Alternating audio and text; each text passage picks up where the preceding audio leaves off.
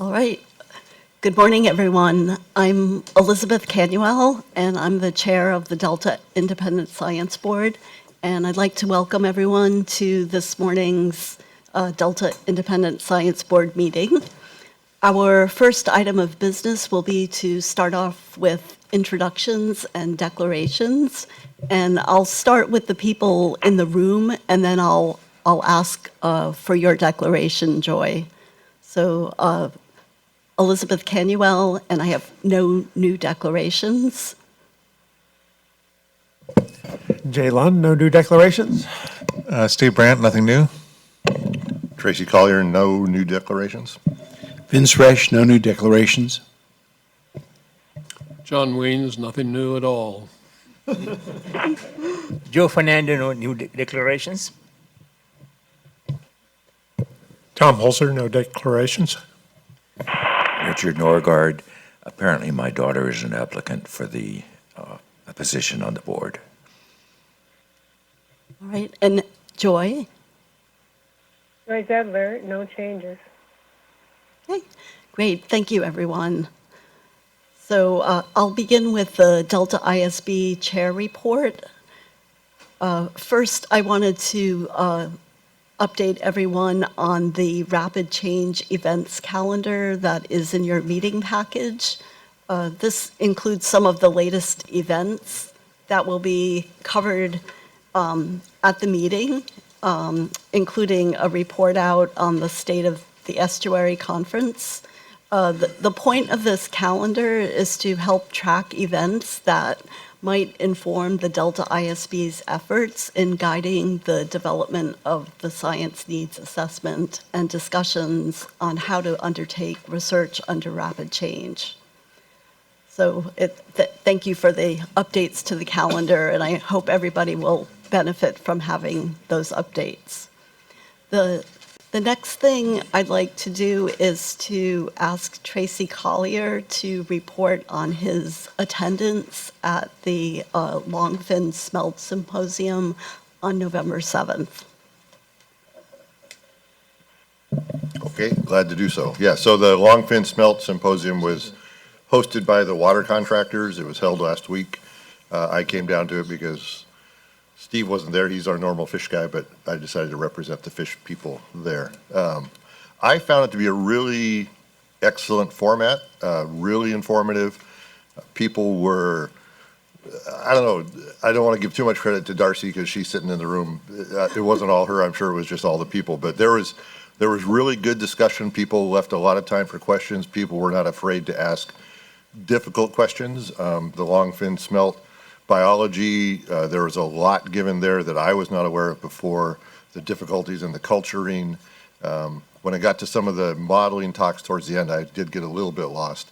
But I just thought it was a really good introduction to what people are doing. It was a combination of work that is funded by the water contractors as well as other people. And so it wasn't sort of a vision from one perspective. I just found it to be a really balanced and interesting and useful perspective. One thing I heard afterwards that was a little bit regrettable was that it was occurring on the same day as the IEP coordinators meeting, I believe. So some people weren't able to attend all of it.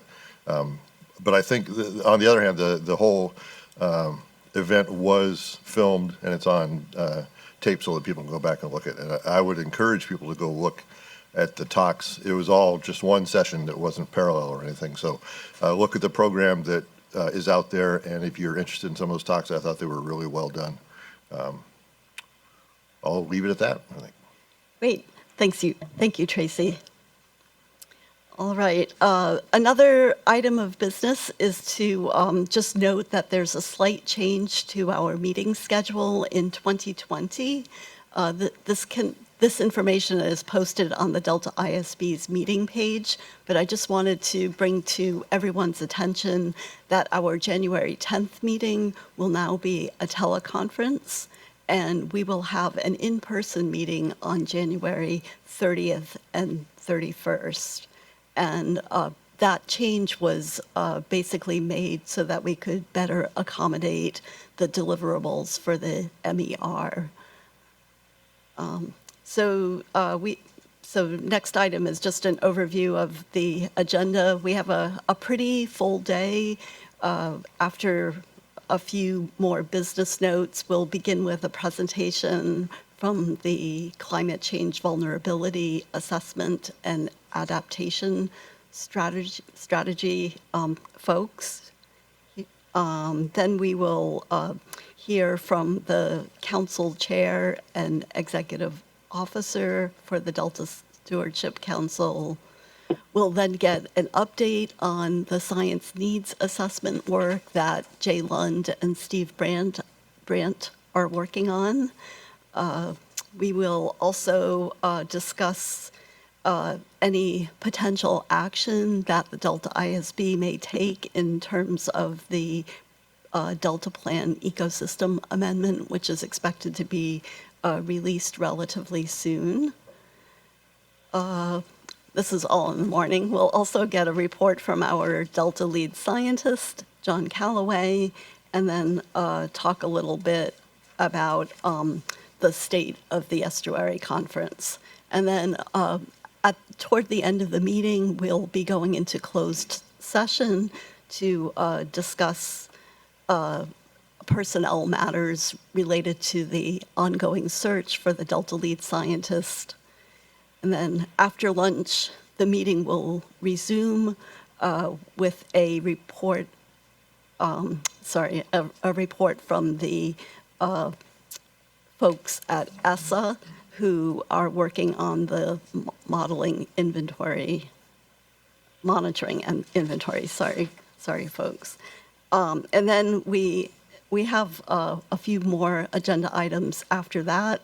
We'll talk about the IEP's recent efforts to also do a review of their long-term monitoring programs. And then we'll get updates on the various reviews that the Delta ISB is doing, and we'll have a discussion on a draft paper that's being prepared by members of the board entitled Ecology During Rapid Environmental Change. And then at the end, we'll do some wrap up and we'll talk about future actions. So hope everyone has a lot of stamina to stick with us. It's going to be a busy day. So before we start, I just also wanted to mention just our procedures for public comments. If anybody in the audience does want to provide public comments on any agenda item or at the end of the meeting on items that are not on the agenda, we ask you to fill out a blue slip. This gives us information on potential commenters. And when you're called to the presentation table, if you would just introduce yourself, and I'd like to make sure that you do that in sort of a slow and careful way, since we do have members of the board that are attending remotely. So just so that they know who is at the podium at the time.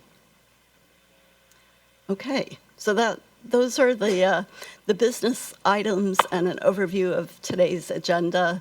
And our first agenda item will be a presentation on the climate change vulnerability assessment and adaptation strategy. I'm inviting Assistant Planning Director Harriet Ross and Planning Director Jeff Henderson from the Delta Stewardship Council to present to us. Thank you both.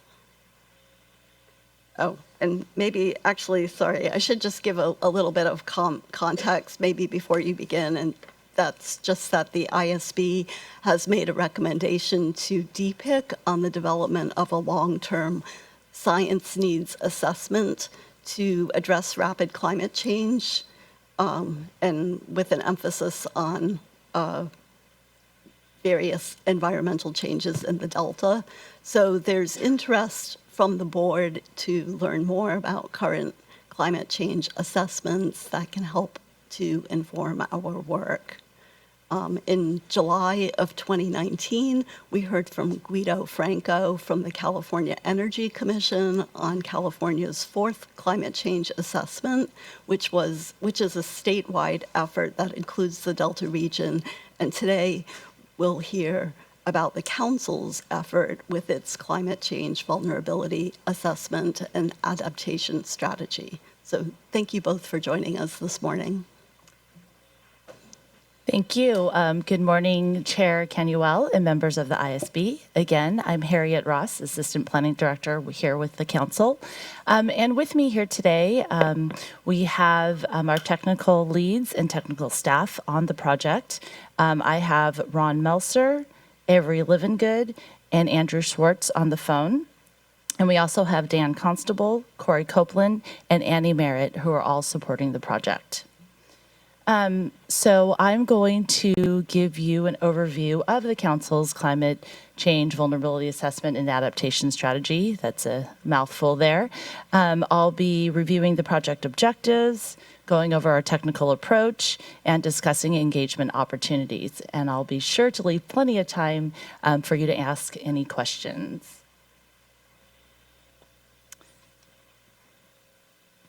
So our main four objectives of the study is really to inform the future Delta Plan amendments and implementation, help the state prioritize future actions and investments, provide a toolkit of information for local governments to use in their regulatory documents, as well as serve as a framework to be built upon by the Council and others in the future. Though our study is comprehensive, we are obviously not looking at everything. However, we are using models and data that can be updated and replicated so they can be easily built upon and adapted by others. Our basic project approach is to reflect the requirements of the Delta Reform Act and the Delta Plan itself. We'll also be applying state guidance. There's a number of documents out there put out by the Office of Planning and Research, the Ocean Protection Council, the Natural Resources Agency, the Governor's Office of Emergency Services, and the California Coastal Commission, and we'll be applying that guidance where applicable to our project. We'll also be taking the lessons learned from the San Francisco Bay Conservation and Development Commission, BCDC, and their Adapting to Rising Tides program. And that program studies the sea level rise impacts on the San Francisco Bay. The Council is involved in that project, so we'll be taking those lessons learned and applying it here in our study. We'll also be integrating and building upon the best available science. We'll be looking at the California Fourth Climate Change Assessment, as well as the Council here has prepared synthesis papers to support the ecosystem amendment of the Delta Plan that we're also using as part of our project. So the geographic scope of our study is the legal Delta and Sassoon Marsh, which where the Council has authority. For water supply, however, a much larger watershed drains into the Delta, so we'll be looking at a larger area that extends beyond the legal Delta and Sassoon Marsh for water supply. And we'll go into that in a little bit more detail in a bit.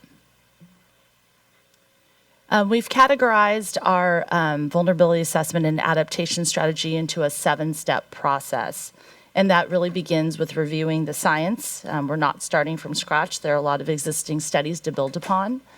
The second step is inventorying the assets and resources that the communities in the Delta, that are important to the communities in the Delta, and how these assets will be affected by climate change. The third step is to assess the vulnerability of these assets, and that's kind of where we are in the process right now, so still in the beginning. We'll be looking at the exposure or extent at which an asset experiences a climate impact, the sensitivity to that hazard, and the asset's capacity to adapt to these vulnerabilities or how to adjust to these changes. Step 4 is where we'll be assessing risk and determining the likelihood of a hazard occurring and what that consequence is.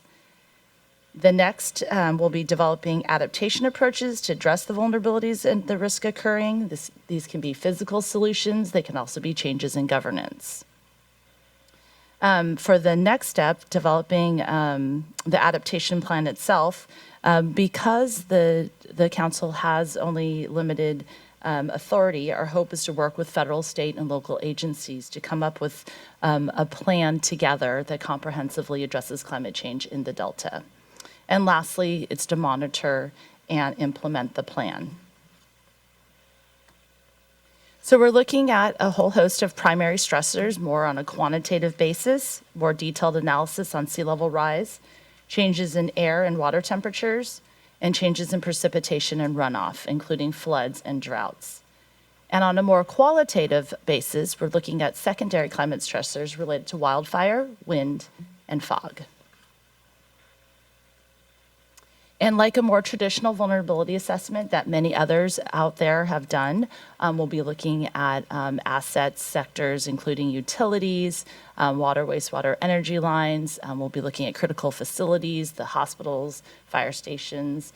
But in addition, because of the co-equal goals and its location in the Delta, we're also going deep and looking at ecosystem, water supply, as an asset, and will also be focused on vulnerable communities.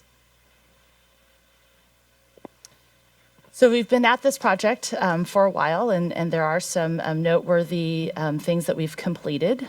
We have taken a set of draft resilience goals to the council earlier this year that were blessed by them. And these goals relate to water, the environment, society and equity, economy, and governance. And we'll be using and revisiting these goals throughout the process to really focus our methods and recommendations and adaptation options down the line to make sure that they're consistent with these goals we've adopted. We've also prepared a series of technical memos that include a synthesis of all the existing studies. I'm sure you're all aware there's been a lot that's been done in the Delta.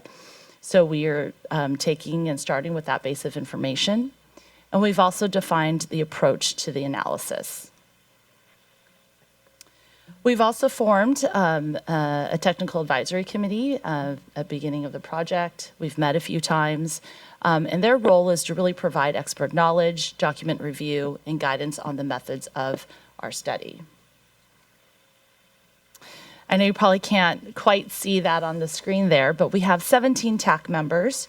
They're experts from public agencies, academic institutions. I think we have all the major universities within the area represented, nonprofit organizations, the private sector, and individuals with particular knowledge in the Delta and climate change. So we feel really good about this group. And so in addition to meeting with them formally, we've also had many smaller group meetings and side conversations. And they've really, through that process, have provided us advice from big picture to fine scale on approach, and really how to think about climate change across the various sectors. They've also been very useful in helping us providing us with data and tools and relevant studies to consider in our assessment. And that includes flood models and water supply models from DWR, as well as other data from other state agencies represented on the TAC. So now I'm going to go over, at a high level, the technical approach to some of the hazards and assets that we'll be looking at. Again, I have my technical leads here, so we can dive into some deeper questions afterwards. But just really quickly, for flooding, we're looking at a combination of sea level rise and riverine flows and really shifts in precipitation. We're only looking at failure from levee overtopping only. And we'll be looking at a range of sea level rise up to 10 feet in combination with a full range of delta inflows from the rivers. For water supply, we're working very closely with the State Water Board and DWR. DWR released a vulnerability assessment earlier this year, and we'll be building upon that work and using similar models. And then we'll be expanding that analysis by evaluating effects of sea level rise up to 24 inches and more extreme years of wet and dry conditions. For the ecosystem, we're looking at vulnerability of ecosystems on the island subject to flooding and within the channel. We'll also be studying the wetlands and the ability for those resources to adapt to sea level rise, changes in the future. We'll also be looking at the vulnerability of those ecosystems on current and planned restoration projects. And we'll also be assessing our ability to manage aquatic habitat conditions and changes in temperature and salinity. For economics, we'll be using the flooding maps to inform our asset exposure, and we'll be able to estimate the total value loss, economic loss of those assets under each of the flooding scenarios. And using the in-plan model, we'll also be able to determine what the regional economic changes are, effects under each of the scenarios. So at the end, we'll be able to compare order of magnitude, rough estimates of the changes of economic loss under each of the scenarios. And we're hoping to really use that to focus our adaptation strategy, one of the inputs into that. And as I mentioned, we're also putting an emphasis on vulnerable communities. There's multiple databases out there that show and indicate where those vulnerable communities are located geographically using a variety of metrics. And through conversations with TAC members, stakeholders, and our own research, we've preliminarily decided to use Cal EnviroScreen. It is one of the databases recommended by the state. And what we're in the process of doing right now is talking to stakeholders and establishing partnerships with community-based organizations in the Delta that can connect us to the Delta communities themselves.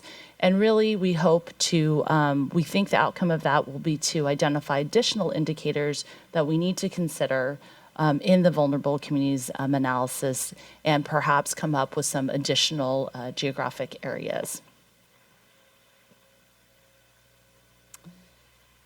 There are multiple engagement opportunities. I listed them here. Obviously, we'll be doing additional briefings to all of you. We've also formed a stakeholder work group, and this work group consists of all the cities and counties and regional agencies and some state agencies, environmental groups, water districts, and the list goes on as part of this stakeholder group that we're really using to help connect us to their constituents within the Delta. The Delta is obviously large. There's a lot of ground to cover. So we'll be regularly meeting with the stakeholder work group, more of a educational and awareness part for the vulnerability assessment itself. But where the rubber really meets the road is the adaptation phase, where we'll be working closely. We anticipate working closely with this group to come up with that resilience toolbox of adaptation strategies that they'll take back to their communities to implement what works for them. We'll also have opportunities to speak in front of the Delta Stewardship Council itself, and those meetings are all public. We also have established partnerships with many agencies and groups within the Delta, and we'll be working and providing updates through those venues. And as well as there are many opportunities, there are a lot of agencies, local governments within the Delta that are undergoing their own climate change efforts. And we've been in conversations with many of them to try to piggyback upon their existing efforts to tell them about ours. So a lot of confusion out there just because there's so much going on, all related to climate change. And we're really hoping to again, piggyback our efforts and hopefully hit more people and constituents in the Delta. And again, we're in the process of forming our specific outreach to vulnerable communities. So for the schedule or the next steps, we will be working on the vulnerability assessment, hope to have a public review draft sometime next year. And then after completion of the vulnerability assessment, we'll be diving straight into the adaptation strategy. That has not been completely scoped yet or at all. We're really waiting for the outcome and the findings of this vulnerability assessment. And then we'll decide and determine exactly how we'll approach the adaptation strategy itself. So that's all I had, and I welcome any questions.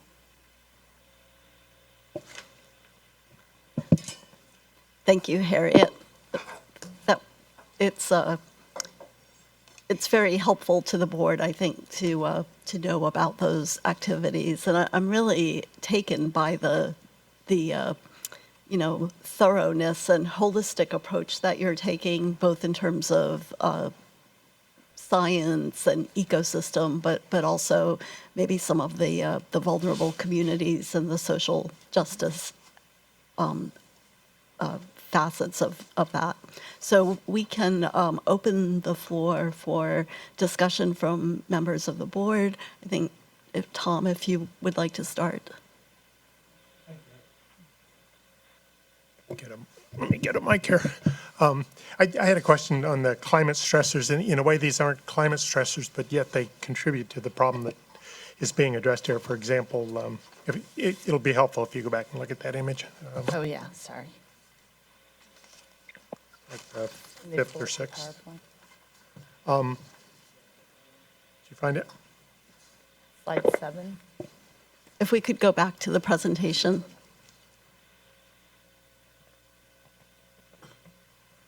The one with the boxes? Yep. Yeah, there we go. My question has to do with other factors that figure prominently in the hazard that's being addressed here. So, for example, with sea level rise, an important component of that actually is organic soil subsidence in terms of elevation changes. And the second thing that occurred to me was in your changes in precipitation and runoff, including floods and droughts, those are sort of the mega hazards. And when you think of a worst case scenario for the Delta, I would include earthquakes in that. So that even though it's not a climate thing, if for the worst case scenario, I think you need to include these other factors. Have you thought about those two issues at all? We have on subsidence, we are, the elevation changes, we are taking that into consideration. I'm not exactly sure the extent of that, but we are we're taking that into consideration in the flood analysis as well as the ecosystem analysis of where the baseline elevation to start is. For earthquakes, that might have been in discussions earlier in the process, but we are not planning on addressing that.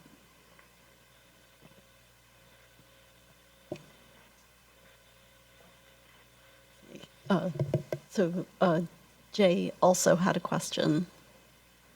Yeah, I think this is a really kind of good thing to do.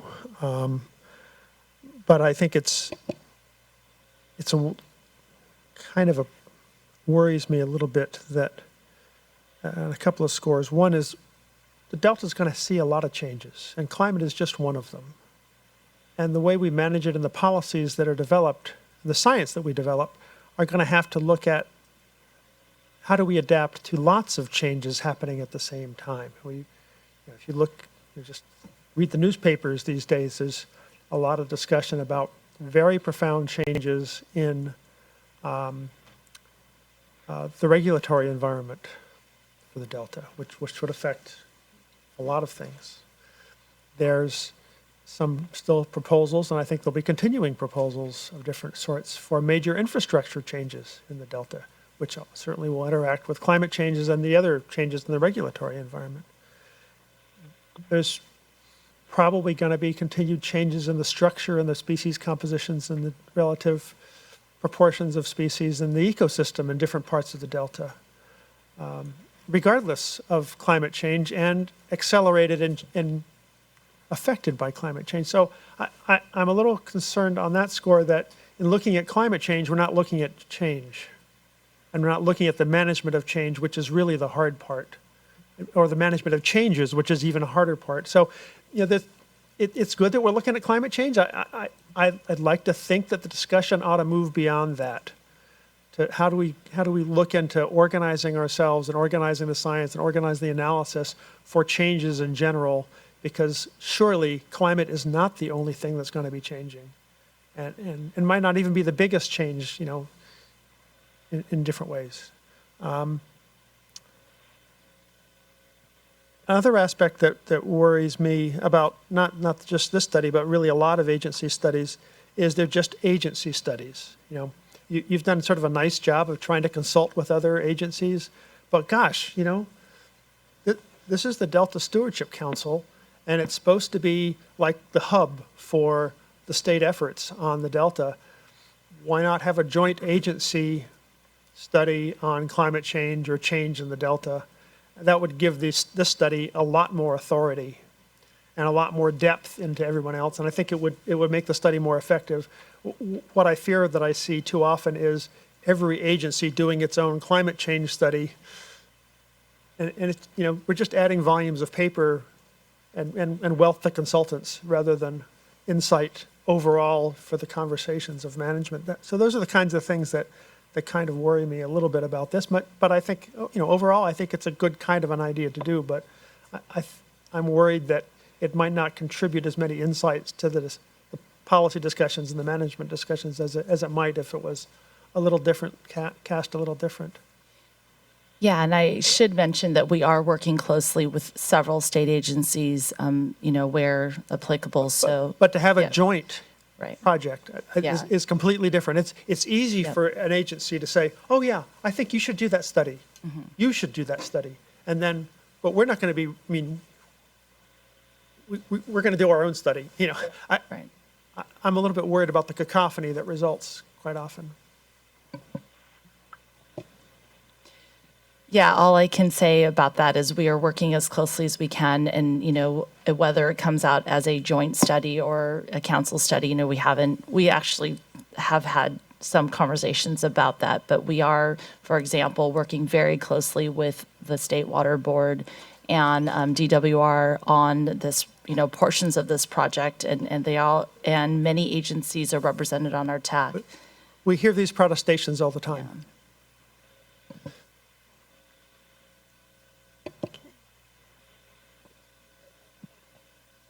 Sorry, a couple more members of the board with questions. John?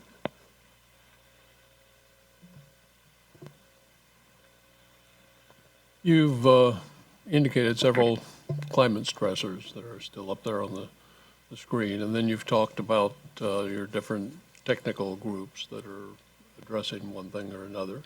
But the overall aim of this is to come up with a climate adaptation strategy, and that strategy needs to integrate all these different things. And I think, there's always a danger of the necessity to silo things in order to get a grip about them and actually dig into them.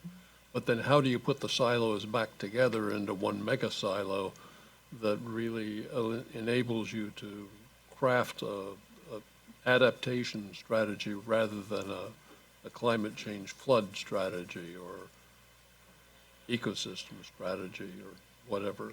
How are you going to approach that integration?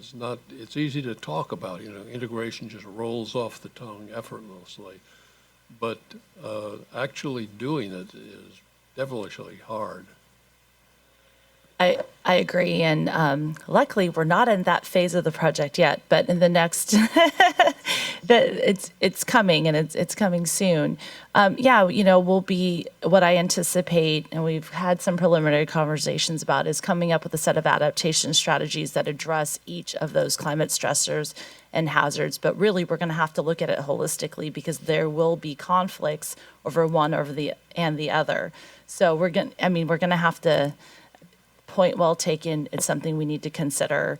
And we'll have to look at all of the strategies together to see what is in conflict for the other, because implementing one may not necessarily allow you to implement the other. Yeah, there are trade-offs in these things, which means that you need to assess the trade-offs, but it also raises the possibility that one way to deal with the trade-offs is through scenario analysis, in which you look at what are the costs and benefits of different trade-offs. Yes, definitely. We have talked about doing a more robust cost-benefit analysis economics-wise, take that into consideration. We do plan on looking at alternative scenarios, alternative futures for the adaptation, and it is about trade-offs that we'll be taking to others to help us make that decision. But ultimately, a lot of these assets are not under our control. So, a lot of the local cities and counties and regional governments are controlling those assets. And so that's where, we hope to work with them and come up with strategies that work. But it's really up to those locals to implement and update their regulatory documents. I don't want to pursue this ad infinitum, but are there possibilities of factoring in those kind of local, let's call them political, constraints or agendas that are often conflicting with one another? How can you incorporate those into the analysis so those are woven into the overall development of a strategy?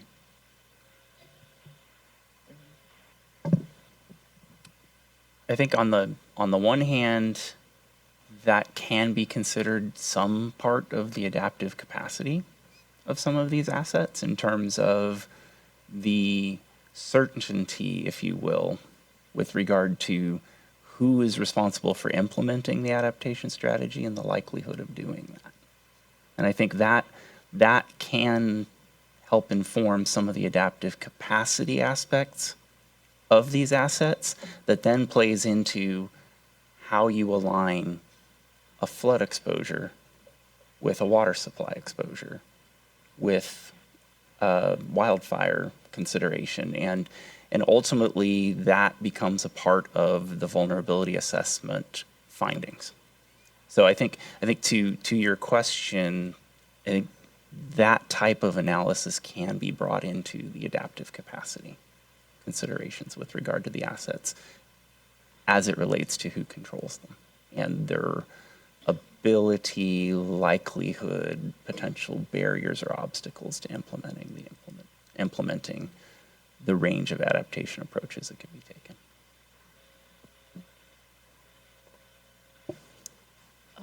Joe.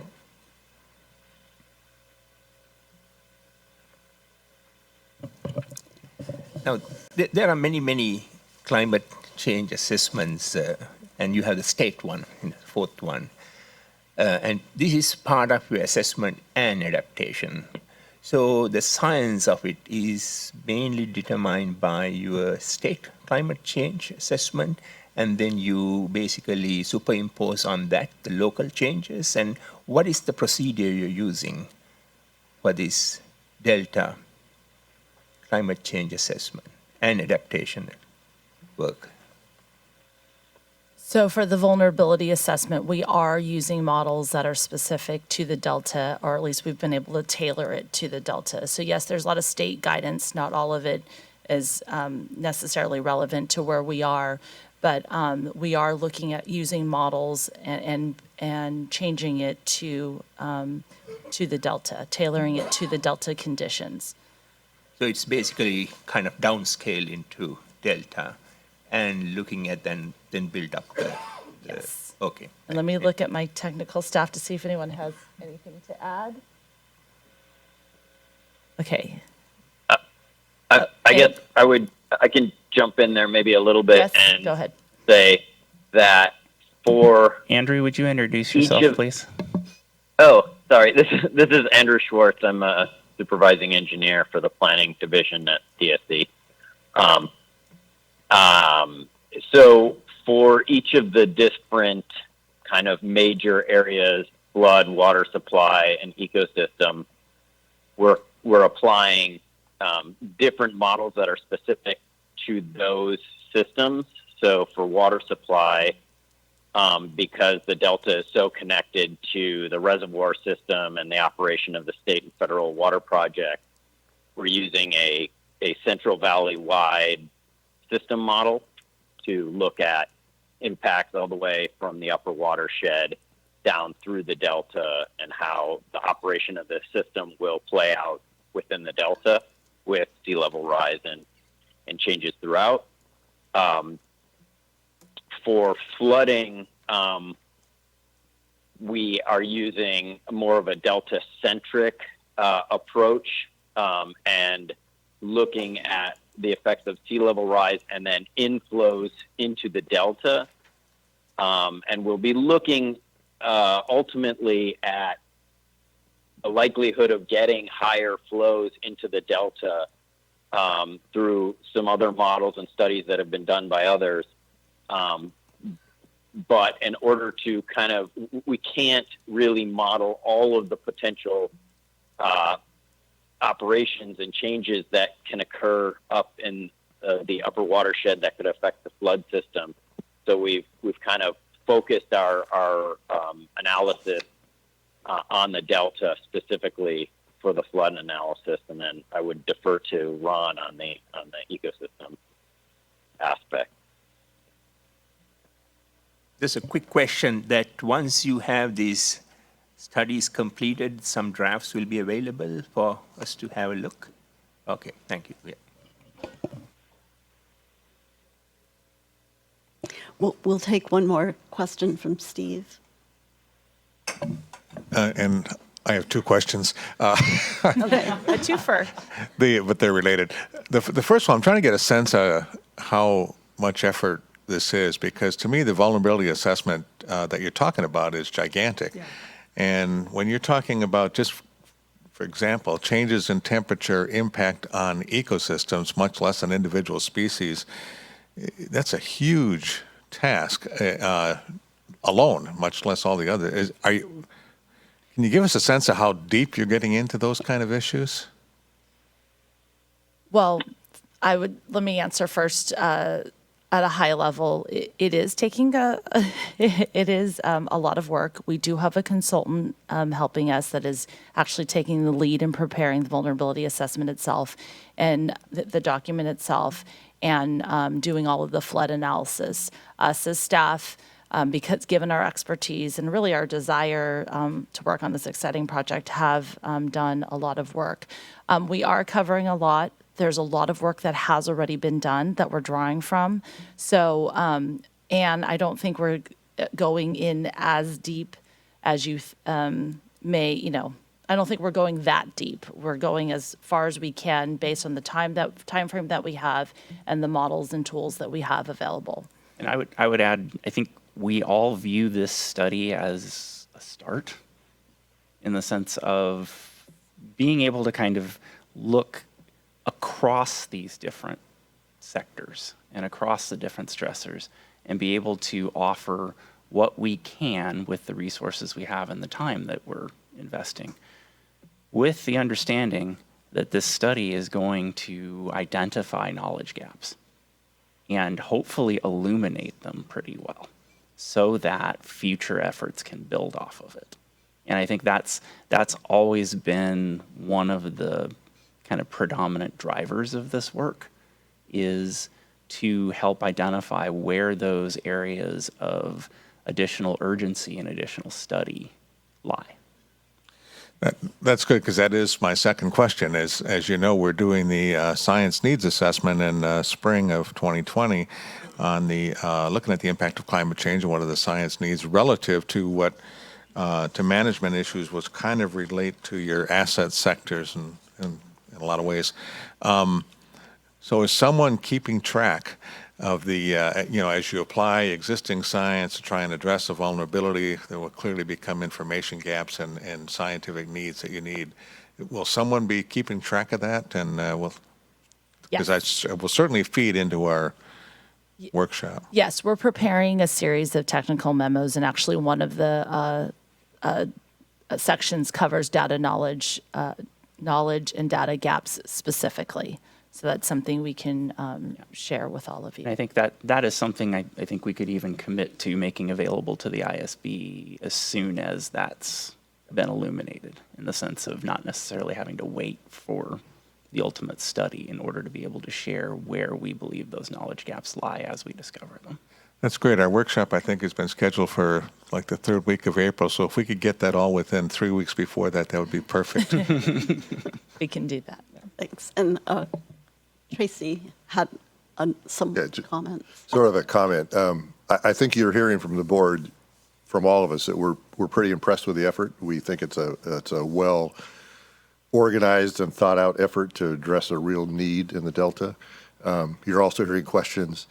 Can't you do more? Jay especially is like questioning the basic governance of the whole effort and the governance. Are we doing this at the right level? Should it be at a higher level? How do you pitch it, really? Yeah, How how do you make it most effective? and I would just say that we, as a board, are currently having a number of discussions that we'll be talking about today and into the next few weeks on some of our thinking on science and rapid change and massive change, and how do we deal with multiple changes occurring simultaneously, both in the biophysical systems as well as the socioeconomic systems.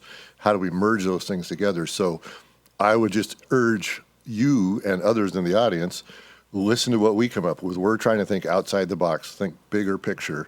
Let's see if we're any if we're as successful as we're asking you to be. So just stay tuned and see how we do. But thank you.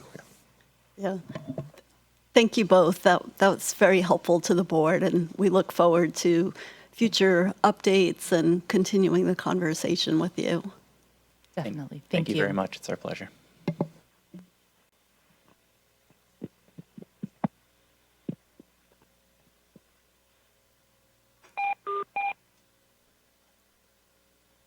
Okay, our next agenda item is a report from Council Chair Susan Tatayan and the Executive Officer report.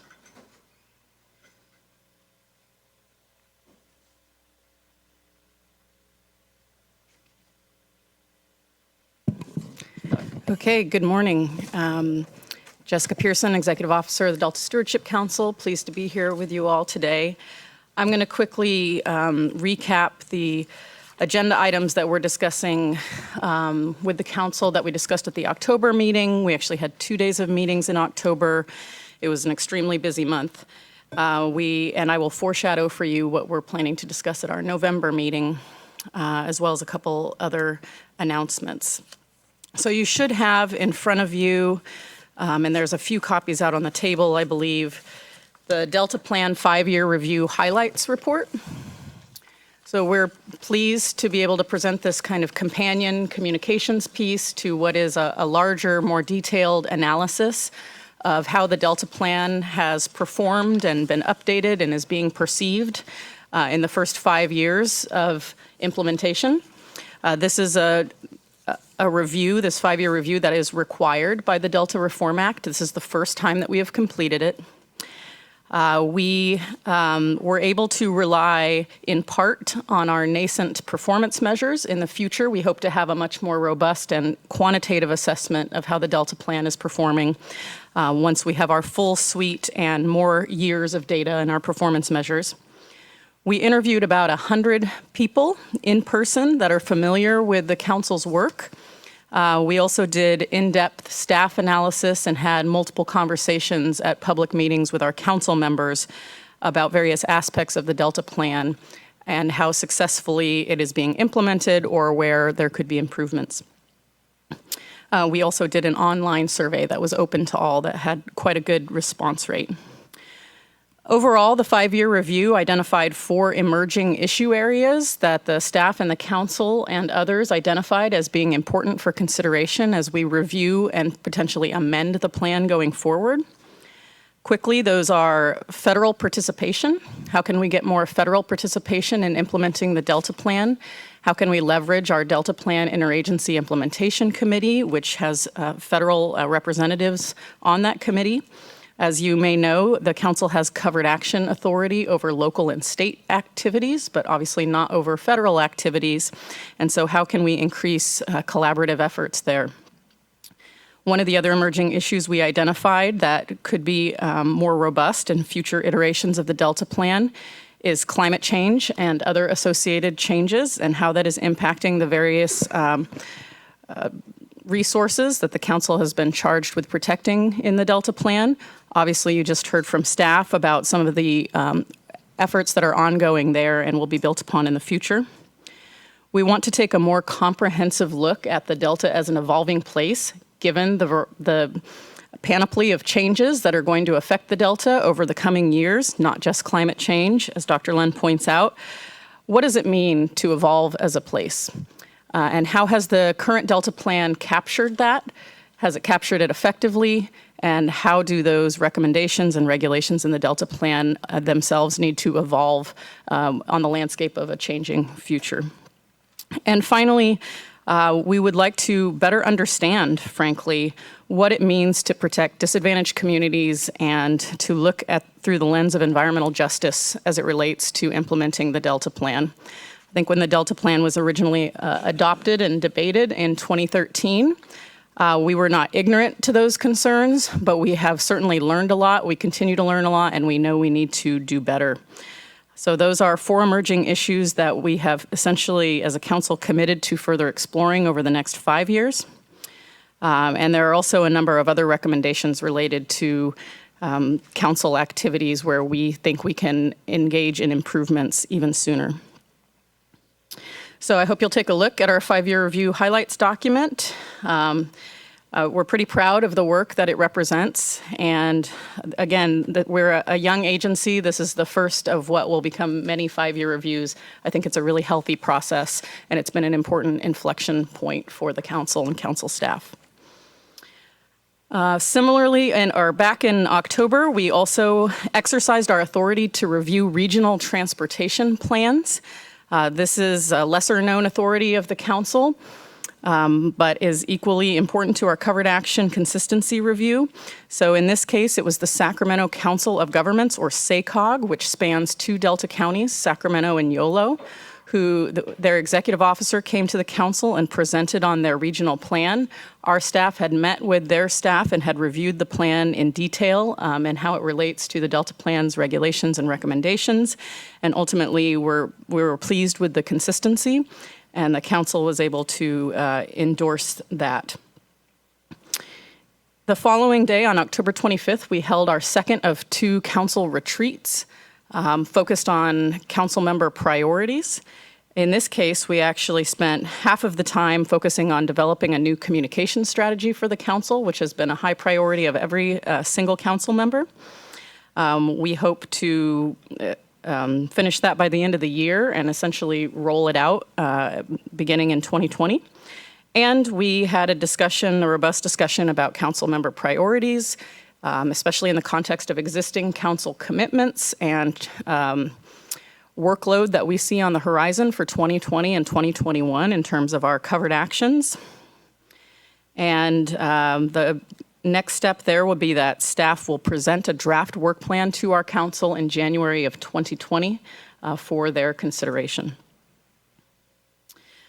Next month, actually next week, we have another council meeting. It's a little early this month due to the holidays. And we will be hearing from the Department of Water Resources and the Central Valley Flood Protection Board. They are 2 members of what we call an MOU working group that the council has on its Delta Levees investment strategy. We are currently undergoing rulemaking on our Delta Levee investment strategy regulation. But in a show of good faith, the Department of Water Resources is coming to us early and presenting what will be a future requirement of the regulation, which is an annual report on how their recent levee expenditures in the Delta compare to the council's Delta Levee investment strategy, and where it may vary, what is the rationale for that variance. So we're very much looking forward to that conversation. I think there's a great story to tell there about the transparency that the council and the department and the board are bringing to the way we are currently investing in Delta levees, which will also helpfully get us to the point where we can better understand the challenges, the resource needs, and how we obtain them moving forward. One last thing I wanted to mention before I hand it over to the chair is that, relevant to your interests, there is a new schedule for Delta Conveyance that was posted last week by the Delta Conveyance Design and Construction Authority. I believe this is available on their website. It indicates a rather aggressive permitting schedule that looks like it would wrap up at the end of 2022, and it does indicate, at least broadly, where there may be overlap or where they may be, I guess, engaging in discussion with and ultimately coming through the council's consistency determination process. And so as you consider your workload planning going forward and your work planning, that is definitely something that I think you should consider in the context of the next 2 to 3 years.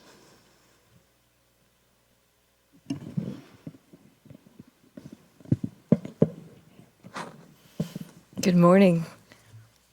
I am going to give you just some highlights from the Delta Plan Interagency Implementation Committee meeting. I think it went pretty well. I don't know if you have the agenda in front of you, so I'll go through it. The agenda item 2, aligning objectives toward a resilient water future for California. What I hoped for this agenda item was that the DPIC leaders would have healthy discussion about the objectives in the recently revised biological opinions, the voluntary agreements, the water resilience portfolio, and the Bay Delta Water Quality Control Plan. Those are huge processes that will affect management in the Delta for decades to come. And the discussion was quite engaging and active. We did not get to an listing or elaboration of shared objectives, and understandably so. The reasoning is that each of these processes is so complex and they are yet to be implemented. So we ended up focusing in the latter part of the discussion on monitoring, given that the biological opinions are now incorporating a real-time monitoring component and the importance of monitoring. So I think the Independent Science Board's evaluation of monitoring in the Delta is timely and will get a lot of attention. On agenda item 3, actions to achieve ongoing, consistent, and reliable science funding, Randy Fiorini, the vice chair, and Mario Manzo from the Bureau of Reclamation, Michael George, the Delta Water Master, and Dr. Jay Lund from the ISB were on a panel that explained the recommended actions in the Delta Science and Funding Governance Initiative Work Group. And this conversation went really well, to the point where the DPIC members were eager to endorse the actions recommended in the report, and I detected no hesitation whatsoever. So we'll go forward in figuring out how to implement those actions with each of the work groups that helped write the recommendations report. And I really want to thank the Delta Stewardship Council scientist who herded the cats and wrote the sub-reports on each of the 4 working groups. Some folks thought that it couldn't be done in the amount of time given, and not only was it finished, we now have the actions endorsed. We tried something new at the meeting. We did lightning updates. The updates covered the subsidence issue. Campbell Ingram from the Delta Conservancy talked about subsidence in the Delta, the implications of that, subsidence reversal. Josh Israel from the Bureau of Reclamation covered structured decision-making. Ben Geske from our Delta Science program talked about integrated modeling. Actually, do I have that right, Louise? Yeah. The Integrated Modeling Steering Committee. And Rachel Klopfenstein talked about our social science task force work. Karen Kafetz talked about invasive aquatic weeds. That got a lot of attention, especially from the Bureau of Reclamation and the Department of Food and Agriculture Secretary. And Jeff Henderson talked about the performance measures and did a good job of tying all these topics back to what we were talking about earlier under the agenda item 2. So it was a rather speedy discussion, these lightning updates, but they were also well received. Happy to answer any questions for you. Thank you, Susan. Yeah, lightning presentations have become used in a lot of different venues and can be very effective for sharing information and catching people up on different activities. I also, I'm sorry to interrupt, Liz, I wanted to point out that Louise Conrad did an excellent job sitting in for John Calloway. She sat at the table with the DPIC members, and she also moderated the lightning updates panel. Great. Thank you. I think we have a question from Vince. Thank you, Susan. Susan, could you go in a little more detail about the change with the biological opinions on real-time monitoring? Was there a document that was circulated about that, or? Yes, in fact, the Bureau of Reclamation, the U.S. Fish and Wildlife Service, and NOAA Fisheries have fact sheets. So I guess Edmund could get copies of, actually they're available online. Yeah. And they explain, so one of the fact sheets, changes to Delta operations, put out by the fisheries agencies. The bullet on the fact sheet talks about robust real-time fish monitoring by boats on the water and triggers to adjust operations to protect fish as needed. That's very different than basing operations on windows of time. We'll see how it goes. Right now, the fisheries agencies and the Bureau of Reclamation are offering briefings to folks about how all of this might work. Yeah. Edmund, if you could let us know about those briefings too, about that we could. Yeah, so I can definitely send out the fact sheets after the meeting, but you guys want a briefing too, or just? Well, a briefing, or at least that we could, either attend or watch them online or something would be good. Okay. And Jessica, could you send out something about the conveyance update? Sure, I'd be happy to send a link to the DCA's website where they've got a couple of details posted online. Yep. Jay had a question. Thank you very much, Jessica, for mentioning the conveyance update schedule. I'm looking at it, and most of the board members here will not have to worry about it, but the new board members will. But to me, it's kind of frightening because they say the draft. Well, maybe draft EAR schedules. Okay, so maybe which year? But it looks like the fall, or of 2020. So that would be for the new board members to suffer with, if they're on schedule. But if they're on the normal expected adjustments to schedule, hopefully they will not be in their second term. Let's see. Before we move on, Joy, I wanted to see whether you had any questions.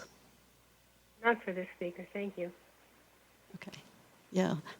Thank you both. I'm really impressed with the work that the council is doing, and very happy to see the 5-year review document on the Delta plan. Thank you.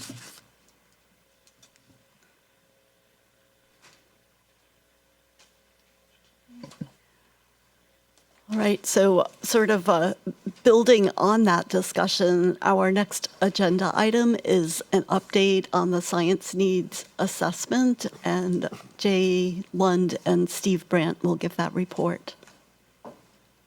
So I was delighted to see that the DPIC basically gave us the authority to go forward with the authority of DPIC to develop a science needs assessment. We have a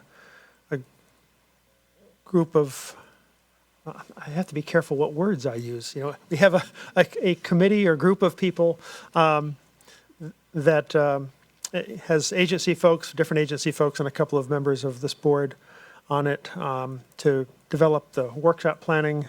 There'll be a logistical group on workshop planning of agency folks. We're hoping, expecting. So the workshop agenda, we have sort of an initial draft of that, and we're developing a pre-workshop briefing paper, which actually exists in, I would say, larval draft form. Hopefully we'll have something by the new year to circulate around, and then we can get all your comments on it as well. But I think this will set things up nicely. I was pleased the last meeting of the drafting group encouraged the pre-workshop briefing paper to be more ambitious than what I was expecting. So I'm always happy with that. Anyway, I think it's going off and it's going well. So people must have liked our letter enough to get us into trouble. Steve, would you like to add? Yeah, just a couple of things. One, the implementation report that was presented to DPIC, it's the Delta Science Funding and Governance Initiative Implementation Report. It's about 40 pages long, but I suggest you look at it because it has to do with, recommendations they make to funding overall science, 3 work group reports on that, and then the 4th work group is the one that deals specifically with our workshop, and there is the detailed workshop agenda on there, so it's all available, it's all public, and that's the place to get a hold of it all, plus the rationale behind it. And a discussion also of sort of the white paper, briefing paper that Jay just mentioned. The dates of the workshop have been set already, and I think I don't know if they've been announced, but I think they've been set April. You have those handy? 20.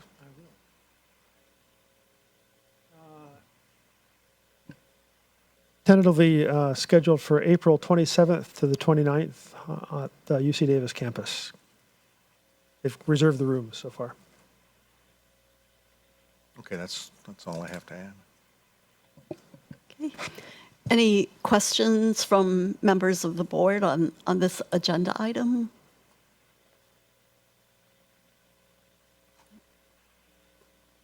Okay, so maybe we'll move on, and at this point in our agenda, we have a 10-minute break. So we will resume the meeting at 10:20.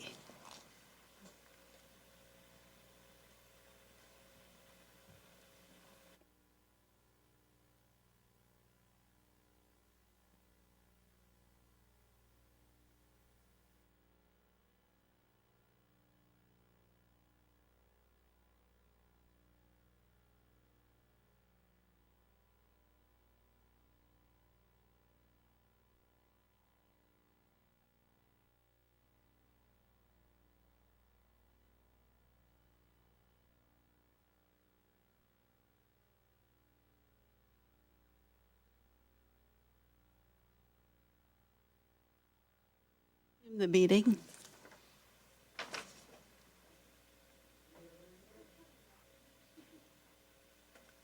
All right.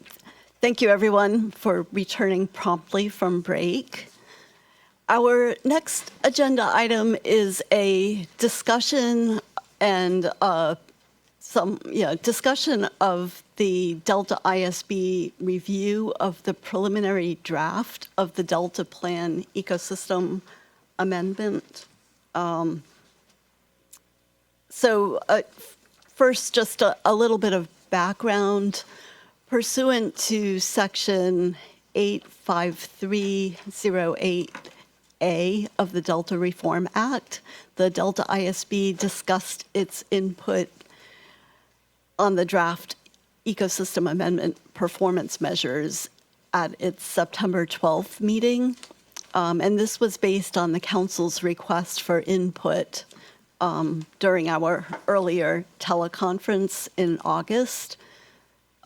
So we compiled individual comments and Tracy Collier and myself submitted a letter to the council with initial feedback on the performance measures on September 27th.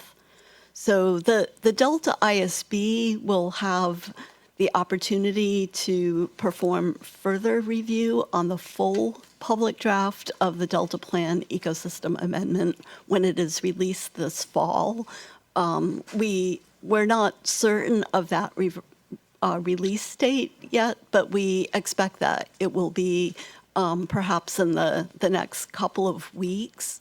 And regardless of the delay in the release, we have been assured that the Delta ISB will have adequate time to review the document and provide feedback.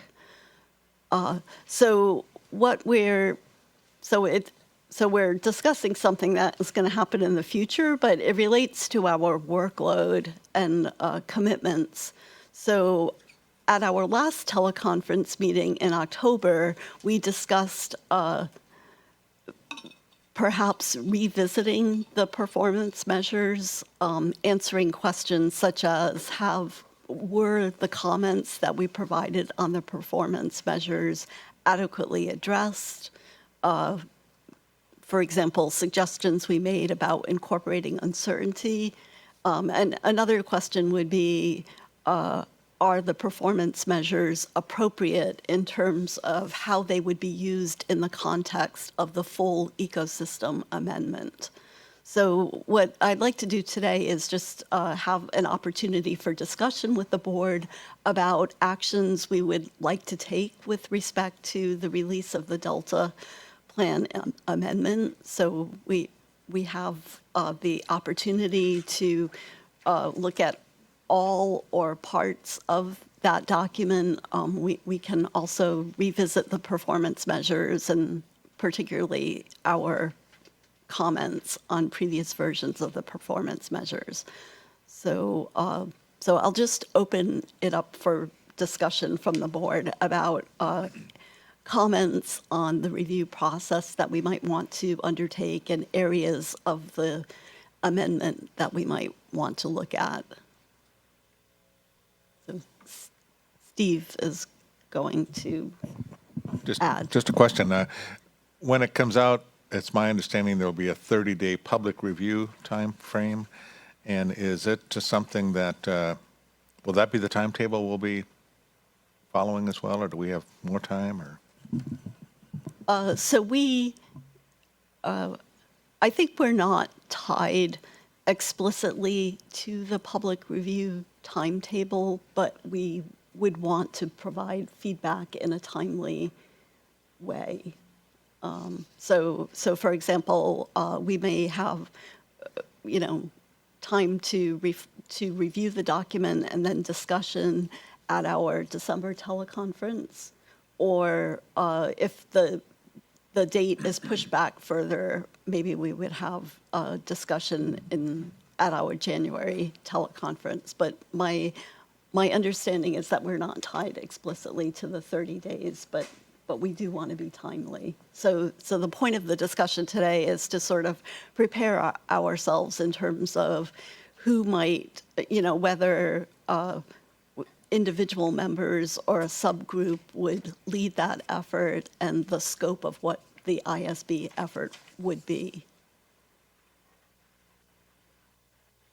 Seeing lots of nods, but no specific reflection. So when would this be occurring?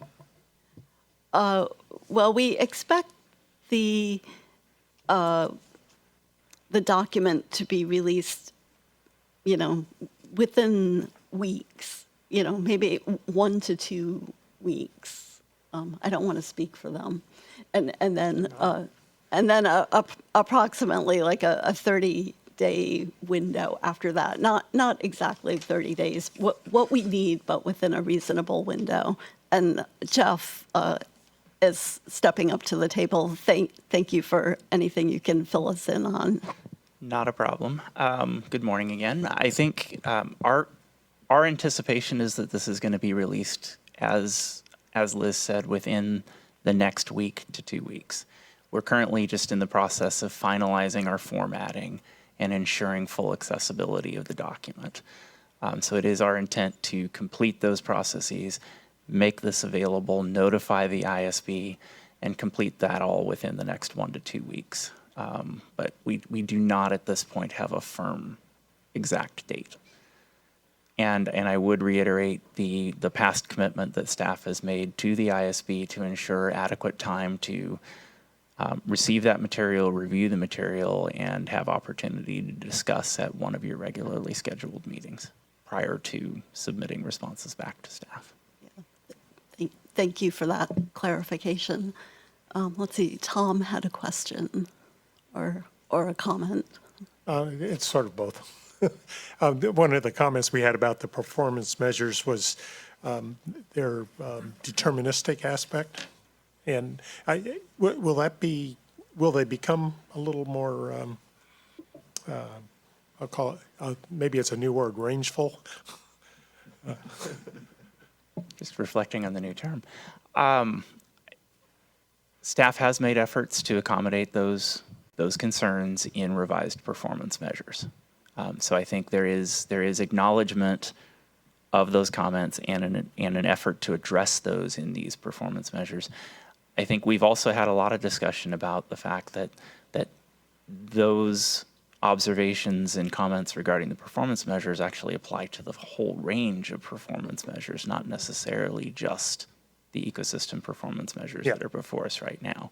So our approach is to attempt to address those in the 6 measures that are before us right now, but it's also a comment well taken by staff with regard to the full range of performance measures and something that we'll be evaluating over time. Okay, I see someone in the audience, Ron, nodding his head. Did you want to add to that, Ron? No. I also just wanted to remind you that the performance measures are also going out to review by local technical experts, and that's ongoing. That's happening right now, and they are, in addition to getting the performance measures, are getting your comments so that they will be mindful of the concerns that you've raised as they look at the performance measures. So Tracy has a comment or question. Probably what you were going to say, Liz, I think.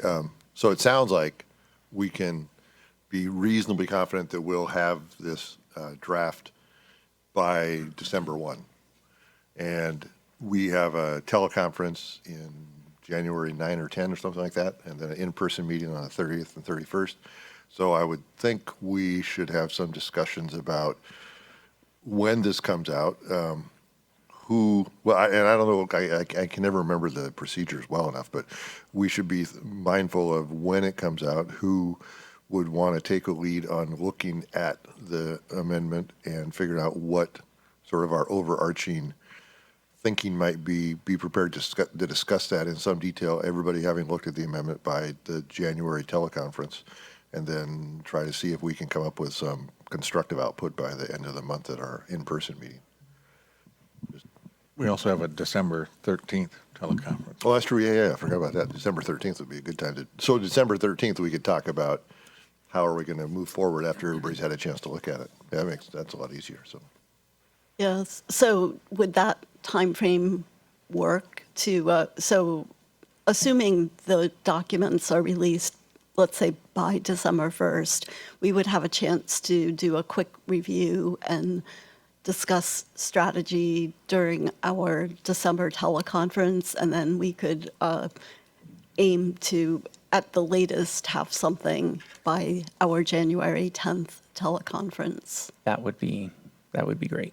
Yeah. Yeah, I think that's reasonable. Remember, this will be the first time we see the completed full documents, but we have had many opportunities along the way. We've had opportunities to comment on the white papers that formed a basis of the amendment. We've looked at the performance measures previously. There is also this external technical review that is happening concurrently. So, I'm not seeing any specific volunteers, but what I would ask for there's a lot of finger pointing around the table. But yeah, I guess I would envision maybe a process that is similar to what we took with the performance measures, where we would look individually at the document and maybe in more detail at the performance measures and collate comments, and then a small group of board members, maybe just a team of 2, would write some type of response. That would be very helpful in terms of how we receive that material and are able to incorporate it. Right. Is the board in agreement with that type of approach? Okay. Again, I'm seeing lots of nods, just for the record. All right. Thank you, Jeff. Is there anything that you or other members of your team would like to add? No, I think that's all at this time. Okay. Oh, sorry. Tracy has. Well, one.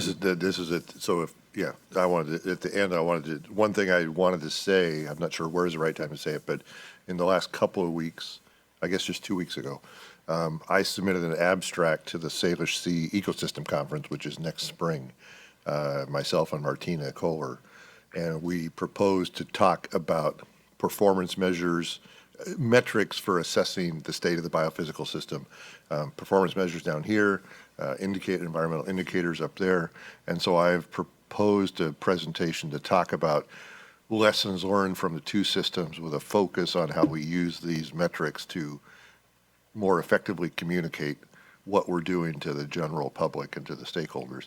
And the aim is to try to enhance dialogue and more exchange between these 2 systems, because when we do the science enterprise workshops, it becomes pretty apparent the Delta and the Salish Sea/Puget Sound are 2 systems that are both facing very complex sets of stressors and very complex biophysical systems. More so, I think, I'm biased obviously, I work in both systems, but more so than other systems that we involve.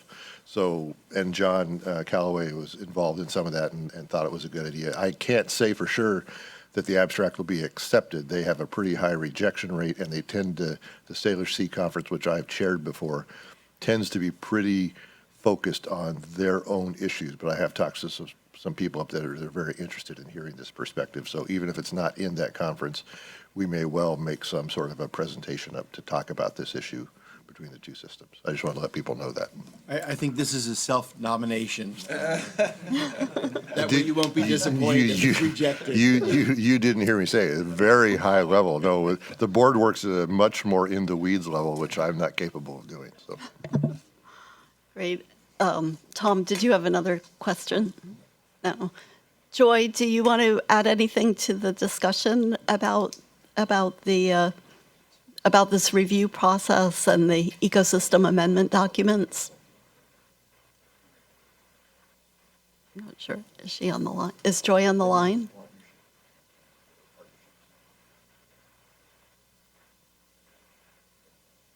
Okay. So we will leave our discussion of this item for now and revisit it during our December teleconference, and also likely during through emails between now and that conference. Okay. So moving on, our next agenda item is the Delta Lead Scientist Report, which will be given by John Callaway. Great. Thank you, Liz. So I wanted to mention first the State of the Estuary Conference that was last month, and that a number of the council members or board members participated in. I know that's next on the agenda, so I'll wait to add, but I think that the council staff put a lot of effort into it, and I think it was a very successful conference. Along the lines of conferences, I also wanted to mention the Coastal Estuarine Research Federation Conference that was last week in Mobile, Alabama.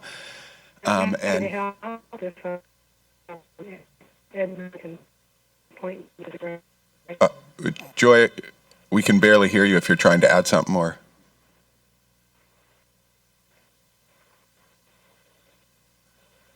Okay.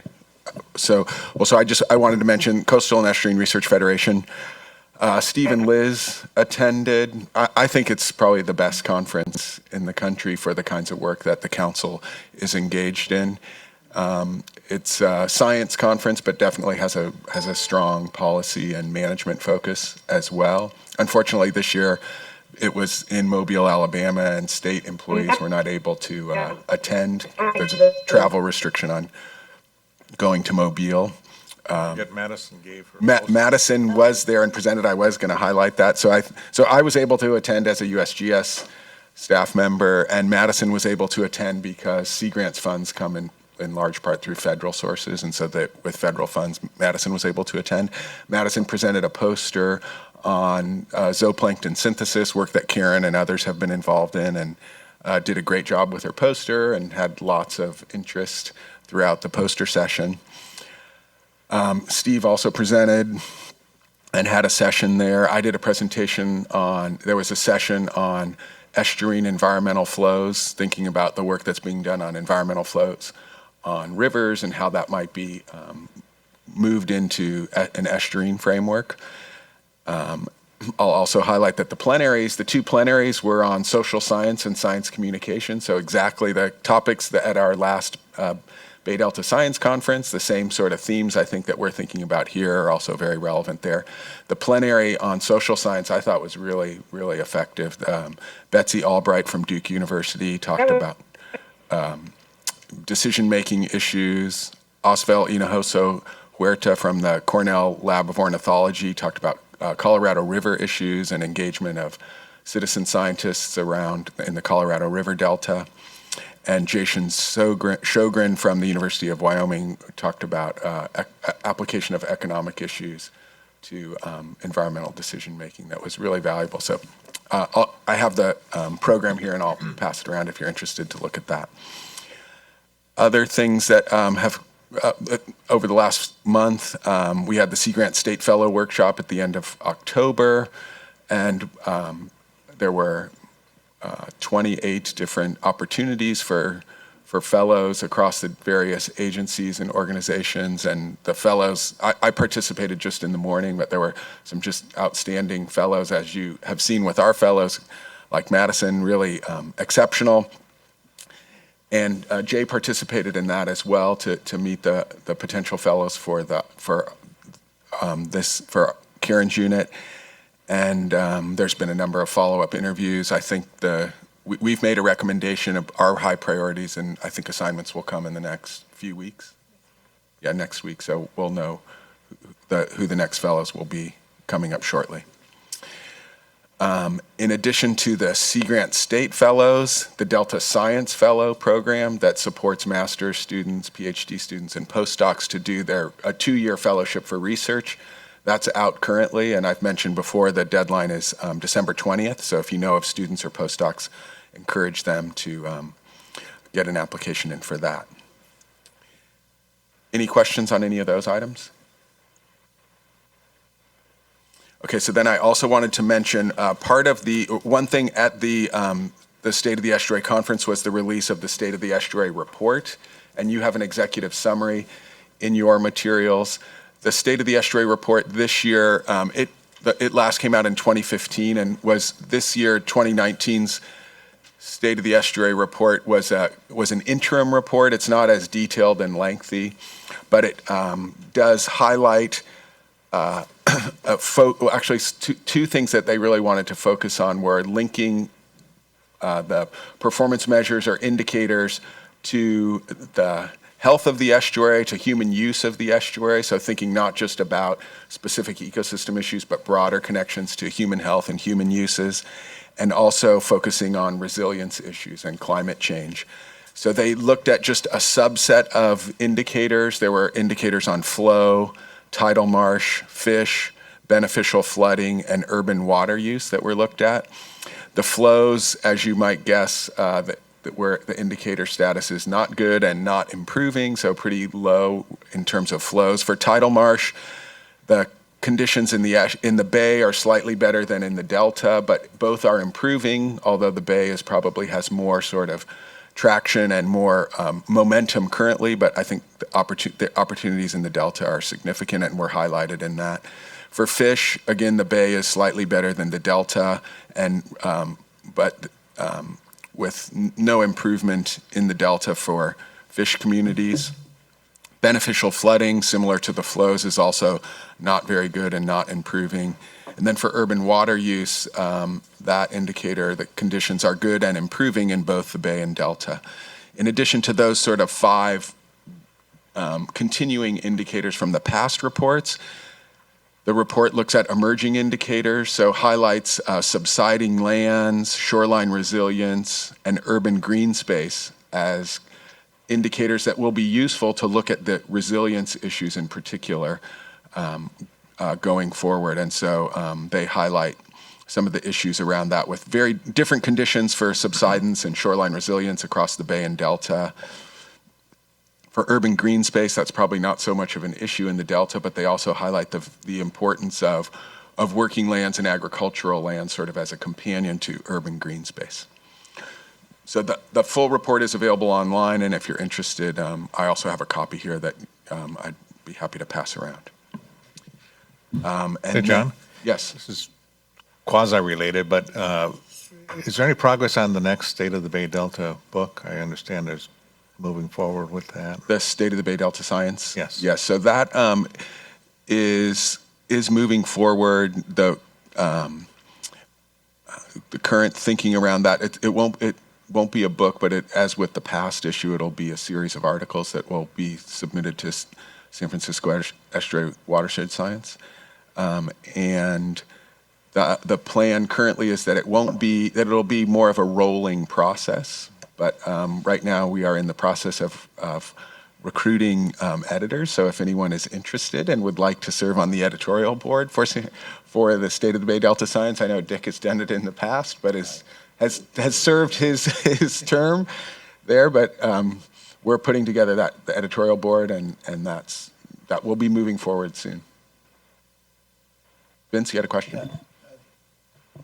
John, in terms of tidal marshes, SFEI has proposed that a estuary-wide monitoring system be proposed. In other words, going from the bay to the delta. What is the feeling about that in terms of, is there acceptance in that, or is it just too many jurisdictions? I think it's pretty early. So there's a, let's see, what's the acronyms? The Regional Wetlands Monitoring Program that has a bay focus and that is being developed by the San Francisco Estuary Partnership and SFEI. A number of staff within the Delta are participating. I've been participating in that discussion, and the plan is the focus currently is on the bay, but with being mindful of how to coordinate that within the Delta. And so I think it's early on in terms of the coordination, but I think there's a interest definitely in coordinating that. How we can break through across the jurisdictions is somewhat of a challenge, but I think that that we're making some progress. Thank you. Thank you. Okay, so if you could put up the slide for the visual abstract. So I want to highlight, there's 2 articles to highlight. One that were highlighted to the council last month. One I'll discuss, and then Karen Kafitz was a co-author on the second article, so she'll give you an overview of that article. So the first article is Modeling Composite Effects of Marine and Freshwater Processes on Migratory Species. And this is a life cycle model that was developed for fall run salmon and builds on previous efforts on the winter run salmon modeling, life cycle modeling that has been done by the National Marine Fisheries staff. So the lead author on this is Whitney Friedman, and Eric Danner and Steve Lindley and others are the co-authors on this. Fall run, remember, is the most abundant of the salmon runs in the Central Valley, and is the fish the run that really supports the commercial and recreational fisheries. And so the idea of this model is to look, it's a population dynamics model looking at all the various life stages of the model, and then incorporating, in addition to just looking at life cycle characteristics, incorporating some additional factors into the model to see how the model could be improved. And the data for the model came over a long time period from 1988 to 2016. They looked at 5 factors in addition to just basic life history characteristics. They look at temperature effects on egg survivorship, the carrying capacity of habitat for the reds, for the development of the eggs, flow effects on the juveniles that are migrating through the riverine system and the delta, marine predation, and then marine food abundance and productivity. So they looked at how each of those various might improve the predictability or the explanation of variability in the model. And what they found was, as is illustrated on the slide here, the 3 factors, outside factors that were most important were temperature effects on eggs, the flow effects, and they highlight that it's not really just flow. They use flow sort of as a surrogate for overall conditions for the migrating juveniles, and then marine predation. And with those 3 effects, as well as the life history effects in terms of egg productions and others, they were able to explain about 70% of the variability in the returning adults or the escapement of returning and spawning adults. I think the key points really is that it's a mix of these factors, and in highlighting these 3 factors, it highlights where there's which of those are where there's management opportunities. So in terms of marine predation, there really isn't. We aren't going to do anything that we can reduce marine predation. But in terms of looking at survivorship of eggs and temperature effects, as well as the survivorship of juveniles, that's where we maybe have some opportunities and where the model might give insights in terms of if we're going to increase flow, should we use the water for temperature, should we use it for flow or other factors. And then the model also can be used to look at forecasts and climate change impacts and other dynamics. So I think it's really a useful tool of integrated modeling. So the science program and the Stewardship Council has really been promoting this idea of integrated modeling, combining physical factors and biological factors. And I think this is an example where an integrated model really has provided some valuable insight and will be useful for management decisions. So any questions? Yeah, looks like there are several questions. Dick. Yeah, so you mentioned you can't do anything about marine predation, but marine variability should be a part of freshwater thinking. Definitely. And so if we're losing more out to sea, are there ways to compensate for that, or to at least think of that in cyclical terms when the conditions might be better for doing a better job on the freshwater side? Yes. Thank you, Dick. That's a great point. And actually, Jim Klern, in his plenary presentation at the State of the Estuary, actually used this model to highlight some of those issues and to talk about not just large-scale marine forcing as factors that should be incorporated into our thinking. Other questions? Okay, then I will turn it over to Karen, and Karen will give you an overview of the recent synthesis paper looking at impacts of the drought barrier impacts.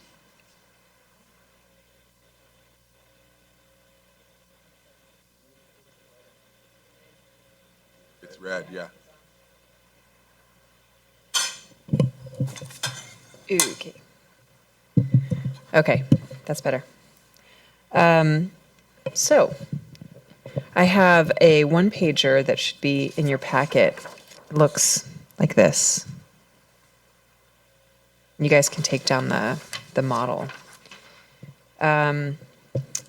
So in September, in the San Francisco Estuary Watershed Science Journal, some co-authors and I published a paper on the ecological effects of the 2015 emergency drought barrier. The one-pager talks about a few of the highlights from that much larger synthesis paper.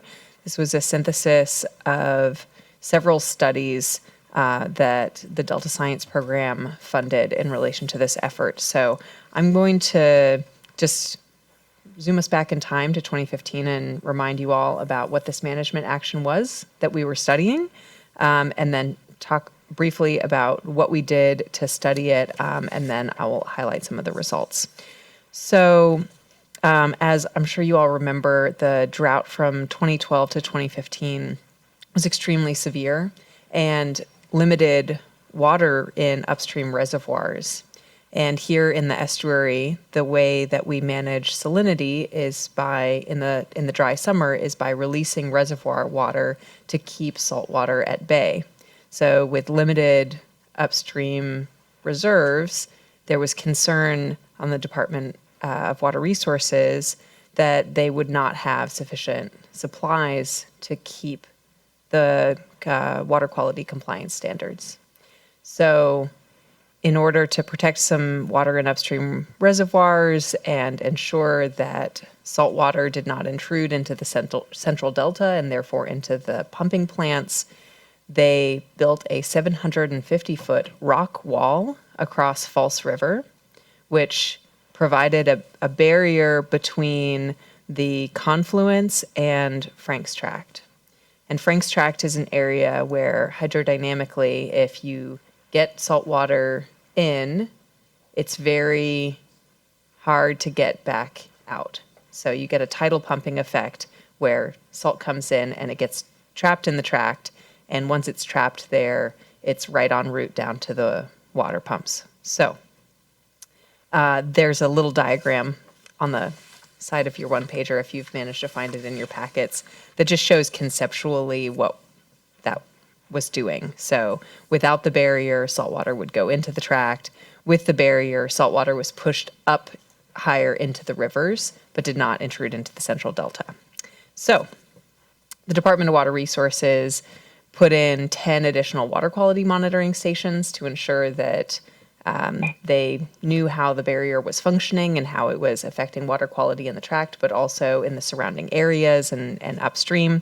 But they didn't have the focus or the mandate to do detailed ecological studies. So Delta Science Program stepped in under the leadership of Peter Goodwin at the time and convened a group of agency and academic scientists together to brainstorm about what we thought the ecological effects of the barrier would be, what studies would need to be done to detect those ecological effects, and what could be analyzed with existing data that was already being collected. And the science program funded $860,000 worth of additional research to fill the gaps where needed. So if you've got the sheet, you can flip it over to the other side. I'm going to talk about what some of the effects were. So overall, the finding was that ecological effects were less severe than we expected. There were a lot of scientific hypotheses about really bad stuff that might happen if you turned off False River. So there were concerns that by slowing down the water in Frank's Tract, you would get high residence time, which would lead to blooms of the toxic algae microcystis. There were concerns that cutting off Frank's Tract from the confluence and from the low salinity zone would separate delta smelt from their upstream food supply, because they get a lot of zooplankton food from that area in the summer. There were concerns about movements of other invasive species as well. So we studied all those things and found that a lot of them didn't happen. The microcystis blooms never occurred. Circulation in the tract was a little bit more vigorous than was expected. And so the residence time didn't skyrocket. The subsidy of zooplankton down into the low salinity zone was removed, but there were local populations that filled in the gap. So not really a concern overall for delta smelt food supply. And also when the barrier was removed and the water started mixing again, a lot of those temporary changes kind of went back to normal. The one thing that was a big and lasting persistent change was that when the barrier stopped the intense jet of water from False River from entering the tract, invasive aquatic weeds, Egeria densa and other species, colonized areas that had previously been clear. So if you look at the diagram on the right side of the back page, it's showing aerial imagery from 2014 through 2018. And the light color on that is open water, and the dark color is submerged aquatic vegetation. And you can see in 2014, prior to the barrier, there's a large area that's clear. That's because that jet of water coming in from the west was forceful enough to rip up any vegetation that would start to seed there. However, in 2015, the wall cut off that, the barrier cut off that jet of water. And so in 2015, there's a colonization of aquatic vegetation into that previously clear area. Now, even when the barrier was removed, because that aquatic vegetation had already taken root, the vegetation itself has a slowing effect on the water. And so we've seen in all of the years after that previously clear area is still colonized by vegetation because of that lasting effect on the water velocity. So overall, the barrier worked. It did what it was supposed to do. It kept salt water from entering the central delta. It saved water in upstream reservoirs and saved the department millions of dollars worth of water up in upstream reservoirs. For the most part, the ecological effects were temporary, except for the effect on aquatic vegetation. And it's important that we be really thinking about aquatic vegetation and how we anticipate actions that are going to change aquatic vegetation so that we can proactively manage and mitigate for the increased spread of weeds. And that's all I wanted to say on this paper, and I welcome your questions. Tracy? Thanks, Karen. Nice summary, and two questions. One, was it sort of predicted that this aquatic vegetation would move in and form its own barrier that would then be basically a long-term presence? And two, is anybody talking about, or is it at all feasible to go in and do a large-scale mechanical removal of the aquatic vegetation and see whether or not when you open up that higher velocity jet coming into Frank's tract, that you could actually maybe get back to where you were before the barrier went in? Because again, the barrier is a great thing, and again, up in Puget Sound, people there are like, you did what? You built a temporary rock wall for 1 year for salmon and water? That's crazy, but it worked. But if we're going to do it again in another drought, what are we going to do? What contingency plans will we have to maybe not have this ecological modification occur? I'm just curious. Yeah. So from a local standpoint, the state is having conversations about what the potential future for Frank's Tract might be, and there's a lot of interest in changing the configuration of the bathymetry of Frank's Tract, so deepening some areas and using what is dredged out to deepen those areas to make other areas shallower up to tidal marsh elevations. And that would have a double whammy effect on this vegetation. It would make some areas too deep for the vegetation to root and make some areas shallow enough that we would have tules instead of Egeria. So that's certainly part of the conversation, and building marsh in the tract could also have some, not all, but some of the effect that the salinity barrier had of changing the way that salt water gets mixed in the tract so as to maintain fresher water moving down south. Currently, there's a long effort, we're about a year into a 2 to 3 year effort to just scope and brainstorm about what those ideas might be, working with local stakeholders and community members that live near the tract or that boat in the tract, to explore what opportunities might be not only feasible for the state's objectives, but also appealing from a recreational standpoint. Great.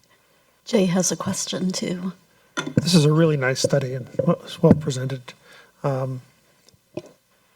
The barrier, I think, is one of the most interesting aspects of the drought for the Delta, because it represented a change in the physical geometry of the Delta rather than just the operational changes of flows. And it was the changes in geometry to affect the flows and the mixing. It falls in the midst of this conundrum that they always have in operating the Delta for water supply and local purposes of the salt jet that comes into the into Frank's Tract at rising tides and then gets stuck there at lower tides, and then it diffuses into the Delta, particularly towards the pump. So a lot of folks have an interest in this, and that it's got this great confluence with these terrible weed problems that have been, I think overall got much worse during the drought throughout the Delta. I find it really interesting that so the cost here was $37 million roughly, and I'm trying to find in a report that we worked on that I think the total water savings that was accounted to this was about 100 and some thousand acre feet, maybe 140,000 acre feet if I recall. That's very expensive water. Well, there's no cheap water during a drought. Yeah. It's still much cheaper than the market price of water from the Delta at the time, but it's, anyway. So one of the things I've been looking at the Delta during the drought is what was going to go on with Frank's Tract, and so it's really nice to have seen this kind of science study done. Yeah, and Jay, I think you bring up an important point about cost benefit on this, that there's the cost of the project versus the benefit of the water savings, and you can dollar for dollar compare those. But there's also this interesting conundrum in this time where it's really an all or nothing situation. Like, there was the potential to ruin the whole operation if nothing was done. And they didn't know for sure that that's what was going to happen, but there was a likely enough chance that it was going to happen that this was a risk management decision. Right. They couldn't afford to do anything less if it was going to cause salinity intrusion irreversibly into the South Delta. And I guess what I think is the real importance of this study is we're going to have future droughts. Yeah. And with higher sea levels, we'll have more problems with this. Yes. And so I think it brings to light, I think, a little bit the importance of looking at geometry changes in the Delta, not just flow changes. Yeah. And how we're going to work at that operationally and in a planning time frame. And it's something nobody likes to talk about. So I'm really glad to see studies of it. Thanks. Yeah, I was really glad to see the use of this situation in an experimental context, so that so lessons could be learned that might be applied to future events, which undoubtedly will happen. Okay, I'm seeing lots of questions around the table. So, John? Yeah, as you're aware, we have a review going on dealing with invasives. And part of this is trying to anticipate invasives.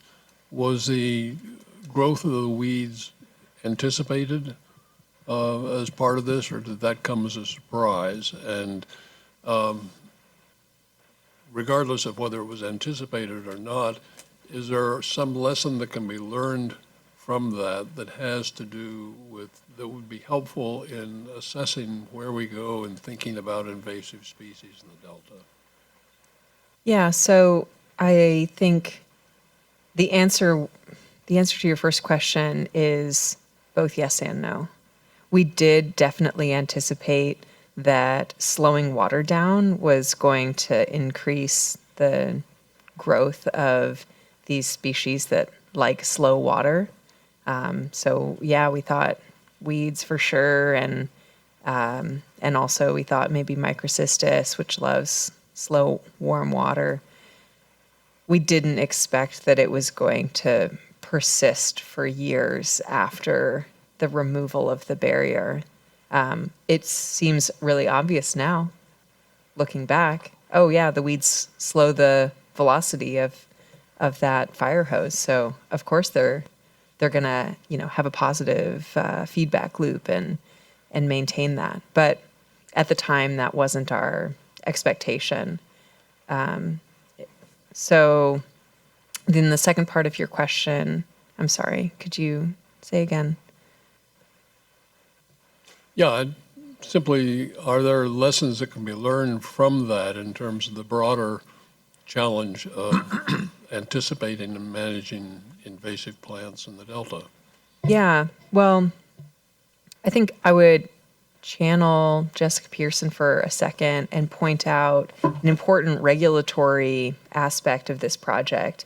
So they received an emergency exemption from the governor in order to carry out this project, which exempted them from CEQA, and by exempting them from CEQA, exempted them from Delta Plan consistency. One of the things that we look at when we are reviewing projects for consistency with the Delta Plan by the Council's regulatory authority is whether the project will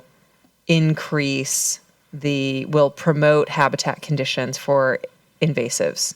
And we have even had an appeal on a covered action on the basis of that policy, that there was a thought that it would increase the spread of an invasive species. And so we do have a policy mechanism in place to be looking at this, and it's one of our responsibilities at the Council and the Science Program to help review project plans and look at whether they're creating conditions that would facilitate the spread of an invasive.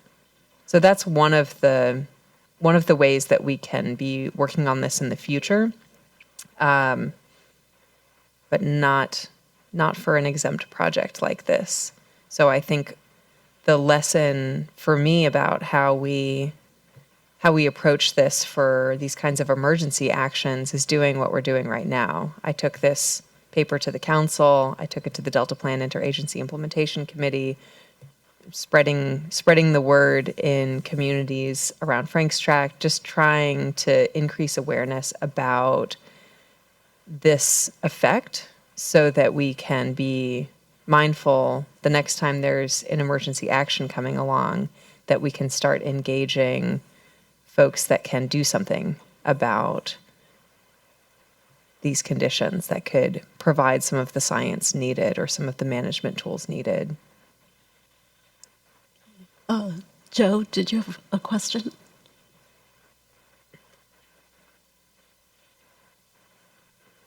Thank you for the nice presentation and the study. So when Steve Brandt and I were in the Louisiana coastal area, it was Science Board. At that time, they did a similar rock barrier so that they wanted to close what you call the Mr. Go, or the Mississippi River Gulf outlet, so that it separates the Lake Pontchartrain and the Gulf. So they put a rock barrier for 14 months till the storm surge barrier came up. And then they were monitoring around the rock barrier, like what you did, but I don't remember they were looking at weeds and stuff. They were looking at the temperature, salinity, oxygen. Mm-hmm. So one thing they found was, so in the long term, the rock barrier, basically the salt water, kind of seeped through underneath and created a kind of a salty layer underneath. Wow. And that basically created what they call a thermocline. And that basically stopped mixing between the top and the bottom and started creating a fish problem because they don't have enough oxygen. So maybe something to do in the future if this type of project comes up. Maybe the salinity, the temperature, oxygen might be a good way so you can connect with the biological tools. Thanks, Joe. Yeah, sure. That's really fascinating. Yeah, our barrier, because of salmon migration, was only up from May to November. And so there's Yeah, there's potential that if we had something in place for much longer, that we would have started to see those other weird effects. Yeah, that's really interesting, Joe. Thanks for sharing. All right, and a final question from Tom. This paper has generated, obviously, a lot of interest from the board. So. Jay sort of danced around the answer to the question I'm going to ask. Has the state thought about a permanent solution? I'm thinking of the flooding in Venice right now, and unfortunately, their Mo's solution is still under construction, and it seems to me we could take a longer-term view with a more operational system rather than just a rock wall. Is there serious discussion of doing that? Yeah, absolutely. So the Department of Fish and Wildlife took the lead on preparing a report called Frank's Tract Futures. It was a feasibility study to look at the project that I was discussing earlier of deepening some portions and making other portions more shallow. And the way that they wanted to configure the landform in that project is such that it would act kind of like a loose cork. So rather than building a wall, just putting a little bit of a plug near the front of Frank's Tract. So you're not cutting off boating access anymore, which was a big problem at the time, but you are just changing the way that water enters the tract, slowing it down, pushing it up against a landform, forcing it to go more up in False River at the north side of the tract rather than entering the center of the tract and having that bathtub mixing problem. And so the result of that, the Frank's Tract Futures report, was not super well received by the local community because the original design showed this big plug right next to the community where they do all their boating and fishing from. So blocking their access to open water. And so what we're participating in right now is a multi-agency, multi-stakeholder process to imagine different designs that achieve multiple objectives. So get that landform a little bit away from the community so that they still have access to fast water. Still achieve the salinity benefit by configuring the landform in such a way that salt won't get down to the pumps. And we're working with DWR, modelers at DWR to kind of model that aspect of it. And then this tract is actually owned and operated by state parks. It's an underwater state park. And so State Parks is partnering in that as well. And we're looking at features like boat mooring areas, beaches, campsites, day use areas, interpretive trails that can be built up onto marsh or riparian zones that are built up from that dredge material. So achieving recreational benefit, salinity benefit, as well as fish and wildlife benefit from the creation of the marshes. But is there discussion of a Seagate, something that that's always there and can be operated? So the hope is that the landform itself that they create by dredging and depositing material, that the landform itself would act as a salinity barrier. Okay. But there are options within that. There are some configurations that we're looking at where there might be a channel that's 200 yards wide that they could add a temporary barrier to or an operable barrier to in a really, really bad drought circumstance. And so there's a lot kind of on the table in terms of design consideration for that. But the hope is to not have to actually close things off with a barrier, but instead to change the geomorphology of the whole area so that water just moves differently. Because I'm thinking there can be other emergencies, for example, massive levee failures, that having the flexibility of a barrier that's already there and then just closing the gate. All right, we should move on. But thank you, Karen. Obviously, very interesting study and lots of interest from the board on the results from it. Thanks, Liz. Just to note that the barrier apparently saved 90,000 acre-foot of outflow. What would have had to been outflow? So it's how much does that cost? $411 an acre-foot. All right, so we'll return to John's report. Thank you, Karen. Thanks very much. So I just have two brief items to finish up with about upcoming events. So I think you already are aware of next Tuesday is a all-day symposium that the science program in UC Davis, the Coastal and Marine Science Institute are co-sponsoring on thresholds and ecosystem restoration. And that will be filmed. It's not available remotely real time, but it will be available later. So if you can't attend, there will be many very interesting presentations at that meeting. And then in January 29th, we also are co-sponsoring a meeting on environmental DNA and the use of environmental DNA within the Delta and in a broader context. So that also should be of lots of interest. January 29th. So that's all I have, unless there's questions. Yeah. Any questions from the board on John's report? No. Okay. But before we move on, I wanted to invite Darcy Austin to the table. She has submitted a blue slip here. So Darcy's from the State Water Contractors, and she wanted to provide some comments on the State of the Estuary report. Yeah, just briefly, thank you, Liz, and thank you, Delta ISB. So, and it doesn't quite feel appropriate to make this comment here, but it did prompt me when I saw this on the agenda to be thinking about reports that have an effect on decision-making or an influence on the way we think about the Delta, and the State of the Estuary report being one of those. And we want to make sure that those are being based on best available science. And of course, one of the tenets of best available science is peer review. So I have a little bit of a concern and not 100% practical knowledge about the extent of the review of that report. So I was asked on August 22nd to do like a colleague review. And those comments were due on August 30th. So obviously not enough time to be able to provide a thorough review. There may have been other reviewers, and certainly there should have been technical experts reviewing it, and I hope there were.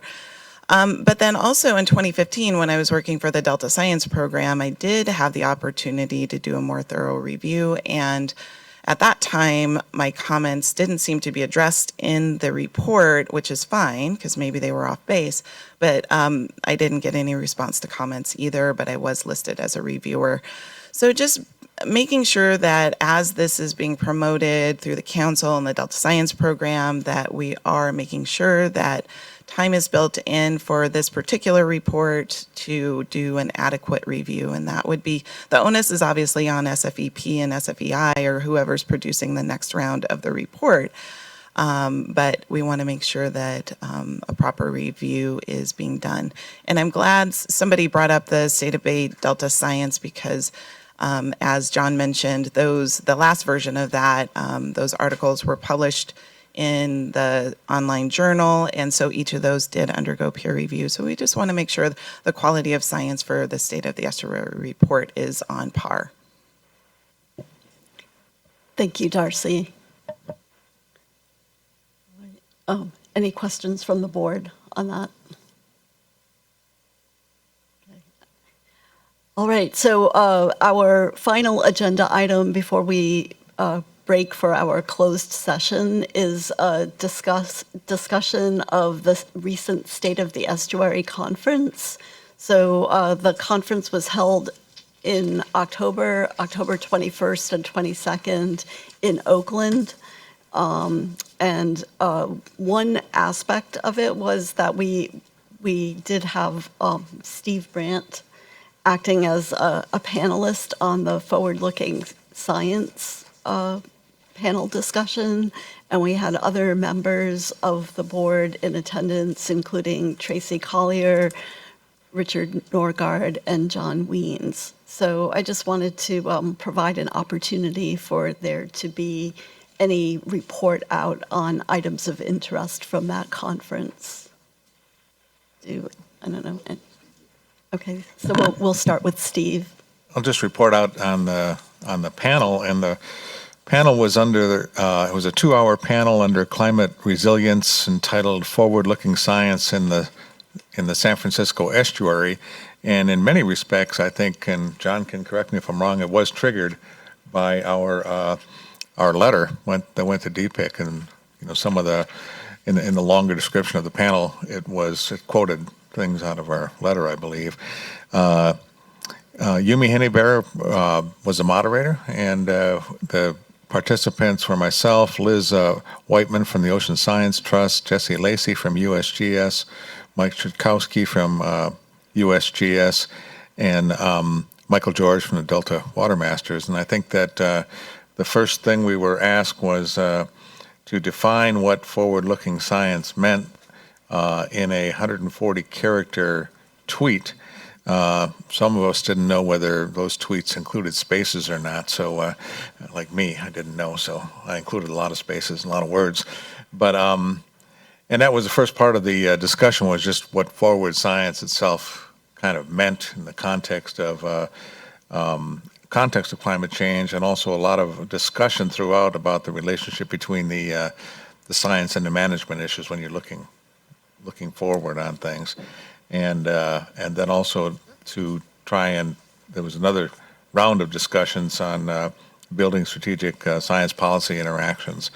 And others can comment on it. We had a really a large audience, a lot of good participation from the audience, and so it was an enjoyable and well-moderated session.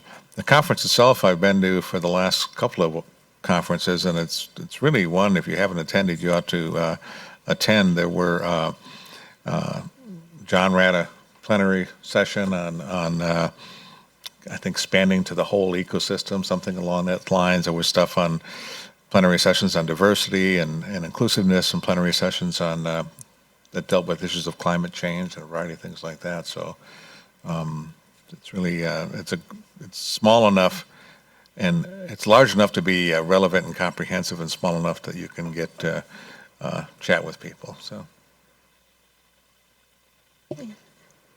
Thank you, Steve. John, did you want to comment? That session was directly a result of the letter and the discussion around the DPIC Science Initiative. Amanda Bowles, Yumi, and I proposed it as a session, in part to bring the discussion beyond the Delta to the Bay and the Delta, and to engage the Bay constituents as well into the discussion. I think that overall, I felt the conference was really successful, that we have been trying more and more to bring the Delta into the discussion of the state of the estuary, because originally it was really all on the Bay. And so there was this session on broader connections that Jim Klern presented on, and Felicia Marcus and Rachel Johnson, about Bay Delta watershed marine connections, that I think was really successful. And overall, we're really pushing to broaden those connections. And it's different than the Bay Delta Science Conference in that the audience is much more managers and decision makers, and not so much of a science focus. But there's a good balance between those two. And yeah, I think it's a valuable venue to get some important science into the discussion. Other attendees, Tracy or John, do you want to add anything?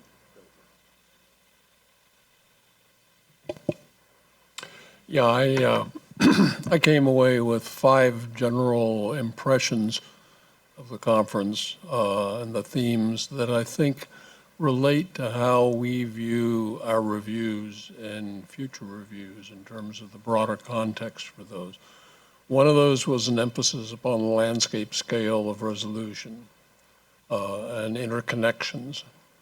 Another was obviously on climate change, but the climate change discussions in their particulars dealt, in a sense, more with adaptation of infrastructure and that sort of thing, rather than the question of how science should adapt to climate change in the scientific process. A third was an emphasis upon environmental justice and social equality, which emerged time and again throughout the conference. As John has noted, the composition of the conference is a little bit different. It's not necessarily just a science conference, but I think that's a theme that is emerging more and more, and something that we need to be cognizant of and address as appropriate in our reviews. A fourth is the acknowledgement that the system is moving more rapidly than we are, which relates to the rapid change assessment. That came up time and again, not explicitly in the words of rapid environmental change, but the theme was there. And the fifth was the recognition of the value of experimental approaches in what was done. Some of it in the context of adaptive management, but some of it more broadly than that. And I think underlying this all was sort of the question of what to let go, what not to do as things are changing, which of course raises the issue of triage and indicates that more than science is involved in assessing those things. And several of the speakers emphasized that dealing with the dynamics of the estuarine system and the social context in which it occurs is really going to require transformative change. It's not just tweaking how we change science or the social context or any of this, but a fundamental rethinking of how we approach things. So there's some thinking going on along those lines. Where it's going to lead, I think, is obviously unclear, but at least the thinking is happening.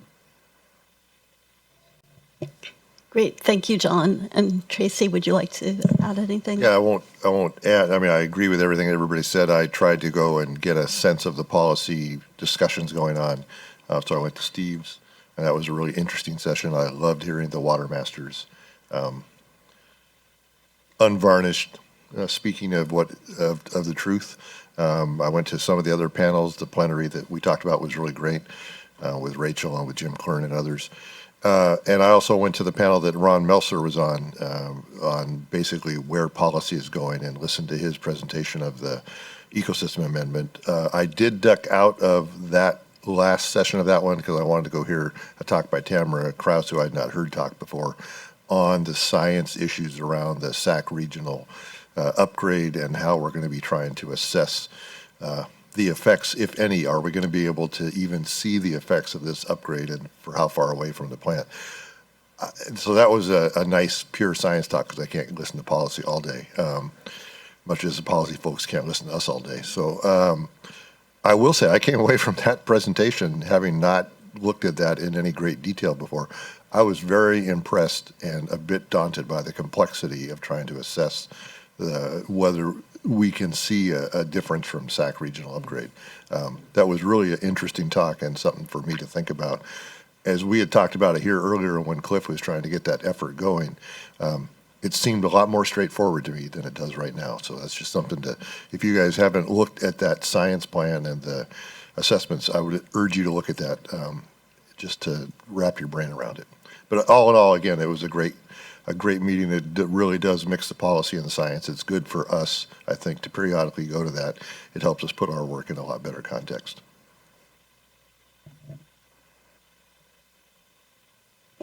So, Joe, would you like to add a comment? Okay, left over. John?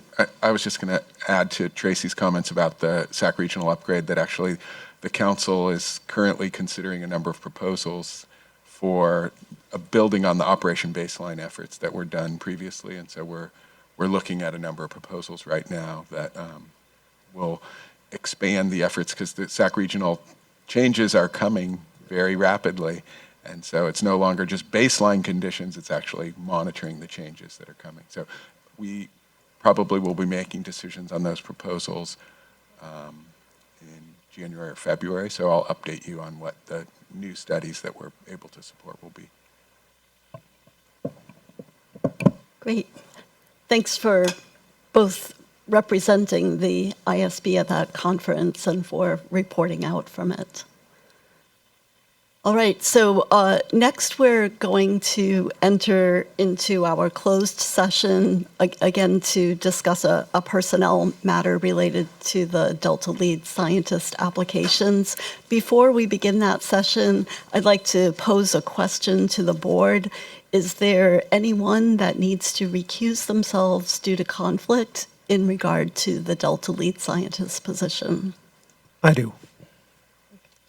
All right, so we will recuse Jay, and I just wanted to check, Edmund, are we having that discussion here, or are we moving? Yeah, for the closed session, we're going to be moving upstairs to the main conference room, but for now, we can do the public announcements regarding this closed session. Okay. All right, so a little bit of information for the public before we enter the closed session.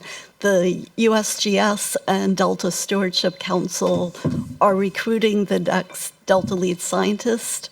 The expectation is that this position would begin in fall of 2020. And the role of the Delta ISB is to provide a recommendation to the council on who to appoint as the next Delta Lead Scientist. We have established an interview panel, which consists of 3 Delta Independent Science Board members, myself, Steve Brandt, and Tracy Collier. We have 3 council representatives. Let's see if I can remember. So Susan Tatayan, Jessica Pearson, and Randy Fiorini, and we have a USGS representative, Mike Chutkowski. And that interview panel is acting as an advisory committee to the Delta ISB. So the interview panel met on October 29th and held a closed session to review applications and discuss whether there are qualified candidates to consider for interviews for that appointment. The interview panel also discussed next steps for the recruitment in open session at that meeting. So just to report out from that meeting, 6 applications were received, and the interview panel took action and unanimously determined that there were qualified candidates to move forward with the selection process. The interview panel did not take action on moving forward with interviews, and right now we're in the process of doing reference checks. And we also want input from the full Delta ISB before we move to the interview stage. So today we will have a closed session to discuss the appointment of the Delta Lead Scientist, particularly the qualifications of candidates to consider for the appointment. And this closed session is authorized under California Government Code Section 11126A1. So at this point, I'd like to move that we move into our closed session, and we'll be holding that session up in the conference room on the 15th floor. And is there an opportunity for Joy to participate in that? Yes, we gave her a conference line to call in, and then we'll reconvene at 1 p.m. Okay. Thank you. So at this point, we'll enter closed session.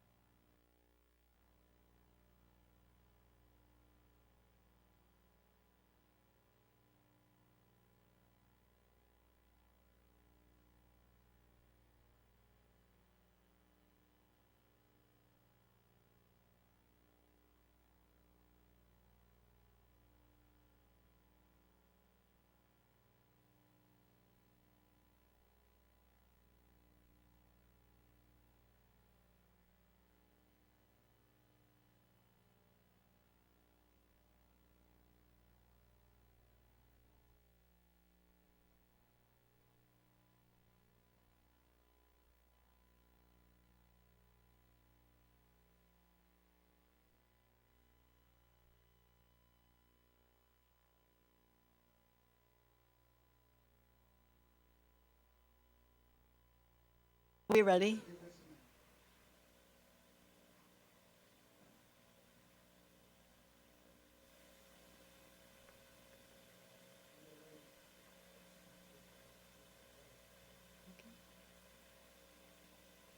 All right.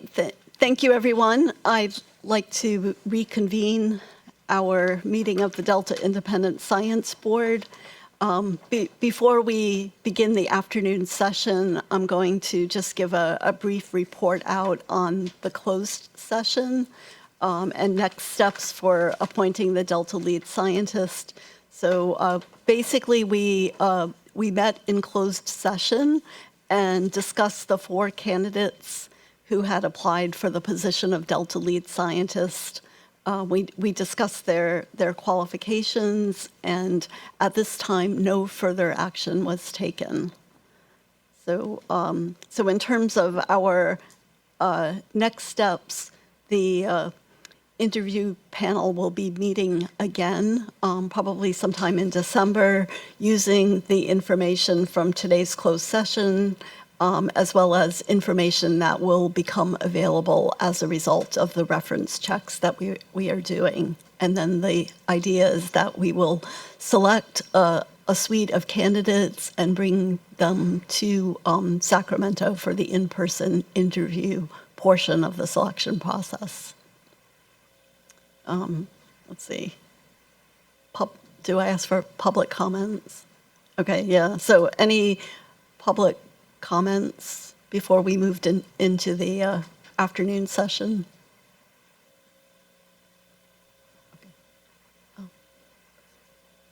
Okay, and we're going to invite Jay Lund back into the meeting.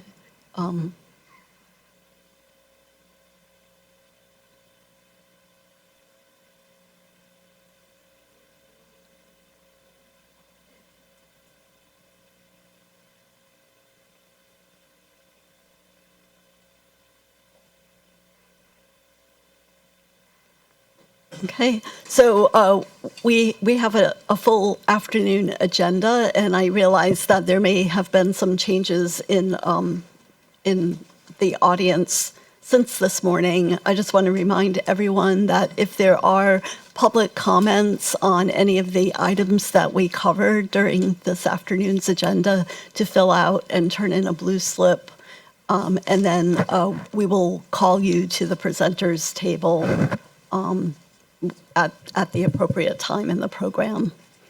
So our next agenda item is a presentation from ESSA, and today we have members of the ESSA team who are assisting the Delta ISB with the monitoring enterprise review. So they will be giving us a presentation on the interim monitoring inventory report. And I'd like to call at this time to the table Mark Neelitz, I hope I pronounced that correctly, Neelitz from ESSA, and Jay Singh from CBEC. And Vince Resch is going to introduce this portion of the meeting. Well, we're very pleased to have Mark Neelitz of ESSA and Jay Singh of CBEC Eco-Engineering here today. They are preparing component 1 of the monitoring enterprise review. And just to review from everybody, component 1 has included the lessons and methodology report. This is report number 1. Now, this involved gathering insight from 5 complex long-term monitoring programs and the Delta itself to develop a methodology for the inventory and subsequent analysis.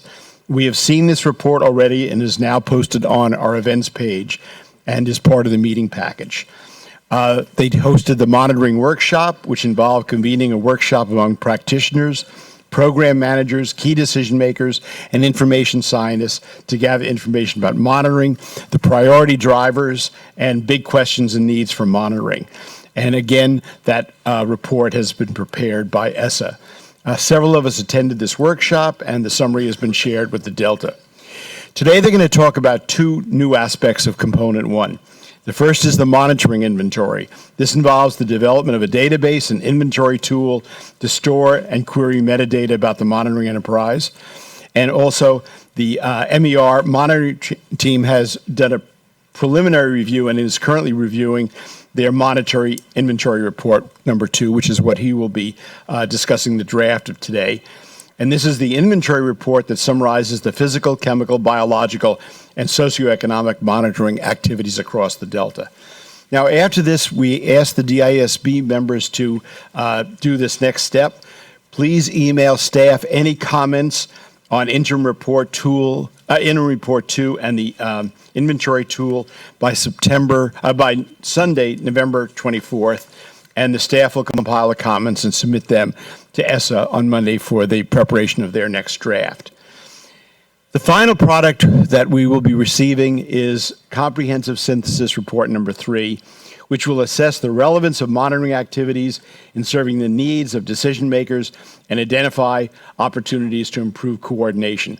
We will discuss an interim report 3 at our meeting on January 31st next year. Now, just to remind you, there's a second component of this monitoring enterprise review, which will involve the Delta Independent Science Board assessment of the monitoring enterprise itself, which will take the deliverables that we receive from ESSA and its collaborators, but also provide insights from senior decision makers and monitoring practitioners, and we will be proposing a series of recommendations from that. Thank you very much. Mark and Jay. Thanks, Vince. Thanks, Madam Chair. I'll just turn it to Jay to introduce himself briefly here first. Thanks for having us, and thanks, Vince. So my name is Jay Singh. I work at CBEC Eco Engineering. I've been serving as the project manager for CBEC's efforts on this. Our line of work is more in the hydrology, hydraulics, physical sciences basis. So we've been bringing that knowledge and expertise to the Delta to our work and helping contribute to kind of making this monitoring tool come together. So. And I'm ESSA. I work with ESSA, Mark Nellitz. I'm one of ESSA's adaptive management team leads, and I'm basically the project manager coordinating a lot of pieces, although as well as kind of doing some of the synthesis as well. So appreciate the opportunity to come and talk today about our work. I realize our first report, we did that remotely, so I hadn't had the chance to meet folks in person, so I appreciate the opportunity. I think it's about 30 slides-ish to get through here, so I might go quickly. I don't mean to kind of gloss over things, but if people want me to slow down or want me to elaborate on some things, please feel free to interject. But I want to try to give the kind of breadth and give a good sense of where things are at. So. I'm going to go through in terms of the slides here, and I wanted to start with giving a bit of a sense. I think Vince did a great job of providing a bit of the context of kind of what we're doing, but talk a little bit about the project. So Vince already mentioned the report number 1, lessons and methodology, provided that in an interim version of that in March, and a final report was delivered here a few months ago in September. We also had this workshop in April, end of April, and provided a workshop summary of that in June. Now we're getting into where we're at today, and so we have a monitoring inventory, which is really, when I talk about a monitoring inventory, this is really the database. We're building a database to summarize the monitoring activities, and on the face of that database, we've developed a tool, an online tool, to help people query and access and search for information in that database. So interim version of that's been provided here now before the DISB. I'll say that's, Edmund and Vince asked me to kind of say, well, how complete is it? And so, my rough guess is I'd say there's about 80% completion in terms of that inventory. We do have some additional activities we want to include in it. We're still in the process of following up with some of those activities that are in there, and we also have a bit of quality assurance just to kind of check some things. So just to give a sense, I think, between 80 and 90% done. There's also a few functionality things that I'll talk about on the tool. Just want to improve those. I appreciate that there's some things that maybe don't make sense to folks, and we're working on those. We're aware of some of those things. So, anyway, that I'll talk about here today. This inventory report number 2, which is basically to provide an overview of what's in that database. It's the physical, chemical, biological, socioeconomic activities, and that interim report is before you. And then, once we're through these components, we're also looking ahead now to this third report, which Vince mentioned, an interim version of that delivered end of January, the synthesis report, which is really given the database to do a deeper dive to assess. There's a series of review questions that the DISB has provided us in terms of wanting to understand the relevance and whether the monitoring is serving the needs. And so we basically want to use the database to help provide some insights and answers to those questions. So that's a bigger picture in terms of where we're at on the project, which comes to where we're at here today. And I think Vince did talk about some of this, but the report and the inventory itself, some of the key purposes for this is one is to summarize our organizing structure for the database and how we've been collecting the so-called metadata, and I'll come to that later, what that means. Another purpose here is to provide a broad overview of the content in the monitoring inventory or the monitoring enterprise or what's in the database. So it's not the deep dive that we're planning on doing in report number 3, but it's to provide a bit of a snapshot in terms of kind of what we've pulled together in terms of that inventory. And then the third purpose here is to provide a description of the inventory tool as an entry point for that database.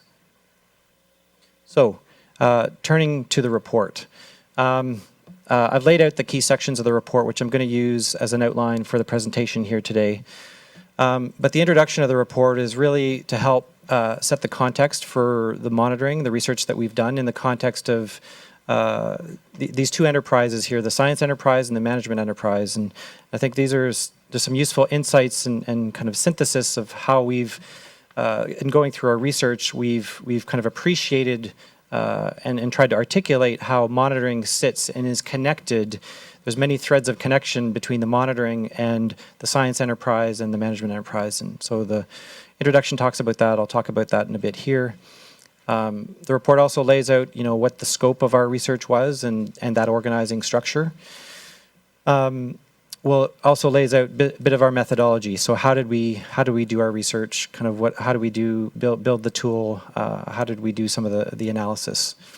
Section 2.1 is there's a few pieces to this. One is a by the numbers summary of the activities that are in the database.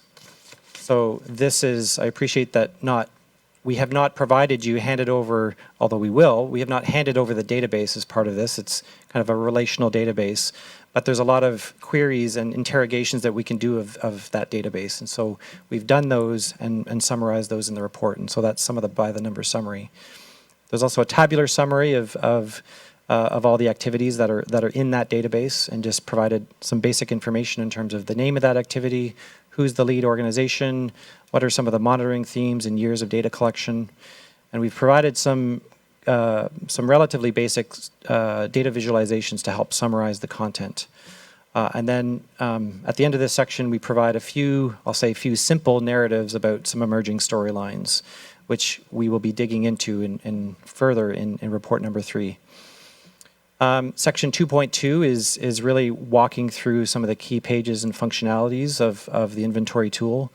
And then section 3 is intended to talk about, okay, so what's next? Kind of how does this work fit into some of the pieces that are coming ahead? And then there's a few appendices here as well, which are mainly to be very kind of explicit, transparent, and document our work. So we provide a detailed description of the metadata that was the focus of our research. We provided a summary of some of the data sources for our research that we reviewed but did not directly include in the inventory for a variety of reasons, and the rationale is explained there in that appendix. This is kind of the Appendix C is a very detailed database structure relational diagram. I appreciate, and maybe not for everybody, kind of for the full audience, but certainly again to document some of the underlying technology. We wanted to provide that. Again, this is a technical detail here, our package add-ons that we did with our data visualizations. And then finally, the Appendix E, it's a large document, but it's basically a static summary of what's in the inventory tool. So it's not as interactive as the online version, but it's kind of compiling everything basically that's in there. So moving on to some of the kind of details here in the report. So this was for me, and given like a lot of the challenges of the research team and the things that the research team was grappling with, you know, this to me is kind of how I interpreted our research, both in terms of report one and the research that we've been doing recently, and aligning it with what I think what the Delta Stewardship Council and the DISB has also been talking and thinking about things. And so, you know, in terms of our work and thinking about adaptive management, we basically understand or have kind of thought about the problem here as related to two enterprises. There's a management enterprise which lays out the kind of management drivers, the needs, the legislative policy, operational kind of needs, what decision makers are trying to achieve through the co-equal goals. There's a number of kind of management themes and actions here related to flood management and water supply management, and so on. And this management enterprise really kind of like dictates a lot of what some of the science needs may be. Not all of them, but a lot of the kind of decision relevant science. And so this is an important yet distinct piece of our work, and you know, anytime anybody who for folks who know about monitoring, anytime you design a monitoring program, it needs to have a clear purpose. And so know what is that purpose. And really, you know, in the context of our work, it's that management enterprise that needs to be defining and driving and dictating that purpose to a large degree. You know, there are other maybe science questions which monitoring can serve as well, but I see it as somewhat distinct from that management enterprise. And so the science enterprise here, and there's kind of a lot of, there's a bit of a continuum, I'll say, of knowledge products in that science enterprise. And at one end of the spectrum, there's some of these targeted research studies might be more focused, shorter duration, very specific hypotheses or things that people are trying to understand, but kind of not long-term ongoing. Beside that, there's the intent here is around more longer-term monitoring, ongoing long-term monitoring. Next in line from that are models or derived data or predictions, which will rely on some of the, say, the monitoring that's happening or some of the research studies to parameterize those models, say, for example. So they're combining the kind of sources of information using a variety of quantitative, qualitative rules to come up with some derivations of how things are in the world. Another piece here is open data portals. There's a number of these that are out there, whether it's the kind of California or a national, federal open data portal. There's also some more environmental ones that folks are going to be familiar with, Bay Delta Live, CDEC, EcoAtlas. You know, a lot of those things, they serve a lot of data. There's also knowledge syntheses. The Delta Stewardship Council has led and initiated some of those things. The State of the Bay Delta Science Conference and is trying to bring and synthesize some of that knowledge, which kind of relies on a lot of those other things, the models and the monitoring and the research. Driving a lot of those things can be some science questions or hypotheses, which might be unique from the policy or the management questions. And lastly, in that science enterprise, I see these planning frameworks or monitoring frameworks. And so the Science Action Agenda and the Delta Science Plan, and even more detailed, there are things like the Tidal Wetland Monitoring Framework. And so when we were, I say this and describe this because when we had our workshop and as we were going about our research, people were basically guiding us or directing us to look across all of these things in the science enterprise and to consider them all in terms of the work that we were doing. But not all of them, I think, are really in terms of the related or relevant in terms of the scope or the focus of what we were trying to pull together. And so some of our work was basically trying to disentangle a number of these threads of connection between, okay, so somebody has said a particular model is relevant for us to look at. Okay, well, that's not the model output that we're looking at, but we need to trace through, okay, what's the monitoring data that is being used as an input into that model, for example. Or people directing us to open data portals, which are fine, but like CDEC, for example, serves up a whole bunch of individual monitoring activities, and so we can't, the work that we're doing, that's not the unit of entry into our analysis of like a CDEC data portal.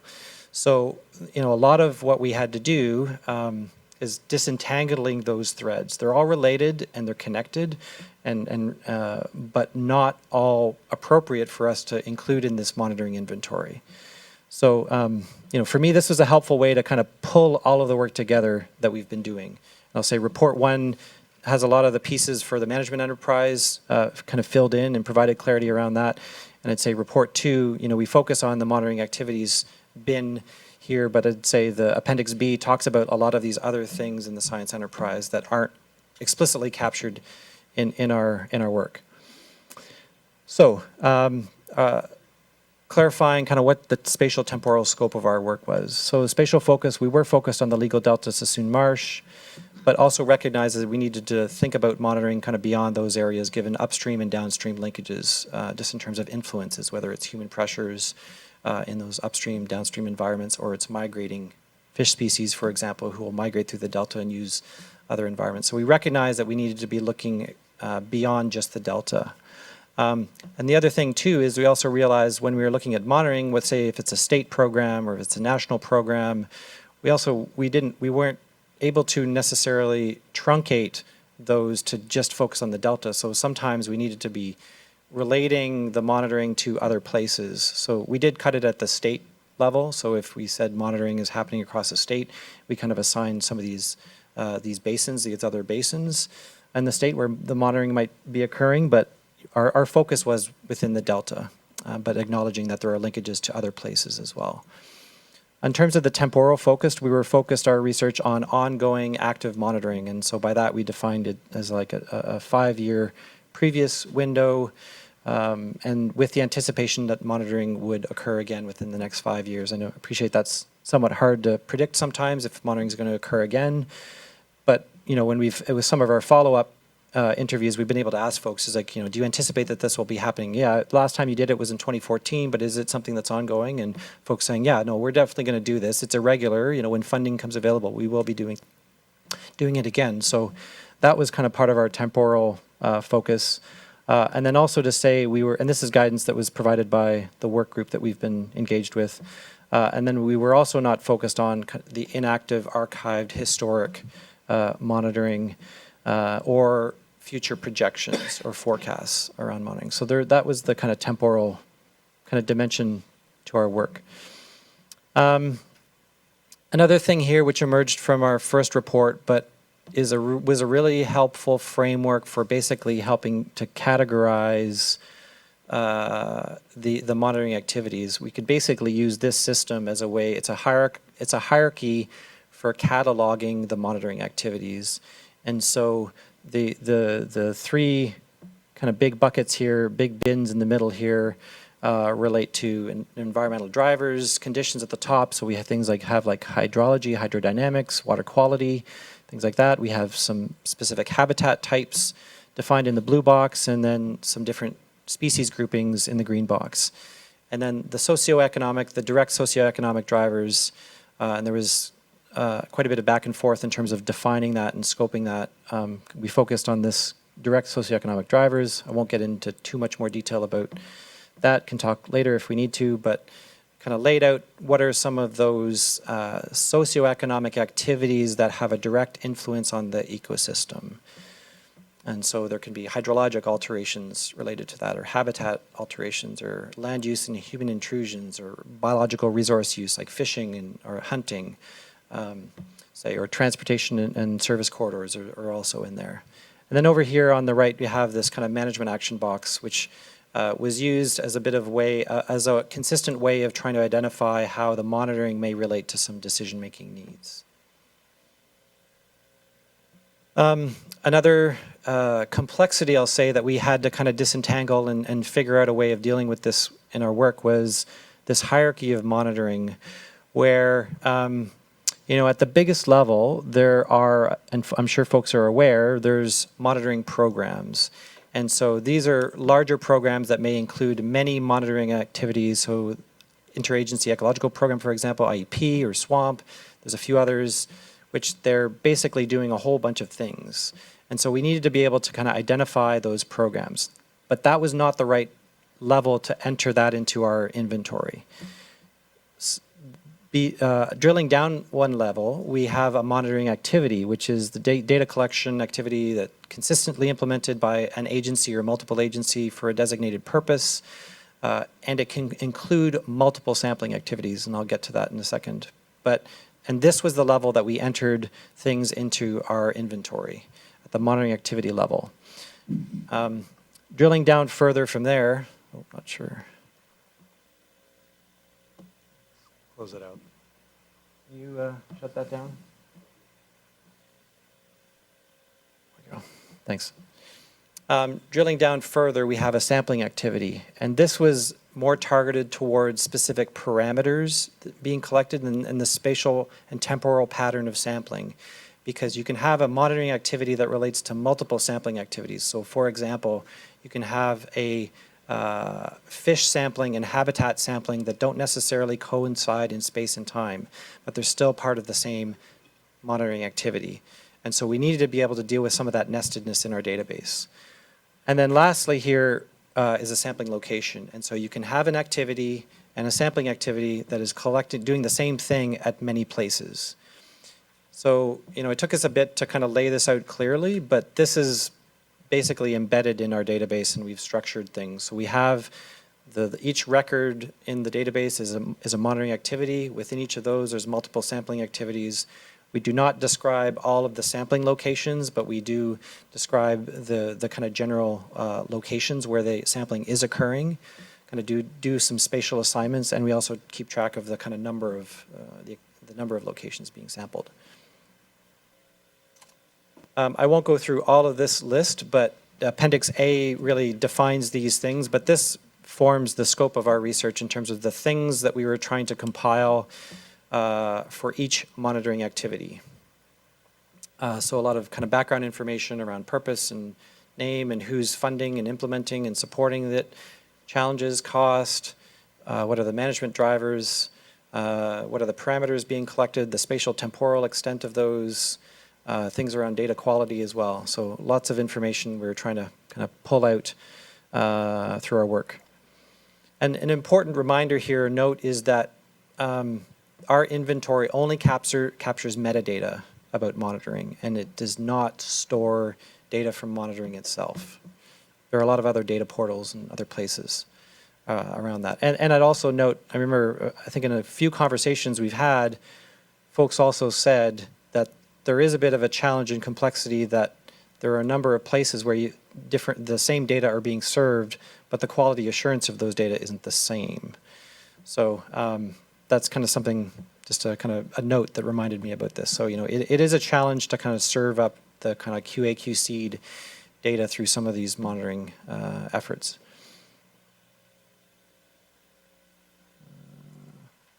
So I'll turn into the next section here to give you an overview.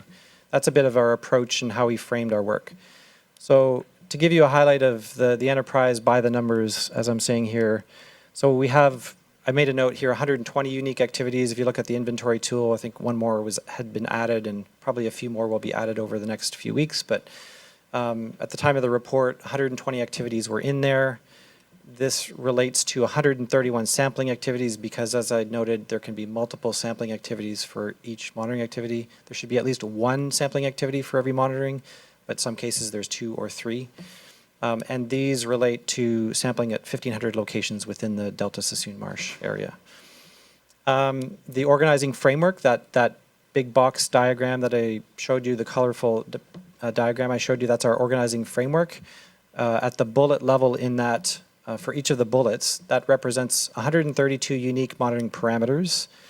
And the activities that we have in the inventory cover 126 out of that 132, so 95% basically, saying that activities are touching on 95% of all of those things. That list was developed kind of independent of what, it helped define our search image, but it was developed independently of doing the research. And so, if we say that this is what we mean by the Delta enterprise, all the biological, physical, chemical, socioeconomic components, the activities cover 95% of those. The dominant type of monitoring was status and trend monitoring, so 65% of activities touching on that. Next, compliance monitoring at 20%, and kind of much lower down, administrative baseline effectiveness monitoring. We provide definitions of those in our first report, but it certainly, it's an insight that a lot of status and trend monitoring my own personal experience elsewhere, that's not totally surprising. Also, some of what I've heard about what happens in the Delta compliance monitoring, there can be a lot of compliance monitoring, so that doesn't surprise me as well. From the perspective of adaptive management, I think, the effectiveness monitoring could be one where there needs to be more of that if we're really trying to learn about the effectiveness of actions. Next point here, 76% of monitoring activities were associated with a management action, and so basically that they were related to some kind of decision-making need, which related to the 7 management themes that we had kind of defined or laid out. And even more specifically than that, we were also looking to see if there was a specific management driver. And so this is whether there's a legislative, regulatory, operational, decision-making need here that's dictating the need for an activity. And so 55% of the activities we had identified as being tied to a management driver, and the top 5 of those were listed here: the water right decisions 1485, 1641, the biological opinions, and the state fish and game code as well. And there's a graph that highlights that. Again, these are all stats that have been generated through our interrogation of the database, not something that's just going to jump out from all the figures you see in the report. A few other points here in terms of the scale of monitoring. So most of the monitoring in the inventory occurring at the state scale. So it's not just at the Delta, but it's happening in other places too, 35%. About similar, pretty similar number though is Delta focused, 32%. A handful of things, 14%, are part of national programs, and then there is a kind of even less than Delta regional scale, but really a more local scale proportion as well. Kind of break down a little bit in terms of the frequency of monitoring. I won't go through all those numbers, they're in front of you. And I think a positive signal too is that 96% of those activities in that inventory have some form of public data reporting. I think the other ones, basically, I think it's unknown whether they do. It's not that they don't. It's just we weren't able to trace through where the kind of reporting out happens. And reporting out tends, for half of them at least, from what we could find, reporting lag of a year or less. So turning to a bit more of the kind of meat in some of the graphics here, the data visualizations. But before doing that, I wanted to set the stage a bit. So where is all of this going? And so our ability, now that we have a database built, and it's 80% say, and we still have a bit more, some fine tuning to do there, but I feel it's a very solid structure. I feel very kind of happy with how we've been able to grapple with all the complexity and house it in a consistent form. And one of the reasons why we want to do that, though, is we want to help answer these broad review questions, which was in the related to the prospectus and our terms of reference in terms of what we were trying to do through this work. And here's a set of those review questions, and I've combined the gaps, redundancies, because they're more or less inverses of each other. But these are those guiding questions for us, which we're going to take a deeper dive on in report number 3. And the stars here are intended to represent things that emerged as priorities for participants at our workshop, that people were interested in looking at these and having more information through a tool. And at the bottom here, I just show you a sample of some of the data visualizations that we've been able to develop. Some of them are in the report, some of them are not. Not advancing here. Oh, there it is. But I wanted to say that we're wanting to use the information in the inventory and tool and the database to develop data-driven insights and narratives to provide some answers to these broad review questions. So we're not trying to do our best qualitative assessment of things, but we're really trying to interrogate the monitoring enterprise with the kind of rigid database structure that we have to get at some key insights here. So I'm going to walk through these questions here, a number of these questions in terms of how the data visualizations in the report relate to these review questions, though we haven't done the full deep dive on them. I'll kind of caveat. So the first one is around gaps and redundancies. I won't touch on these in the interest of time. I'm happy to come back to them if necessary, but for each of these questions I lay out, we have in mind some analytical approaches to how we're going to provide answers to these questions. There's a number of dimensions to the analysis which relate to the metadata that we've collected.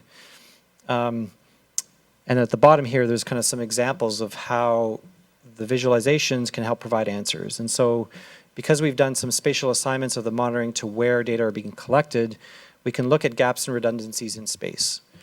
And that's kind of a map-based kind of example of that. The contingency table here on the right lays out these different monitoring themes. So whether it's the socioeconomic, the environmental, the habitat and the species, along different types of monitoring, and where's the kind of relative distribution and proportion across those different types and different themes. And you know, as I already noted, there's you know, less effectiveness monitoring or minimal effectiveness monitoring, and maybe that's a gap, could be addressed more. You can kind of look across these themes. So that's an example of trying to use those data-driven analyses to provide some insights in terms of kind of what needs to be addressed. Digging in here a bit more in terms of some of the histograms that are, or sorry, the bar charts that are in the report. These align with that organizing framework, those kind of 4 big boxes. And we've basically done a count of the monitoring activities that relate to all the different parameters that we had in that organizing framework. And I appreciate you can't read all the details here, but I just want to orient folks to what's in the report and kind of the bigger picture of how we're pulling this all together. So, you know, maybe not surprising to folks, there's some environmental drivers, conditions that where there's a lot of attention, a lot of activities. You know, water temperature is the bar at the top there, top of the chart with the red bars. You can kind of go through down through the list there in terms of the rank order of those parameters. We've bundled these things or grouped them according to these monitoring themes. So each of those big buckets has a subset of monitoring themes. And so we have like a water quality theme, and there's a whole bunch of parameters within that, and a hydrology and hydrodynamics theme, and there's a whole bunch of parameters in that. Likewise, different habitat themes or species groupings. And so we can kind of look at those groupings. And this is all kind of nested in a hierarchical way in the database and through our analysis. So, and this will come back to the tool, so you can use this hierarchical structure in the way that you query and interrogate the database. So you can look at water quality, and you'll look at all of the water quality, all the activities that relate, provide some information around all water quality measures. You can also use, you will be able to, though it's not working perfectly now, but using like the text-based search to say water quality and mercury, and it'll return kind of all the water quality things that are related to mercury, for example. But it's all, like I said, I'm happy with how it's set up, and kind of it's a very kind of structured and clear framework, even though the tool, there's a few glitches today. There's a few gaps here that I noted in red across those things, basically those parameters where we didn't have any activities that related to any of those topics in red. Another really interesting and I think powerful analyses here that we're able to do with this database is a network analysis. And we provide an example of this in the report. There's more to dive into, I think, on this. But the network diagram that we've shown around the outer rim of that circle is all the organizations that we identified as having some role in monitoring, whether that's as a funder, as a lead agency, or as a supporting organization. And the network analysis that we did basically looked at all the connections between, it did pairwise comparisons of the connections between all of those organizations. So who else are they working with? Regardless of, in this diagram, it's regardless of role. So across all roles, who else are the organizations working with? And so the size of the pie chart here and the lines of connection show you, the size of the pie charts basically show you the number of connections that that organization has and the diversity of the connections that that organization has. And then the width of the line between two organizations tells you how many connections those two organizations have. And so there's a number of, I think this kind of reinforces probably what folks already know, but I think it does it in a quantitative way. So, you know, some of the top, what you would expect, organizations, DWR, USBR, CDFW, U.S. Fish and Wildlife Service, you know, a lot of those are some of the key agencies that are involved in a lot of the monitoring, whether they're leading it, they're funding it, or they're supporting it in some way, shape, or form. What else was I going to say? And then the pie charts here are trying to reflect, though I noted there was an error in the color coding here, but it was trying to relate the proportion of the monitoring that they're involved in related to these different categories of monitoring as well. But there's a lot of valuable, rich information here when we can start digging into this to look at the different roles and the different activities and around different types of data collection and who's involved and what does the network look like for water quality compared to hydrology, for example. USGS is one as well that that kind of jumped out as one of those lead agencies. This is more bar charts here. These are in the report. They're broken down by the different roles of the organizations. It shows a different result than that other network diagram, but it's not inconsistent. But basically, this is like a rank order of a organization based on their involvement in these different activities. I think there's some that, again, probably not a big surprise to folks in terms of what I've highlighted the top 7 here and just how they may vary across these different roles. But for me, one of the important insights here, I think, is so there's 113 organizations we had identified through the monitoring. But if you're really trying to make a difference in terms of trying to help coordination and facilitation, I think, and you're trying to do that in the most effective way, there are 9 organizations here that really kind of rise to the top in terms of having the most involvement across all their roles. I've highlighted the top 7 in this graph, and the other 2, I think it's US EPA and the Army Corps. Again, I don't think those would be a big surprise, but it kind of reinforces some of with some data that I think there's a tier of trying to enable coordination and working through that rather than trying to tackle all coordination among all 113 organizations, for example.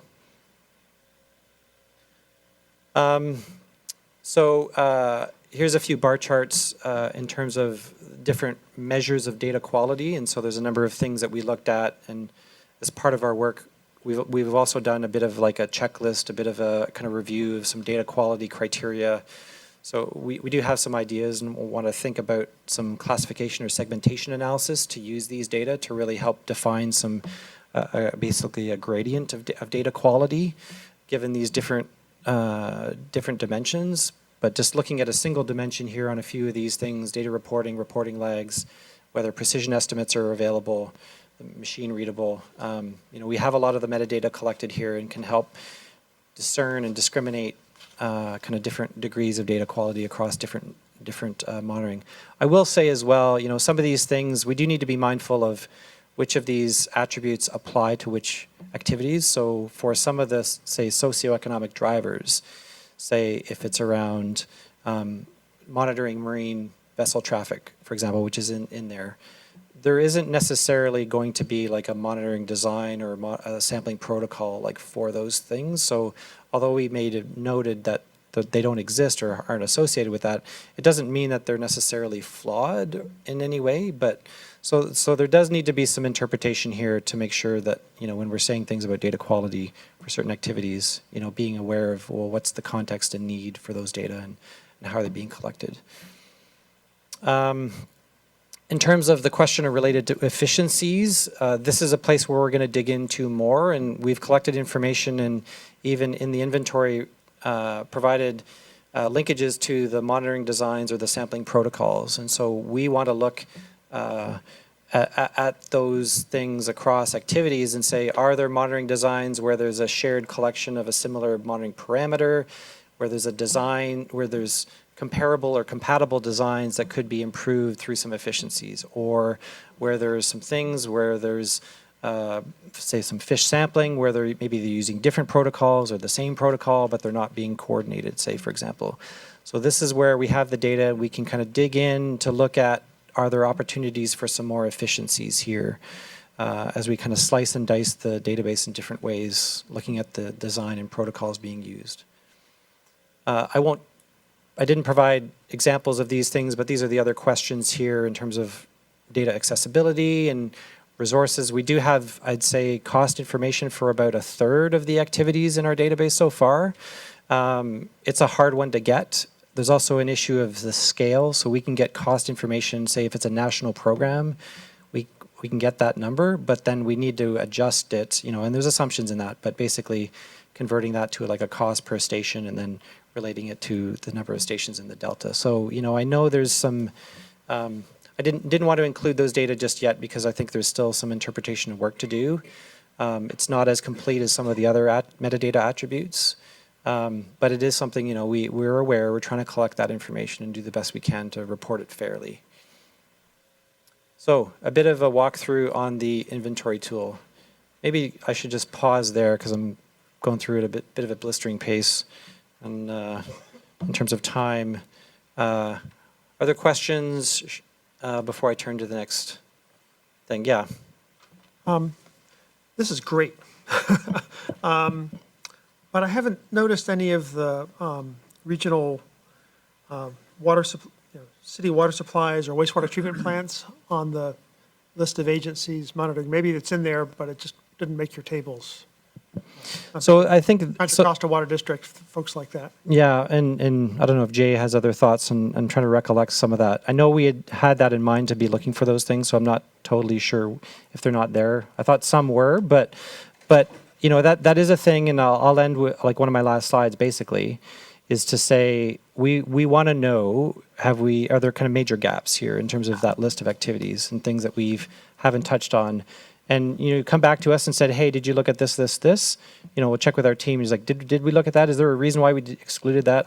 There's a bigger research team, so I'm not going to know all of the kind of details. That's perfectly reasonable. But I think definitely just came to mind. Flag those things for us. That's the kind of feedback and input we want, just to confirm that we covered our bases.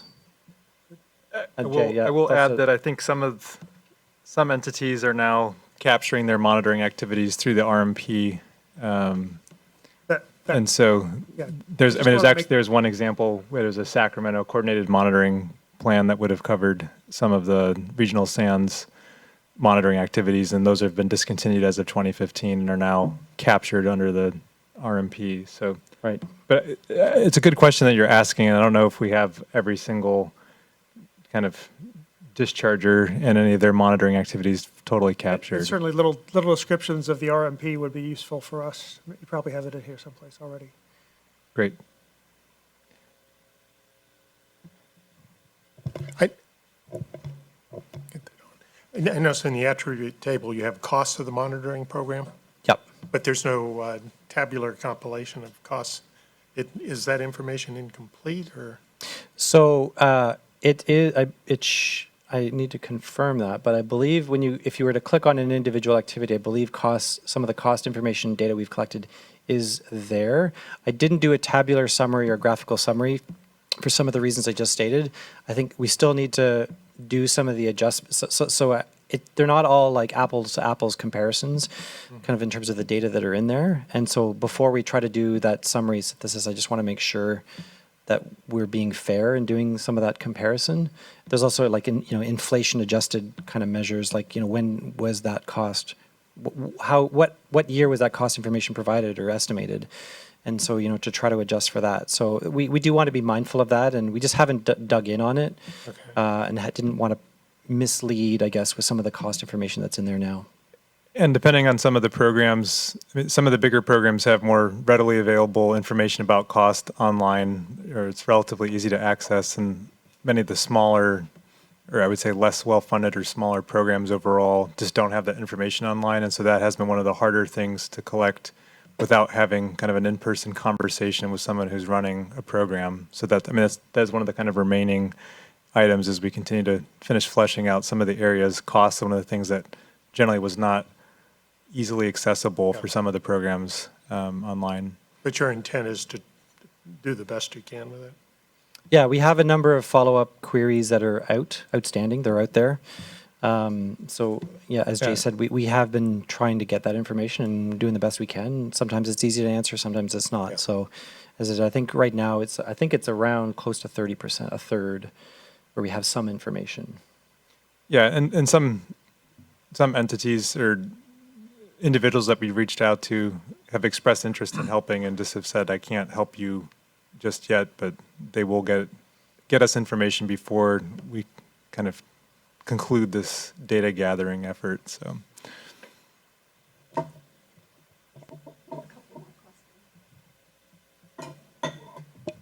two questions. One is that you mentioned who are funding the enterprise.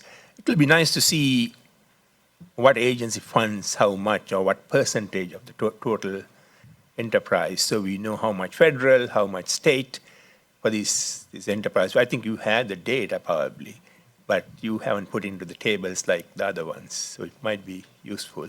Yeah, I'm not sure that. Yeah, I need to check on that in terms of the percentage. I made a note of it.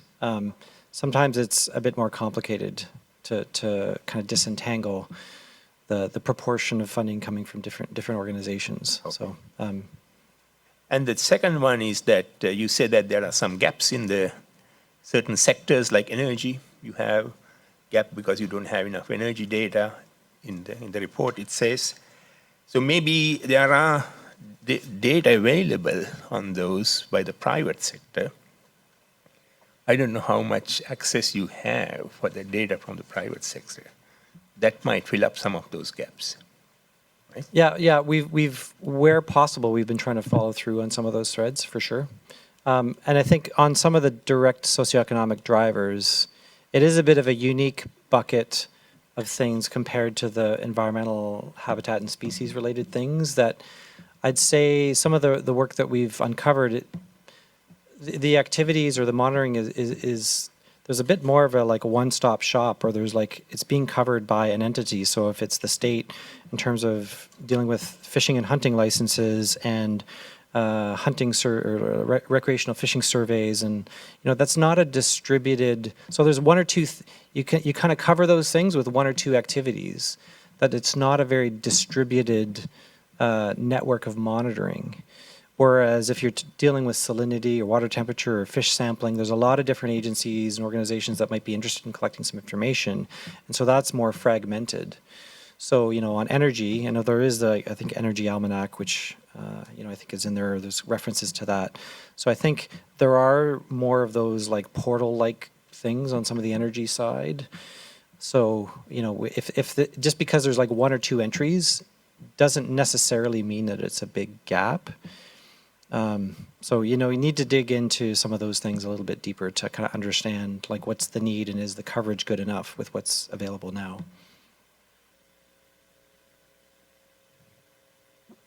Steve. Hi, Mark. In your report, you have bar graphs of those entities that fund or implement monitoring programs, and you also in Figure 15 have ones who directly support it, with the largest category 40-some, with no information available. What do you mean by support? Basically, they're involved in some way, but they're not the lead or the funder. So sometimes it might mean a varying degrees of involvement of data collection, but they're not they're supporting it through their staff or their kind of resources or whatnot, but they're not the lead, like implementing it, kind of initiating it, dictating the purpose of it, designing it, or they're not the funder for it.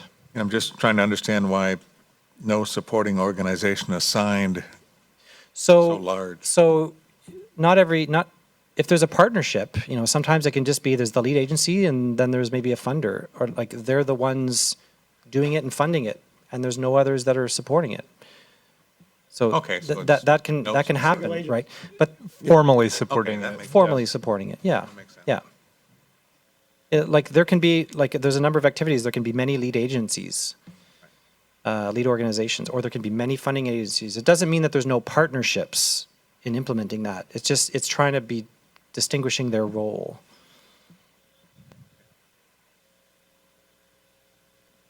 I think we're good. So did you want to go on to the inventory tool? Thank you.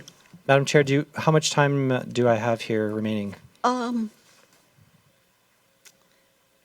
we had about 10-ish minutes, but this is an important activity of the board, so. Okay. Yeah, feel free to kind of rush me along if I'm taking too long here. But so this next section here, I wanted to walk through the inventory tool a little bit, highlight some of the key functionalities of it. I will just say, it's intended to be a pretty simple, user-friendly online tool. We're not trying to build a very complicated portal here. And so I believe that it serves some of the core functions and needs. I'll talk a bit about some of the functionality, and there's a few, I call them glitches, but it's behind the scenes kind of like rules around how it's searching for things that I'm aware of and we need to fix. I appreciate on your end, it looks like, well, this isn't working right. And so I get that disconnect, but I'm trying to get those resolved as soon as you can over the next, week, say, or few days. But just to highlight, so this is the landing page, and we can work with our smaller group, or if folks have comments on some of the language and the wording of things and what's said where, we're welcome to the feedback. But landing page opens up with the map with some regional breakdowns. These, I will say, don't think I mentioned this earlier, so the regions we use, these are conservation opportunity regions that were defined by the Delta the conservation framework, although we added the Sassoon Marsh because that's not part of those regions. This tended to be the framework that we wanted to provide some kind of regional distinctions in terms of our work. It seemed to be a framework that people kind of resonated with in terms of thinking about different parts of the Delta. So, we've used this. So it provides the map, provides this welcome box with a little brief description about kind of what this is, where the person's landed, a learn more button to go to the about page. This next red box here, so you click on a region and it says, hey, there's so many monitoring activities that have some information about this region. Do you want to go to it? You can click on the go to button and it goes to the inventory page to return all those monitoring activities with something about the Sassoon Marsh, for example. You can click on the other regions. At the top here, there's a ribbon to basically show the key distinguishing pages of this tool. There's a home page, inventory page I'll get to, an analysis page, and an about page. This kind of next red box here, these are just placeholders for now.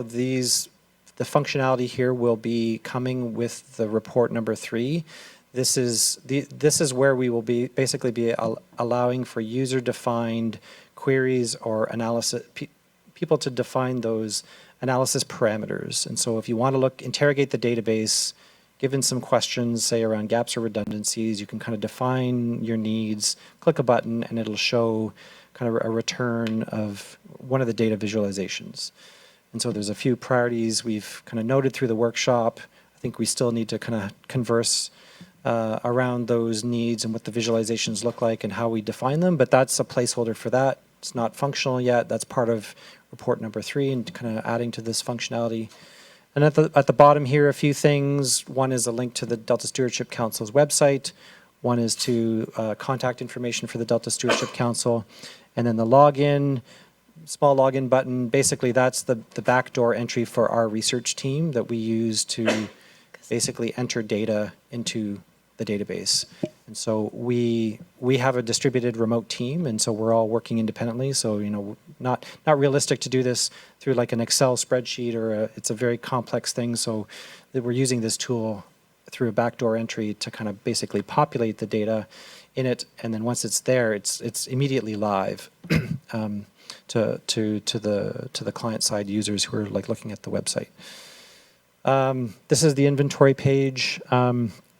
The key feature of this, well, 2 key features, I guess, but the one is the search functionality, the text-based and the drop-down lists on the left here.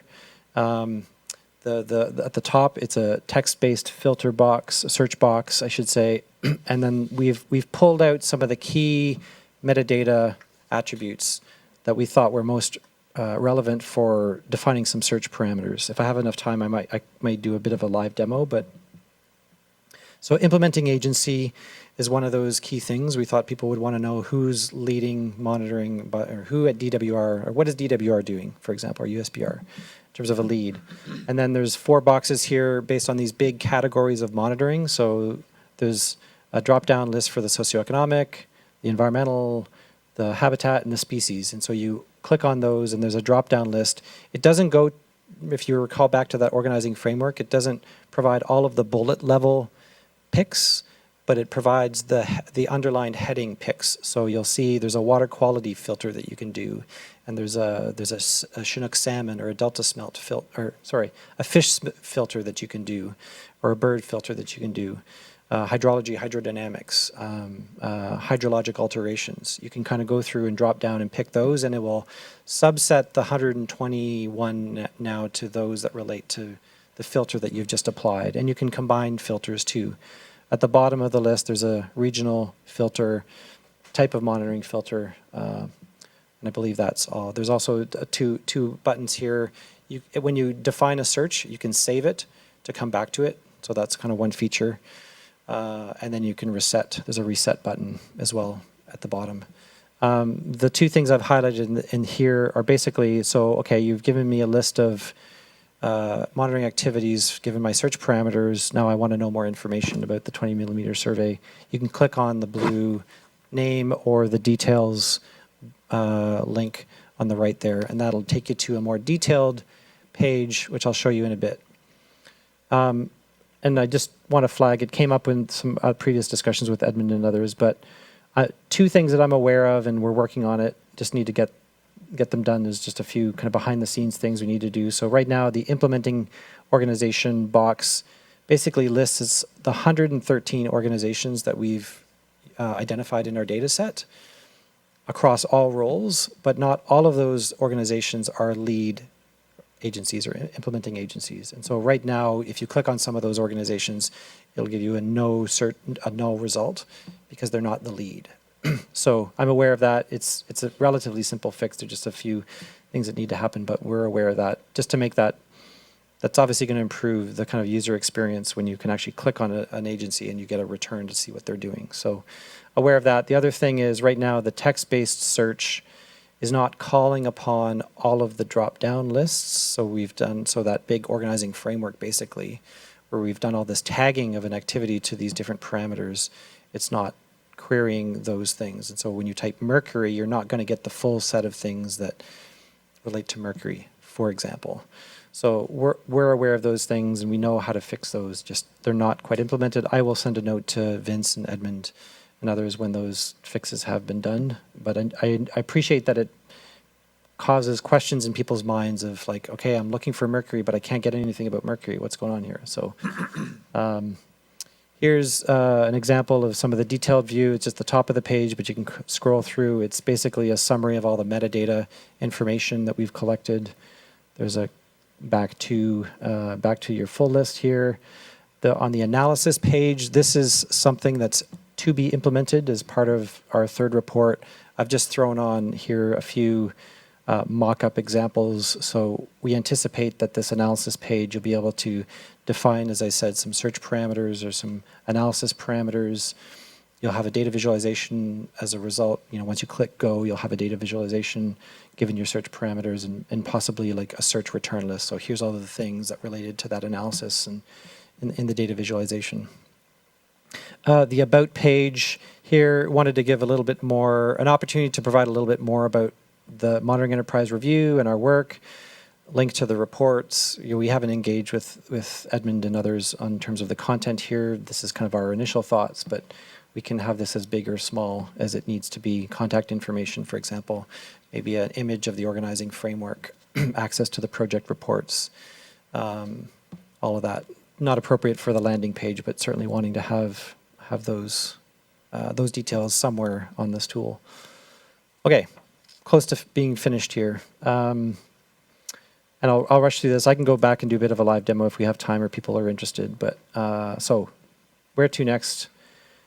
So going back to our list in terms of the project deliverables, we have and are aware of some QA/QC things we need to do with the inventory tool. We're as part of that also, Jay had talked about, we are following up with some of our data contacts to fill in some of the gaps that we might have if we can.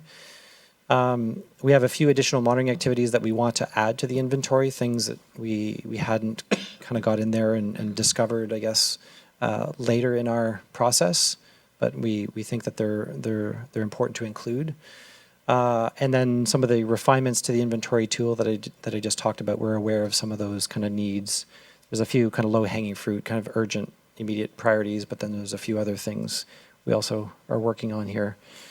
In terms of the report, I've already had some initial feedback, and so I have some thoughts in terms of how to better structure and organize the report. But the report is really intended to be a static snapshot overview of what's in the database. It's not intended to provide answers and a deeper dive on the review questions, but it's trying to document, here's our methods, here's our approach, here's our structure, here's how we've done everything, and be very explicit in all the some of the nitty-gritty details of our work for transparency. And so, but once the database is basically updated or we're happy with it, we just we do a data grab from it, we run our analyses, and we can update some of the graphics and the analyses that are in the report. So that kind of iteration is not too cumbersome once the data we're kind of happy with the database.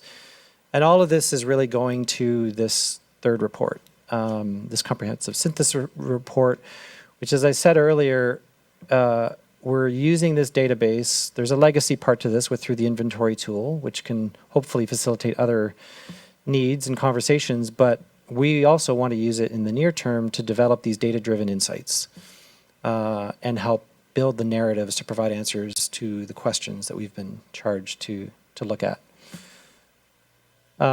So what feedback can you provide to us? And I appreciate there's a lot of information we've thrown at folks, and so you probably want to know, like, okay, where do I start here? So I think something that Jay had already kind of alluded to, I think one of the things we'd like people's eyes on is, are there major gaps in terms of that list of monitoring activities, things that should be in there that we, for some reason, maybe we did consider it, but it's out of scope and we can talk about why, but so I'm happy to hear the thoughts on possible gaps. Table 2 is that snapshot summary of it, the inventory tool itself. You can scroll through that, but that's a bit cumbersome, I appreciate. So that's kind of one thing. I think are there any revisions to the structure or the content of the report, given its intended purpose? So it's not intended to be the deep dive, but it's intended to provide a snapshot. It's intended to document basically our methods and our approach and our structure. So are there better ways of kind of improving it, revising the structure and content, some things to emphasize, de-emphasize, put in an appendix, for example? I think an outstanding question that I want to, and more discussion I want to have with the smaller group and get guidance on is, are the priority review questions that were identified by workshop participants still the most important? Given now we have a good handle on the data in front of us, and I think some of the quality and the depth of analysis that we can do, I'd like to have kind of more of a question. So I started earlier, it's in the report near the end, but there's these 7 review questions. 4 of those are priorities to try to work into the tool. Are those still the most important? As one example, I think like the network diagram and some of the coordination and collaboration among the different organizations, that wasn't flagged as one of the priorities, but I actually think that is one that could be very useful in terms of what's put on a public-facing tool, where people can look at, okay, I'm doing this, I want to know who else is working on this. And so my own view is I think that's actually something that we should try to work in, haven't confirmed that with others, but so if folks have thoughts on those priority review questions for the tool. And then the last point here, which relates to the tool, but are there some of the data visualizations that jump out for you in terms of you really like these things, and it'd be great if we could have some kind of interactivity with these things in a tool. So hopefully that's helpful for you to think about where to focus. Like, I don't need people to kind of review every appendix in the report. I'm not sure that's going to be super helpful use or valuable use of your time, but I think these are the key things that we'd love to get some guidance on. So I appreciate that was fast, but I thank you for your time and going through that. Thank you. That was very informative. Thanks for bringing us up to speed. Let's see, we don't have a lot of time, but I do want to leave the opportunity for board members to ask a few questions if they have any. So, I have one. Oh, so we have Joy Zedler is online on the phone. Go ahead, Joy. I just wondered if your analysis gaps extend to determining whether samples are adequate in any way? Sorry, I don't think we got your question. Could you repeat, please? Does your analysis of gaps extend to determining if samples are adequate for the intended?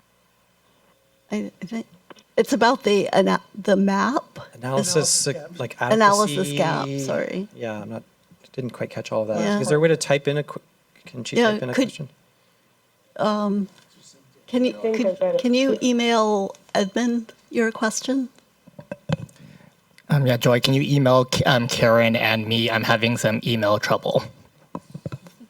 Okay. All right. Well, we'll follow up in a minute after you're able to email that question. See And I can follow up with Joy offline too, if necessary. Okay. Or offline. Yeah. Other questions from the board? Tracy has a question. So on your slide, one of your last slides showing the feedback from the ISB, the first thing you had there was the are there big gaps in the data inventory? And I don't remember. We may have talked about it earlier, but at some point this data inventory is going to be made public, and that's where I think we're going to get the most feedback on gaps. And again, it needs to be made public in the context of what the sideboards were on that. It's not meant to be everything. It's meant to be ongoing programs. So with that, it'll need to go public with those sideboards. And certainly we, and some of us, Jay probably more than others, can help address or identify some of those gaps as he just did. But that's going to be, I think, the real big test. And so when do we expect that to happen? And is there a process covered in the contractual arrangement we have for your team to be accepting and sort of evaluating all of that feedback, which, based on my experience in other systems, could be a lot? Yeah, so we hadn't had that explicitly scoped in terms of our work, in terms of that, or built in a process for kind of engaging and getting that feedback and input. I appreciate that there's kind of a need and value in that. I think one of the challenges, not to say that it's not worthwhile or important, valuable, but I think there were some search parameters and some scope in terms of how we kind of define things, right? And so the full public is not going to be aware of that. I think just even we went to the workshop that we had, we conveyed some of our scope and our search parameters to that audience, a very technically informed audience, and we compiled all the feedback and guidance that we got. And when we looked at that, many not all, but many of those things. And that's why I started at the beginning with that describing the science enterprise. I'd say I could circle many of those boxes, other boxes, where really like these things aren't monitoring. And so part of that public process is going to be filtering through. Like everyone's going to say like you need CDEC on there, and you need like this model output, and you need climate projections. And it's like that's not that. I mean that's fine to provide the input, but people aren't going to understand that the scope of what we were doing kind of doesn't fit with that. And so there is an expectations management part to that process that is, I'm not sure how to kind of get over that or how to work through that. So we'll let Jay ask a question, and then maybe sorry, Karen. Do you want Joy's question? Yes. Yeah. Sorry. Okay. And then we'll go. So on behalf of Joy, does the analysis of gaps extend to determine the adequacy of sampling for the intended purpose? I would probably not to a rigorous level. I'd say we are going to be looking at in terms of the coordination and the efficiency, and looking at some of those designs and the protocols, like in terms of one of those review questions.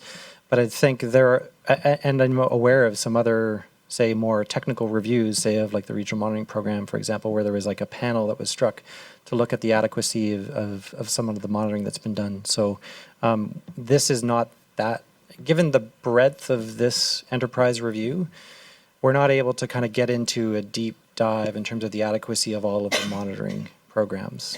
So, at some level, yes, but not to a deep level, in short. Thank you. Yep. Thanks. And next we'll hear from Jay. I had some questions, but I'll take them up with you afterwards. This is great. I mean, it's so good. You're going to get lots of feedback, and you'll see how inadequate the first effort is, but it'll still be supremely adequate compared to what we had before. So don't be discouraged. This is great. Thank you. It's great to hear. And John had a question too. Yeah, I think highlighting some of these things like what we just discussed in terms of the adequacy of sampling and things of that sort.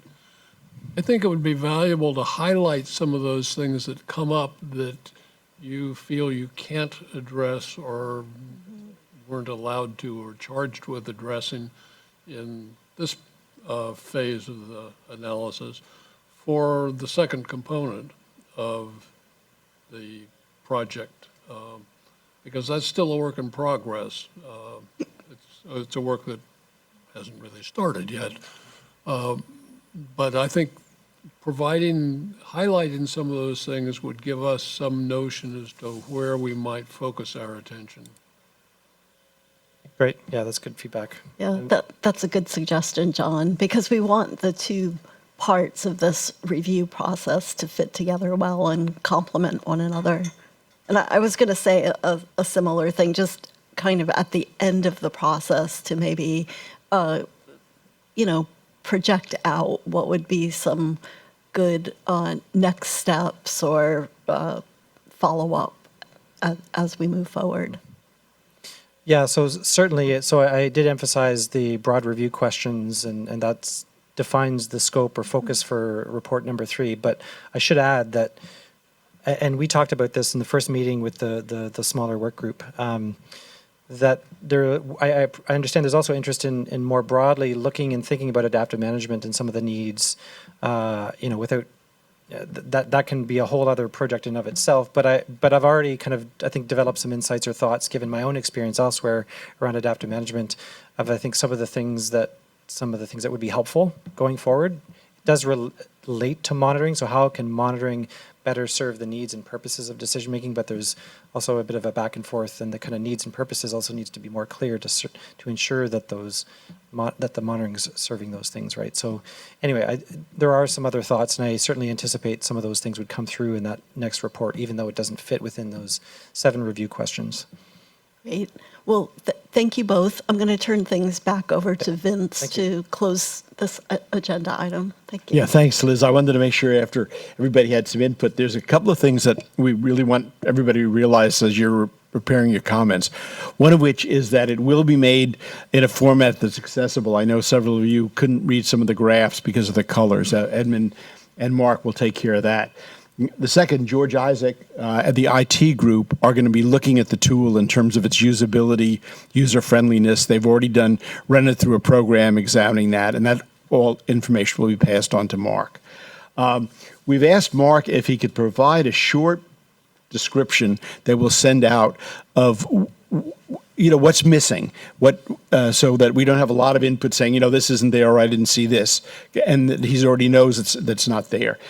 And finally, we really need comments on this by the 25th of November. This is the Sunday before Thanksgiving. There's so many reports that we've commented on, but this is a long-term, valuable document that's going to be open to the community. That was one of the things that we promised, and that we want it to be able to be updated. So anything that you can do, this is worth it. Okay, this isn't just an exercise, not implying that a lot of what we do is just an exercise, but this really isn't.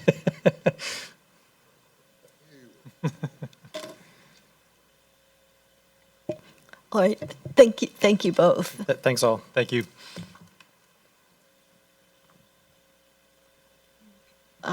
So the next item on our agenda also pertains to monitoring, and I'd like to call Steve Culberson, IEP lead scientist, and Stephanie Fong, IEP chairperson, to the table.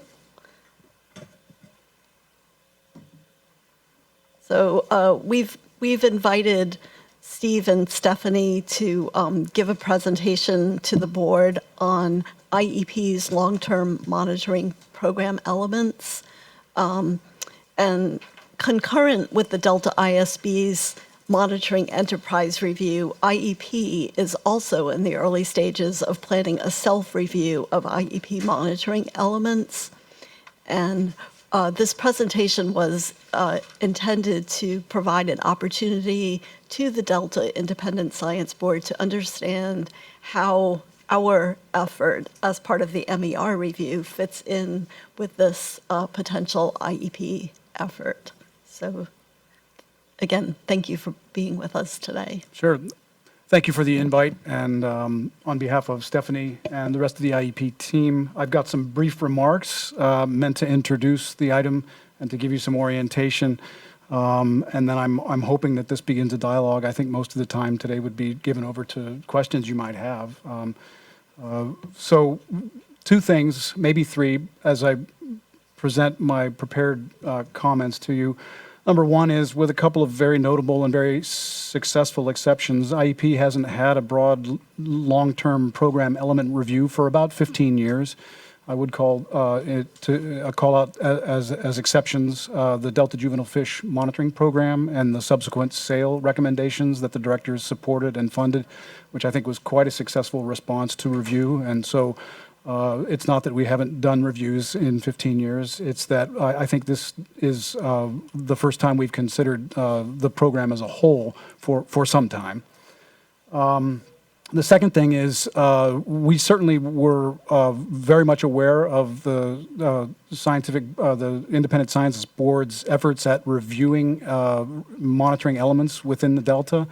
But I would be remiss if I didn't say that many of our own scientific management team and coordinators team have been expressing a desire to sort of to incorporate into what is a fairly recent set of operating procedures some sort of programmatic review as a regular work plan element. Since at least the formal business practices review. We've been struggling with how to do that, but I think you may help us understand sort of whether or not this is off on the right foot, because I think this is what we're describing here for you today. I don't have a lot of slides, but just a few, and they're not terribly involved, but they're just sort of placeholders for me. So what I'm going to describe for you today as an attempt to begin a long-term survey review for the IEP is in fact what I would describe as a pilot effort. We're going to start with reviewing 3 surveys together: the Bay study, the Suisun Marsh study, and the Fall Midwater study. Why a review? Why that review of those long-term elements? Quite simply, it's a formal reevaluation of long-term survey elements within the IEP work plan, the proposed work plan for 2020. A second reason is to increase interagency ecological program responsiveness to calls for relevant, transparent, and cost-effective monitoring science capable of meeting regulatory requirements to support aquatic resource management. One of the proximal impetuses for actually moving forward with some urgency on forming and proposing these reviews is a contract renewal process that DWR and the Department of Fish and Wildlife are undergoing with our major funding agencies. And there was some concern that continued funding and certainly increased funding for IEP activities, which seem to be sort of always on demand, could not occur unless we did a fair accounting of some of our current survey efforts. So this effort proceeds from a variety of impetuses, and I think the timing is just right and coincident with some of the reviews that the Independent Science Board is doing. I'll move very quickly to the who. I think Dr. Canwell described this as an internal review, mostly, but not entirely. The review team consists of at least 6 members.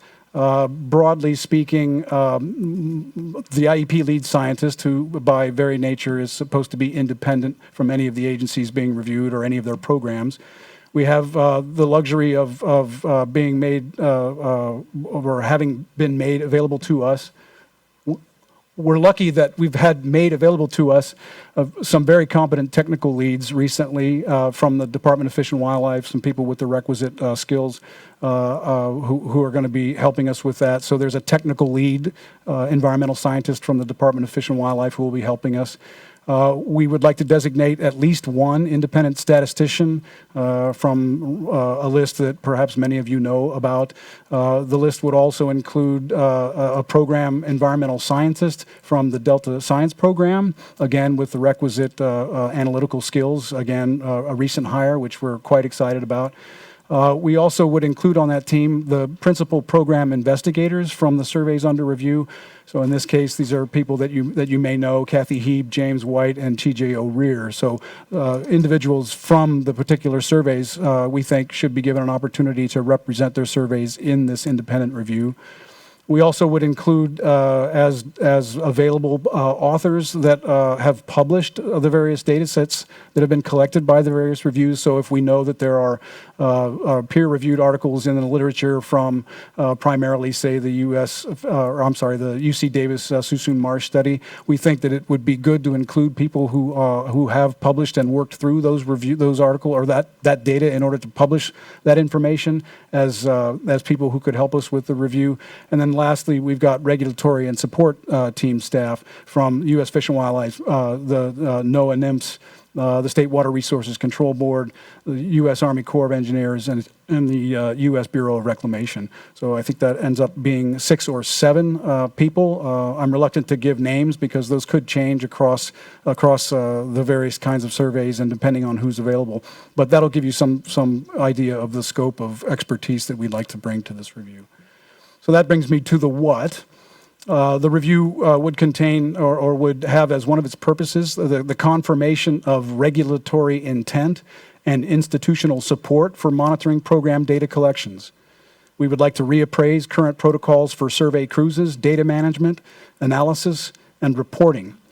We hope that the review will help us align program survey efforts with historic, current, and future data needs as articulated through the IEP directorship and the larger Delta Science Enterprise. It was interesting to sit through the previous description and understand that IEP could and should fit into your review of those elements as well. And there may be some sharing and moving of responsibilities as an outcome. We think that's entirely commiserate with the review activities that we have before us for our program.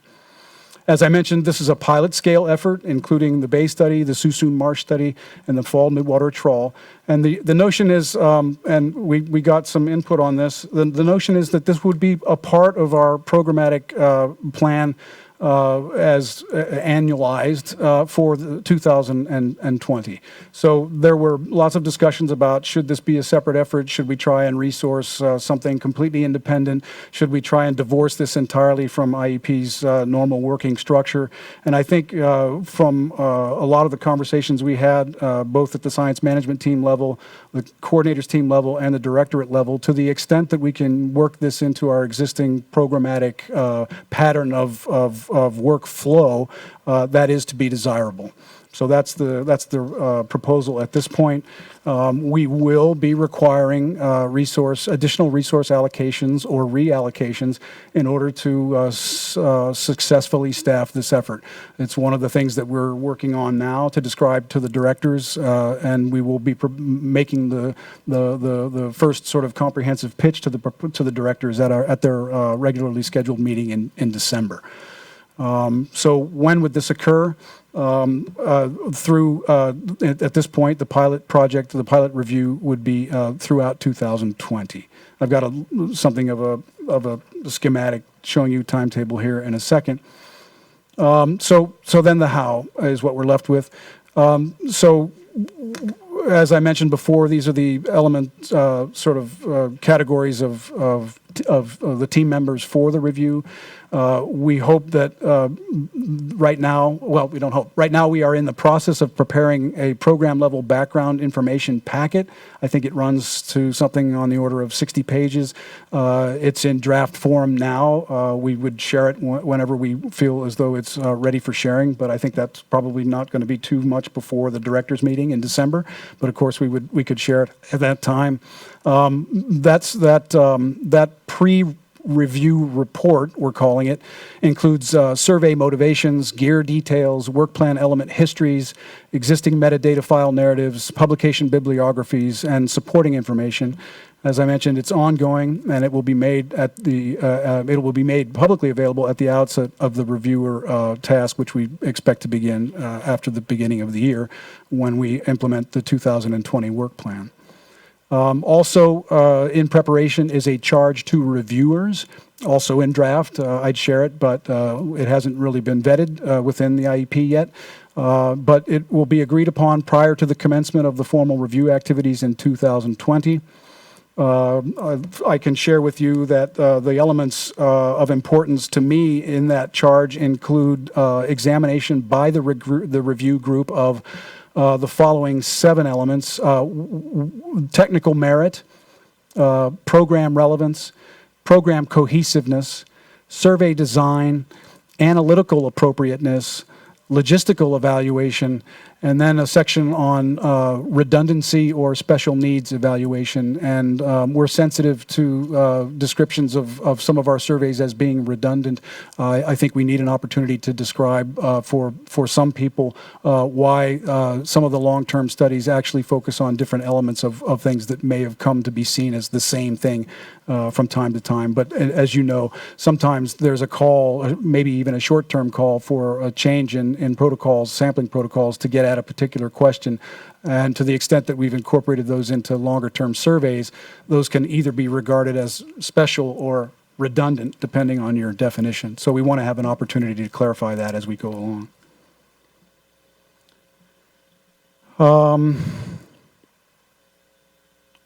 Let's see. We expect an assignment of formal review responsibilities and contracting early in 2020.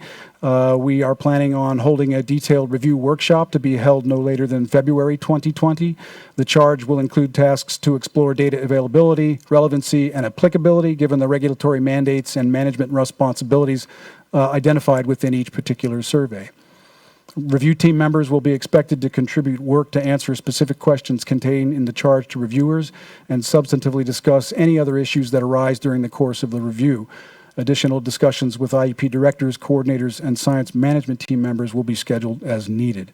We anticipate that relevant data analysis and interpretation will be issued in quarterly reports throughout 2020, with a final review report and recommendations for the study element surveys to be presented to the directors in 2020. Responsibility for the overall review effort rests with Stephanie and myself. And I wanted to finish my comments and ask if there are any questions by saying we're kind of flying the airplane as we're building it here. We know that. Nonetheless, it also is my desire to invigorate the ability of the science management team, coordinators, directors, and outside review evaluators in a conversation about what it is we need to be doing and where our monitoring enterprise needs to go. I've been a little frustrated sometimes at the inability to continuously engage in conversation about these things. We tend to have things thrown over the wall to us. Please fill this out. We send it back. They say, yeah, you're not doing what we need. It's my view that if we can be allowed to incorporate this more as a regular course of doing business and as a regular course of having ongoing discussions, that these solutions that we find and the changes that we make to our monitoring enterprise may be more durable and more comprehensive. Oops, sorry, I moved it because it was right in my face. And sorry. The one thing I wanted to add to what Steve provided is that we are trying to take a very different approach to this review than we've had with other reviews in the past. In the past, mostly we've had singular surveys reviewed at a time, or we've captured what all of our surveys have done at a given point in time. And what we're trying to do here is look at the surveys as what kind of information they provide. In this one in particular, we're looking at demersal fish community type questions. And so if you were thinking about demersal fish communities and you wanted to pose the data a number of questions, you would likely pull these 3 surveys together. And so why not analyze them together? So we would be reviewing them as the 3 surveys are able to answer those types of questions. So because of that, I think there is an additional call for people who are more familiar with the data to be part of the review. And the people that we're thinking about who have published on the various data sets before are folks that are not core IEP people, but I think that you'd be very likely familiar with their names. And the ones that have floated to the top have been the ones that have at some time been very critical of IEP monitoring. And so I thought they would be a good, batch of people to see if they wanted to be part of this, because we want to try and make an effort to move the monitoring forward and modernize what we've been doing. Great. Well, thank you for updating us on the IEP review. And of course, we look forward to the outcome and positive things to come from it. So I'll take this opportunity to open the floor to questions from the board. And I think maybe Tracy. You can just throw that if you want, Tracy. I made a lot of noise to I make sure. heard his. I heard that. Yeah, I made a lot of He's noise to ready. make sure you wouldn't overlook me, and also that, yeah. Anyway, thanks very much. I would just say this, one of our recommendations in our IEP review was the considering formation of a standing body to periodically carry out these sorts of reviews of methods and programs and, monitoring efforts. So I think this would be, it's not exactly what we suggested, but having it as part of your work plan, which it sounds like you're seriously considering, as a standing part of the work plan would achieve that same end. So from that perspective, this seems commensurate with that finding and recommendation. And so that's great, and I appreciate that. We all appreciate that. And then I just wanted to point out, it might have been my ears or it might have been your own words, but when I just said commensurate, when you were using the word commensurate at one point in your overview, I heard you say commiserate. And so I just didn't know if that, we'll have to go back and listen to it. But I they're like related in my mind. Yeah, I like commiserate. So that's all I want to say. Other questions? All right. Well, thanks again for joining us today. And hopefully, I noticed you were both in the audience, so hopefully also hearing about the MER review was valuable to you as well. Yeah, and I just also want to add that I think that helped sort of put the pinpoint on where I separated this IEP review from the MER review. And that's really, I think that the level of detail that we're getting at with the IEP review is much more, a few levels down, I would say, because what we're really trying to do is look at the efficacy of our programs to be able to actually answer the questions before them. And given the MER effort and how large that is, I wouldn't expect that they would be able to get down to that level of detail. So that's really, I think, a shining difference between the two efforts. Yeah, I think there's an opportunity for them to be complementary to one another. Absolutely. Yeah, if I might just add to that, I think it would be helpful for you when you describe these efforts to indicate that difference between the efforts or the complementary between them. Because I think there is some potential for misunderstanding about exactly what the aims of those efforts are. Okay, so both Vincent, we'll start with Vincent. Jay also has a question. Yeah, thanks, Steve and Stephanie. Actually, when we first drew the plans up for our review, we were actually thinking of the depth that you were going in, and then we realized with 130 programs, it was impossible. But a lot of the things that you mentioned were on our first list of looking at things, gear efficiency, et cetera, et cetera. So we certainly support this effort. Okay. And Jay? Yeah, I think that the two efforts are really both arise from a common concern that are we collectively at the broader Delta science community doing the right things for monitoring and scientific data collection and data management and documentation and the like. And so I would encourage you to develop your efforts in these regards to set a good example for all the others, and to keep in mind kind of the same kind of concerns we all have. Because whenever anybody thinks about monitoring in the Delta, the first people they think about is IEP. And all of their concerns will be thrust upon you. So hopefully some of our efforts can sort of pioneer some of this, and you can learn from our mistakes and our inadequacies. Because it's such a big enterprise, we're going to have some things that we wish we'd done differently in the end. Yeah, I know we're excited about the prospect of giving it a shot. And there were a couple of things that really struck me about the presentation before, and that was that they mentioned the 7 top agencies, plus EPA and the Army Corps. That is IEP. Those 9 are IEP. So that plus, we actually took a very similar approach because the pre-review report that we've been assembling has heat maps that are used to visualize where we have these gaps and changes over time. And we've been using those to really go back to talk to the principal investigators to ask why these changes happened over time and, you know, what information we're missing by looking at the data so that we can give the review team, once they're assembled, sort of a head start on where we're going to go down that analysis of data. Steve?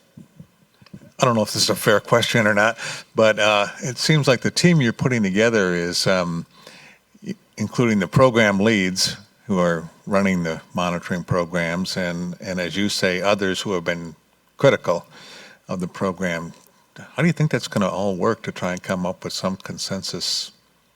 Well, I think the role of the PIs is much more in a role of answering those sorts of questions of why, what, how, when, where these changes have happened and that sort of thing. I don't think that they're going to be part of the group that's actually running the statistical analyses and trying to determine the approaches that should probably be used to answer the more relevant questions of today, that sort of thing. But because they are the experts in their own surveys, they already have a lot of concerns and initial impressions on how they would have changed the survey had they been given the chance. So we thought it was fair to let them be part of that. And that was definitely something we struggled with. We initially started with keeping them off because we're very aware of this idea of optics and how people might feel about the PIs being part of the actual review team. Yeah, if I can comment on that. I was a proponent of having those people included, mostly because my experience of being on boats with these project leads is that they are oftentimes their own harshest critics. And in spite of what eventually ends up perhaps resulting of a review after it goes through channels, the people on the boats know the most about what they're doing, and they are pretty frank with most people who aren't perceived of as threatening to them, and open about what it is they do and why it is certain things they do don't make any sense. And I personally have been well educated about that frankness, and I think it's something that if we do this the correct way, we'll get. I honestly think the majority of the people, not a majority, almost everybody that I encounter wants to do a better job. So I think if we give people an opportunity to help with that, we're going to find some efficiencies, and it'll be better than if we, tried to do it completely independently.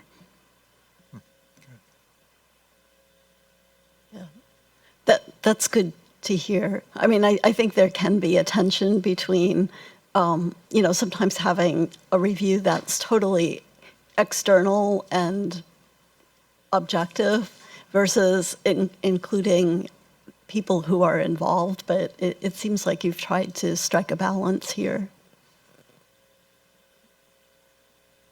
All right, well, thanks again. Thanks for the and opportunity. Keep Nice us to in see you all. touch. Okay, so speaking of IEP, our next item on the agenda is to just walk through Delta ISB updates on reviews that are ongoing, and we'll start with the IEP review. Vince will give us an update on that. The final report of our review of the IEP has been released. A hard copy was available for all today. A listserv will go out later next week with the report. Now, the first of our outreach activities planned for our review will take place on December 13th, and the lead authors will have a staff briefing tomorrow to talk about what that presentation will entail, but it will be to the directors of the IEP programs. That's pretty much it. Thank everybody that provided comments, and certainly the lead authors appreciate all of them. I think we're very satisfied with the final results. I went through the final document that Edmund and the staff had prepared for accessibility, and it actually looks very, very good if you take a look at it. Thank you, Vince. Next update will be on water supply reliability, and Jay, I think you'll give that report. We are starting to have words on paper. So this is a big milestone, but not all the words are on paper yet. We met yesterday, and we're going to try to have an internal draft by the end of December, and so we'll move it along from there.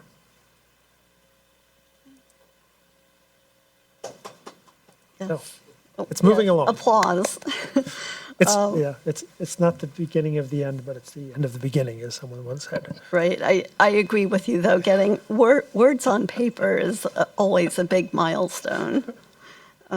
Okay, and the third review that's ongoing is the ecosystems review, which has a focus on non-native species, and Steve and John will give the update. Yes, will be a brief report from me anyway. Yesterday, we met and I think for the third time agreed to take some significant steps forward. I think we're actually going to do it now. And we've agreed to put together some written material by December 8th. And that should hopefully have all the pieces together to start compiling it into some sort of a very early draft report. The second commitment we sort of made is that since Madison is staffing us on this, that we're going to finish this by the day she leaves, which is sometime in February. So that's sort of our timeline. It's good John? to have a hard deadline. We have a specifically hard deadline. I'm worried that as Madison's end with us comes about, people are going to think more and more things that have to be done in a hurry. We have to be careful of that. Well, yeah. I'm sure every fellow has felt that way. John and then Dick. Yeah. So, John. I uncharacteristically have nothing to add to that. What? All right. Well, we look forward to beginning to see that review take form. All right. And Dick, are you also on that group? Would you like to add anything? Joy is also.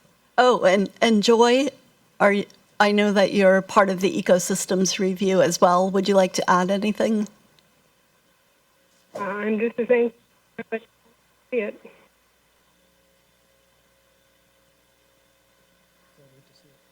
Oh, okay. That's my interpretation. Thank you.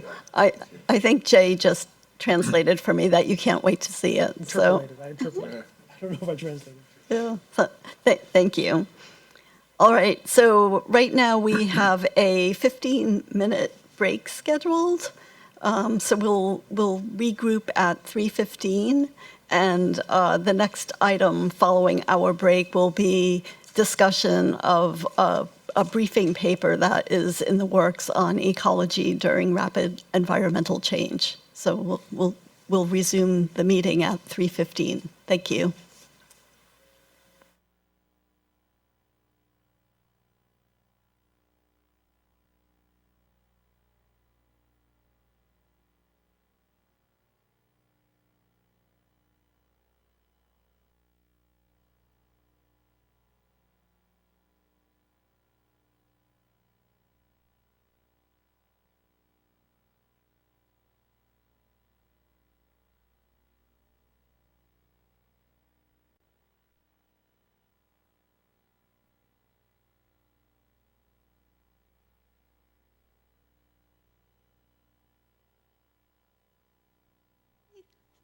Thanks, everyone, for joining us. So again, this is the Delta Independent Science Board, and our next agenda item is a discussion of a draft paper that has been put together by Dick Norgard and colleagues. The focus of this paper is on ecology during rapid environmental change. I'd like to start with just a little bit of background and context. So this has come up in a few different agenda items today, but the Delta Independent Science Board is in the process of assessing the adequacy of environmental and ecological research in the Delta and how well that research is addressing changing conditions and emerging challenges, and also looking at these questions in terms of how it might be improved. So we are planning to have a panel discussion at an upcoming Delta ISB meeting, I guess most likely our January 31st meeting, on implications of rapid change for undertaking ecological research and management in the Delta. And the work group has drafted a paper that would help inform thinking and stimulate discussion for this panel discussion. So I'm going to let Dick, who is the lead author of the paper, lead the discussion or give some more context and lead us into discussion. Okay. I certainly have been the instigator and pusher of this topic. I have done a fair amount of the reading and background, but I also have had considerable help from the group. And I also want to thank everyone for the comments that come in from those of you who have individually read it and sent comments back via the channels through Edmund.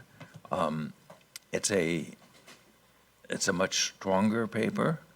In some ways, there's material that I, of course, still wish I had in there, but there's material now that is actually makes it a tighter and better paper. Let me speak to a few of the issues that have come up. One of the things that seems to be frustrating, and it frustrates me also, and that's why ecology more than all environmental science? And clearly, there's going to be a lot of environmental change associated with climate change. I think we're also concerned with the sixth extinction that's pretty, aggravated by climate change, but was underway before we understood the full implications of rapid climate change. So that's also a driver of the thinking. But I think most important, it emphasizes ecology because ecological changes are just much more complex and instigated by the environmental changes. There's not too many ecological changes that in turn instigate environmental changes. Maybe beavers will behave differently or something. But the ecological change is on top of the environmental change. And it is much more uncertain because we're dealing with species that can go extinct, species that can go away, species that can just drop off. Environmental change is extremely important, and maybe we still need another paper that is some sort of an envelope to the paper that is being drafted now. But this paper stresses ecological change. It doesn't stress environmental chemistry. To my knowledge, no elements are about to fall off the periodic table, but there are much clearer things falling off the table when we think about species and ecological change. And it's dependent on hydrology. If it's not about hydrology, water is still going to boil at 212 or 100 degrees centigrade, excuse me. The physics of hydrology is not going to be changing.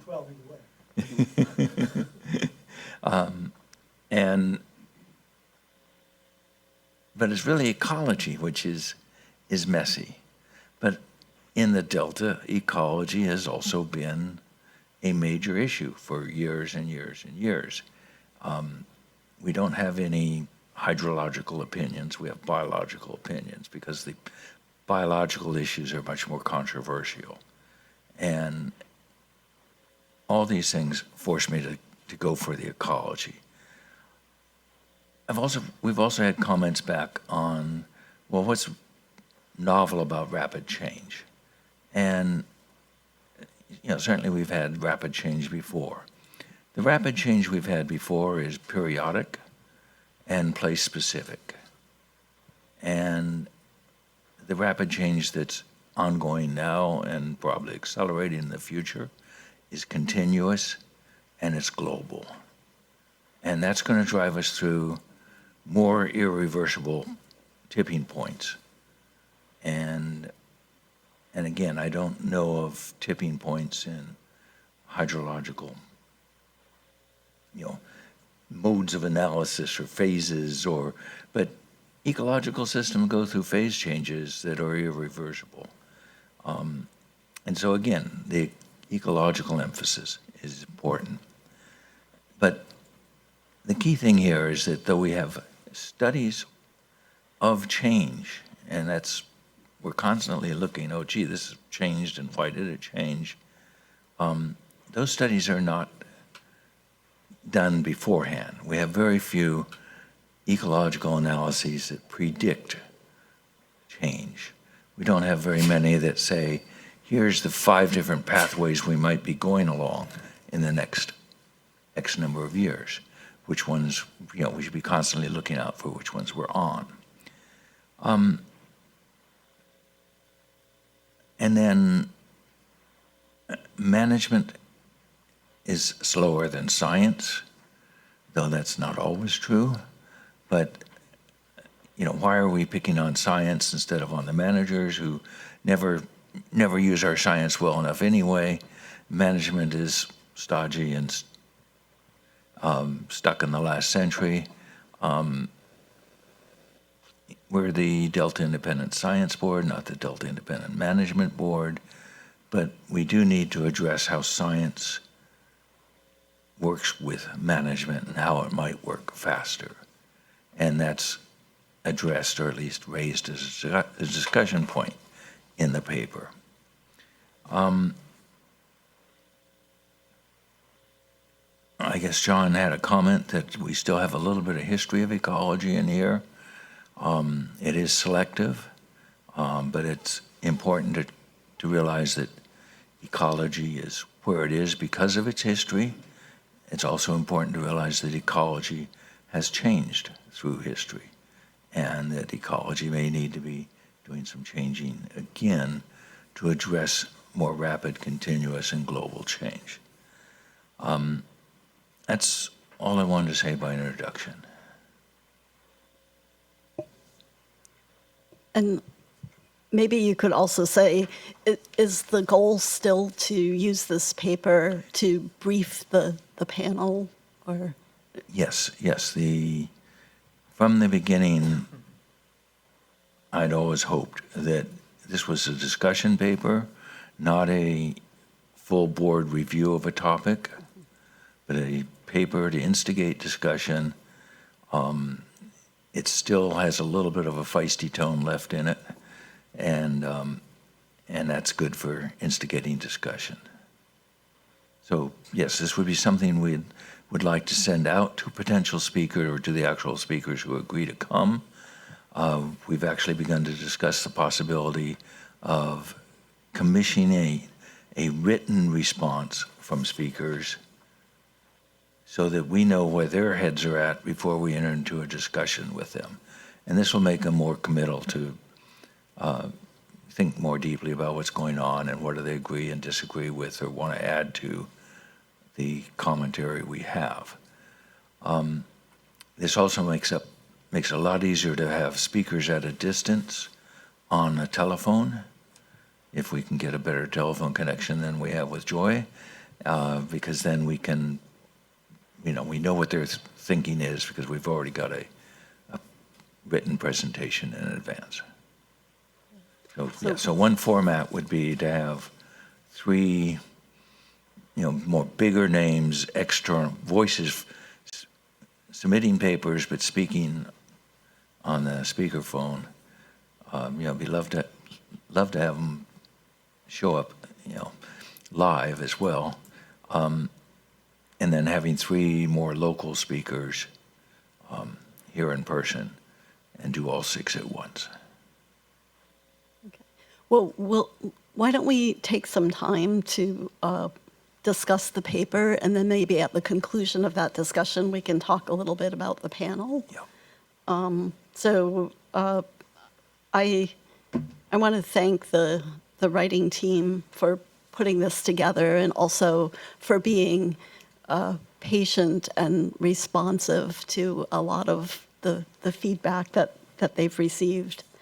And like any paper, I think the evolution of it is in a positive direction, and also is maybe more inclusive of the broad perspectives that are shared by the community, this board. Sorry, it's getting late in the day for my time zone. Okay, so let's maybe just open the topic up for discussion and get feedback from board members. We'll start with Joe. So it's a very nice paper. It's kind of getting shaped into really kind of very important topic, which I'm sure everybody like to read about this rapid change. We always talk about climate change. Now it's rapid. But I kind of thought that is a little bit too ecologically friendly because I guess it's the ecologists are writing. Because, the drivers are mainly hydrologic, temperature, and those are the ones driving the species, right? So I thought that the ecological changes are related to hydrologic changes, but on a local scales, which usually the climate models don't pick up most of the time. Because when you downscale into each grid, then you have all these rapid changes are happening. So that's something which you might want to think about. The hydrologic changes that are happening on local scales can be and also temperature. That can be a driver of these rapid changes. And also the ice melting, Arctic ice melting. You can see it's really a temperature, hydrology, the whole cycle. And if you go to India, people will easily say that things have changed. That's how they have the climate refugees. Because locally, things have changed, they kind of move to a new place. So likewise, I think a little bit of more connection to other aspects of climate change, like hydrology, atmospheric variables, might be useful, I think. Okay, so I don't think we ever intended it to not include all environmental change. But those are all drivers of the ecological change, which is especially uncertain and difficult to deal with. And so, I never thought of this as climate separate from how climate affects hydrology, or climate separate from how climate affects sea level rise. Thought was it's a more of a local scale hydrology. That can be a big driver for rapid changes on certain areas. But again, I think we have a much better handle on that, and daily hydrological, local hydrological measurements. I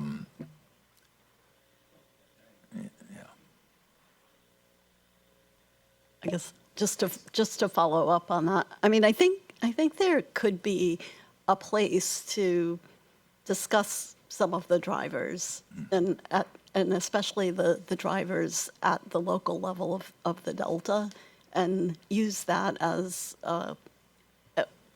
to move into the ecology. I'll admit I was one of the people that was advocating for more emphasis on on rapid environmental change and less on, not specific to ecology. I know you got my comments. But anyway, I guess I'm seeing that maybe there would be a way to introduce the drivers and then from there lead into the ecology. So not lose the essence of the paper, but provide some of that framework. That could be easily done. Yeah. Okay, Steve. Yeah, I liked this whole discussion, first of all, and I liked the way you just presented the summary of it, which made me feel a lot more comfortable with the paper. And unfortunately, I didn't read the 10/12 Monday version, but I read and commented on the one a few weeks ago. I could, when you say the ecology is changing more rapidly now, I know there's a lot of literature on that, but I think it's also debatable. I think the industrial age and a variety of things, just look at what's happened in the Delta, there's been tremendous alterations to the ecosystem, and many of that there and other places have been done at a very, very rapid pace. I think the way you said it now is those things are more, I think you said,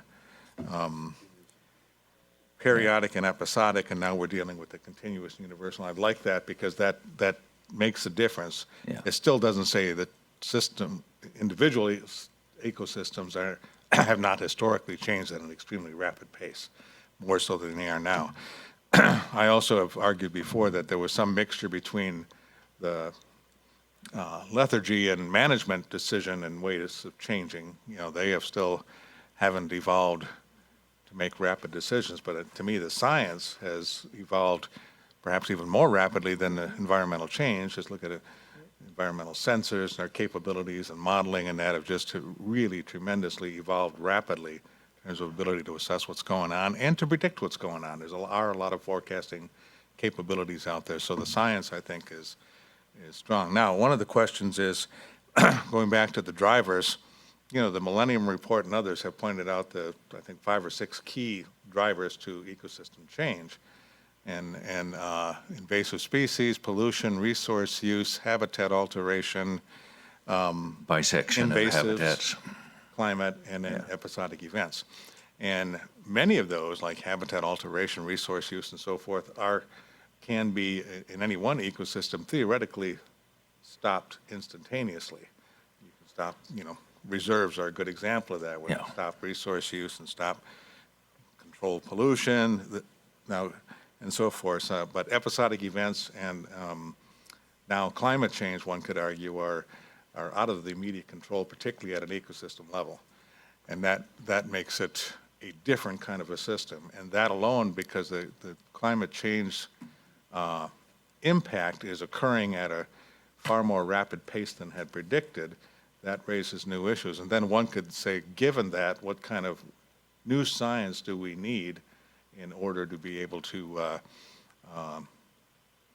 better manage ecosystems?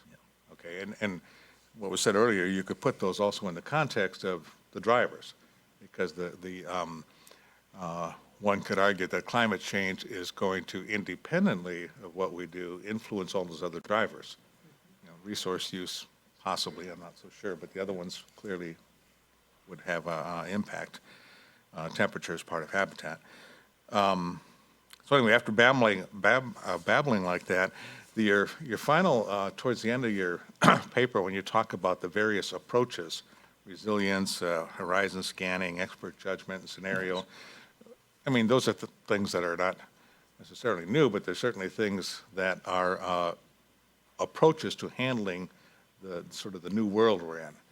And I think I've argued in an email to you that maybe that's the kind of people we could bring in for a panel, is people that would focus on sort of these larger scale new ways of addressing science in the context of this pervasive, rapid change going on driven by climate. I agree.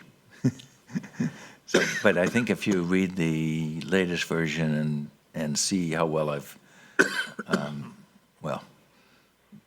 again, it's been several of us working together, and And the conclusions are now Jay's conclusions, so blame Jay. Comment?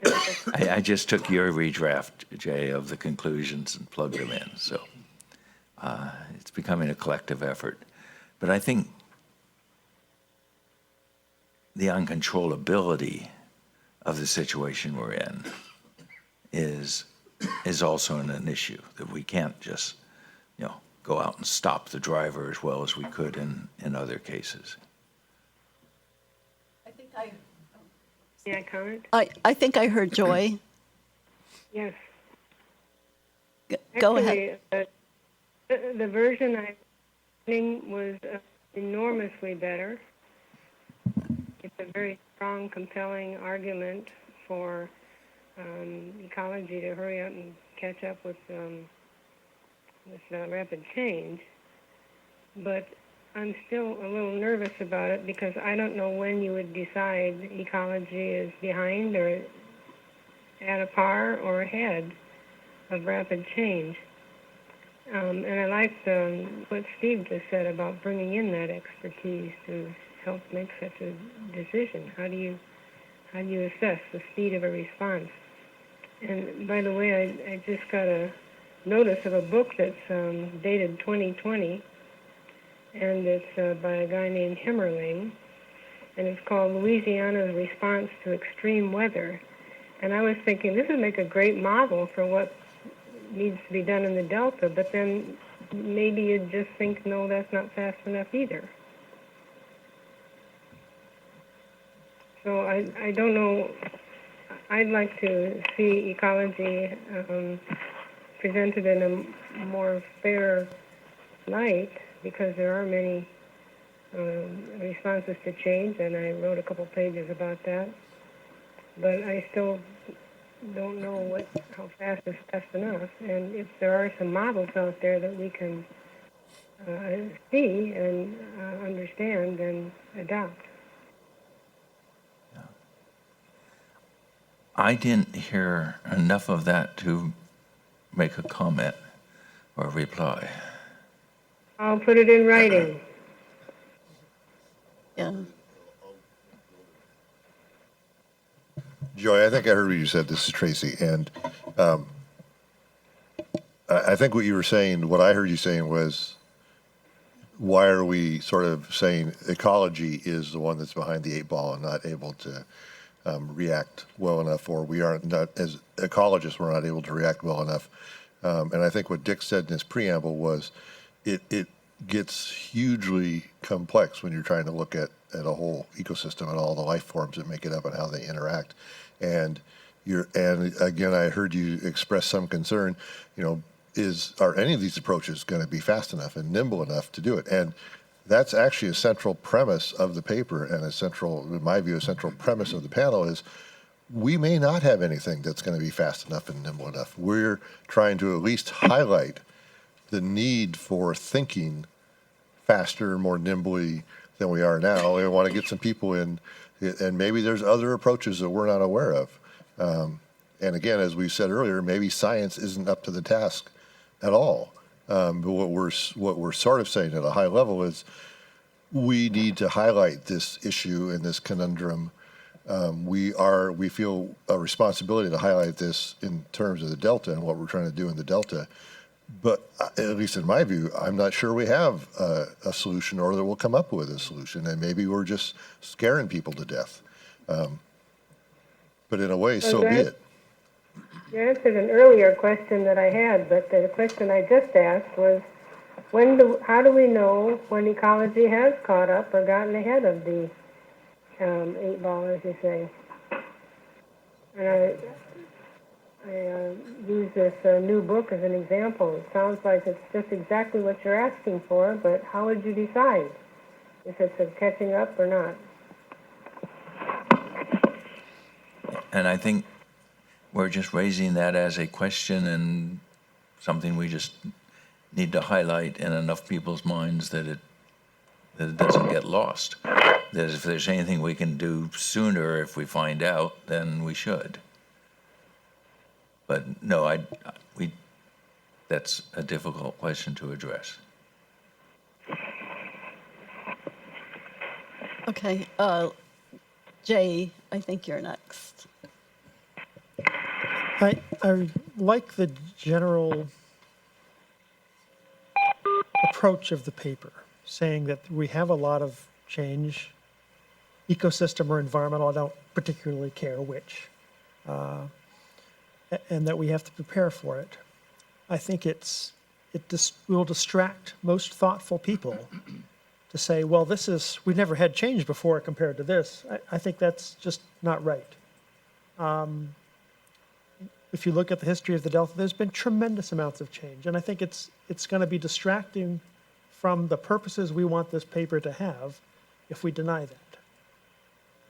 So to me, it's important to say we've seen a lot of change. The conversation that I think we're trying to plug into is how do you change the management of the Delta over time to be responsive to changing conditions? If you look back over 100, 200 years, we've always been trying to do that, often unsuccessfully.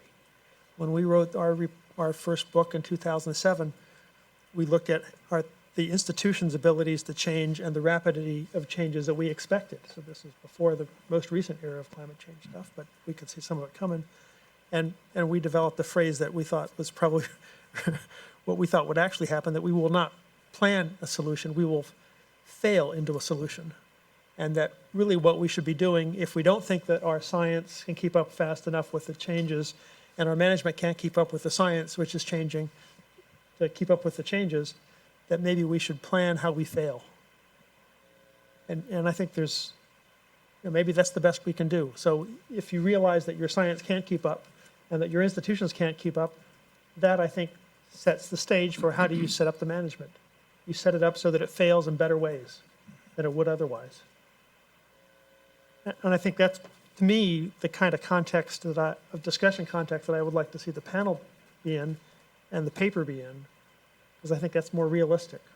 It would allow us to speak to how do you take the current kind of governance, the current kind of science, and adapt it, or maybe you have revolutionarily change it in some ways, but at least you know where you were departing from, rather than sort of denying that we've ever had change in the past, which is what the current draft seems to try to do. And I just think people are going to not. I think it makes the discussion easier if you use the current and past change management of change as a point of departure.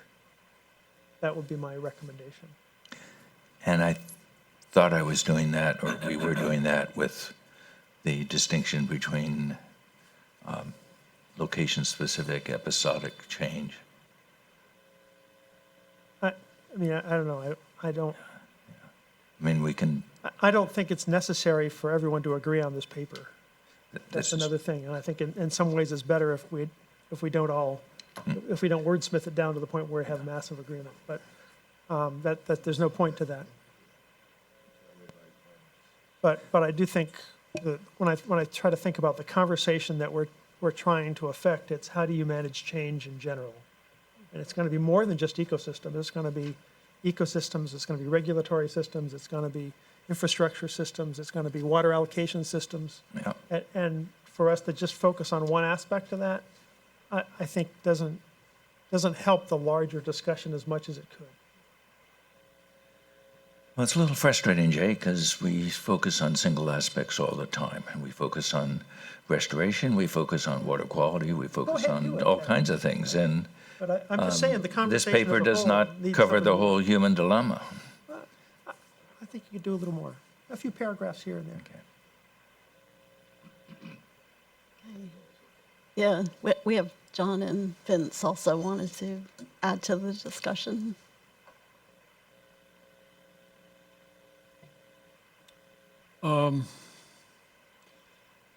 Yeah, I think there's several things that are potentially muddled up here.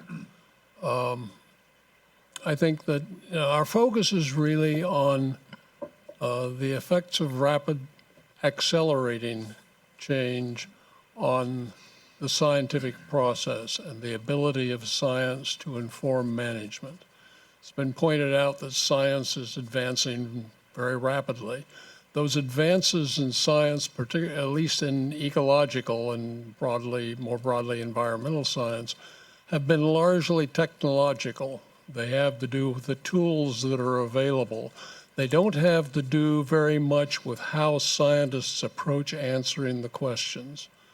And part of our concern, and the point that one of the points we're trying to make in the paper, is that science may no longer be up to the task, that the scientific process itself, which we describe in the paper, the well-established process of doing science that gives science its credibility and its apparent objectivity, may not work when, in fact, the system is changing so rapidly that by the time you've done the science to provide the answers to management, the system has changed so much that the answers are no longer correct. And that's, I think, the situation that if we're not facing now, we will be facing. The other comment I would make is that, yes, of course, we've had changes in the past, fundamental changes. You can go back to the asteroid that destroyed the dinosaurs, and they would certainly think that was rapid change to the degree that their little pea-sized brains could grasp the concept. And the Industrial Revolution, I mean, you can go on with changes, and the Delta has certainly changed. So you can ask, what is different about the change that is going on now? And there are two aspects of it. One is that it's not only rapid, but it is rapidly accelerating. And that's what puts it potentially out of the reach of scientific methods and scientific thinking to come to grips with the problem. The other, in particular, with reference to ecology, is that this change is set against a backdrop of a century of relative stability of the environment and the climate and things like this. Yes, the Delta was changing during that period, but the big changes came in the 19th century. Ecology as a discipline certainly developed during the 20th century in a period of long-term unusual stability of environmental systems. And that influenced how ecologists did their work. The whole process of testing hypotheses and developing theories, and I mean, there's been a lot written about that. But that changed, and it changed toward the end of the 20th century and the beginning of this century as we entered into more evident, rapid, accelerating changes. So for ecology, at least, the model of doing science may in particular be out of fashion in terms of the contemporary pace of change. So I think those are some of the points that we're trying to make and why we're considering this problem now to be something that is different than has occurred in the past history of ecology or environmental science, or really of science as a whole. If the most potentially disturbing or blatant or blunt statement that we're inclined to make is that we need a transformative change in the way science is done and the way science goes about informing management and what management can expect science to do. I don't think management in 10 or 20 years from now is going to be able to come to science and say, provide us with an answer to this problem. Because, as I said, the pace of change is outstripping the process of science to address those problems. So those are just some curmudgeonly comments on things. Yeah, thank you, John. We've got a few more. I'm just going to go in the order. So, yeah. So unless you, let's hear from Vince and Tracy, and then Tom. Well, I think this discussion has pointed out how great this topic is to have for a symposium. I liked this last draft. I thought it was really interesting. I think everything that we've talked about before. We've seen improvement. It's been related much more to the delta. I think John's comment about stability. For 30 years we argued about density dependence versus density independence. You couldn't do that unless things were stable. And so I think what we should do, I think we should just go on with this symposium. Let's have it. Let's plan it. I think that, Dick, if you could, bring in the environmental drivers and again, the underlying density independent factors. If you can bring in Tom's op-ed that he sent around about how science just has missed the boat on this and why they did. If you could bring in some of the points about the Jays bringing up that the Delta has had, changes. Certainly when they started the dikes, think of the changes that did. Or And the clams came in. and let's just go ahead with it, because I think it's a great topic, and the fact that we're all fighting about it or disagreeing about it points out. Success already. I would argue that, Dick, you write one more version with these points, you send it around to the writing team, and it's not a board review. That's right. It's an opinion piece, and I think it's great. Let's just do it. As Tracy's pointed out, sometimes I think, like when I was reviewing the report that we did on the IEP review, sometimes we spend so much time arguing about wordsmithing, we go to the least common denominator. And the points we wanted to make very strong, to be polite, we're losing something. So I think this is a good example of let's not be polite. And if they disagree, that's fine too. But that would be, I think, a good way for us to proceed. Yeah, well said, Vince. I agree with all of that. And I'll just reiterate. Jay's main comment was he had the impression from this that we're saying that the delta is now changing faster than it ever has. We don't actually know that for sure. We know the delta has had huge changes, but what we're saying is the whole planet is changing faster than ever. The delta is part of that. So I think we just need to at least address that point. If there's a perception that people take away from this that the delta is going through changes it's never seen before, that's not correct. It has had huge, massive changes, obviously, when the diking and the clams and things happen. So we can reflect that. Because we don't want people, especially if we have people from outside the region, thinking that we're focused on the delta now experiencing change and it's never really experienced change. So we can make sure we cover that. But the idea that there is this global, continuous, non-episodic drivers and changes, I think is a whole new paradigm. And we want to get some of these people to come in and think about that from an outside perspective, have people in the region, as Dick said, maybe get some people more local who can also think about that. And let's think about this, because we are thinking this paper is really about a global issue as well as a delta issue. We're sort of mixing those two up, but I don't see how you can separate those. So anyway, that's my thoughts. Can I just add one point? This morning we listened to a session on adaptability.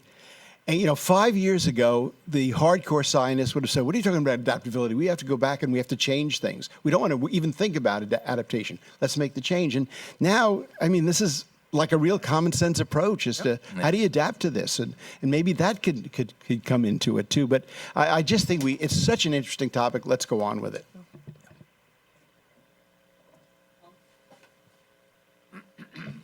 Yeah. I'm not going to repeat it. A lot of the stuff, but I'd like to maybe hone in on what Tracy was describing. I think there are two separate problems here. There's the global one that we have little control over.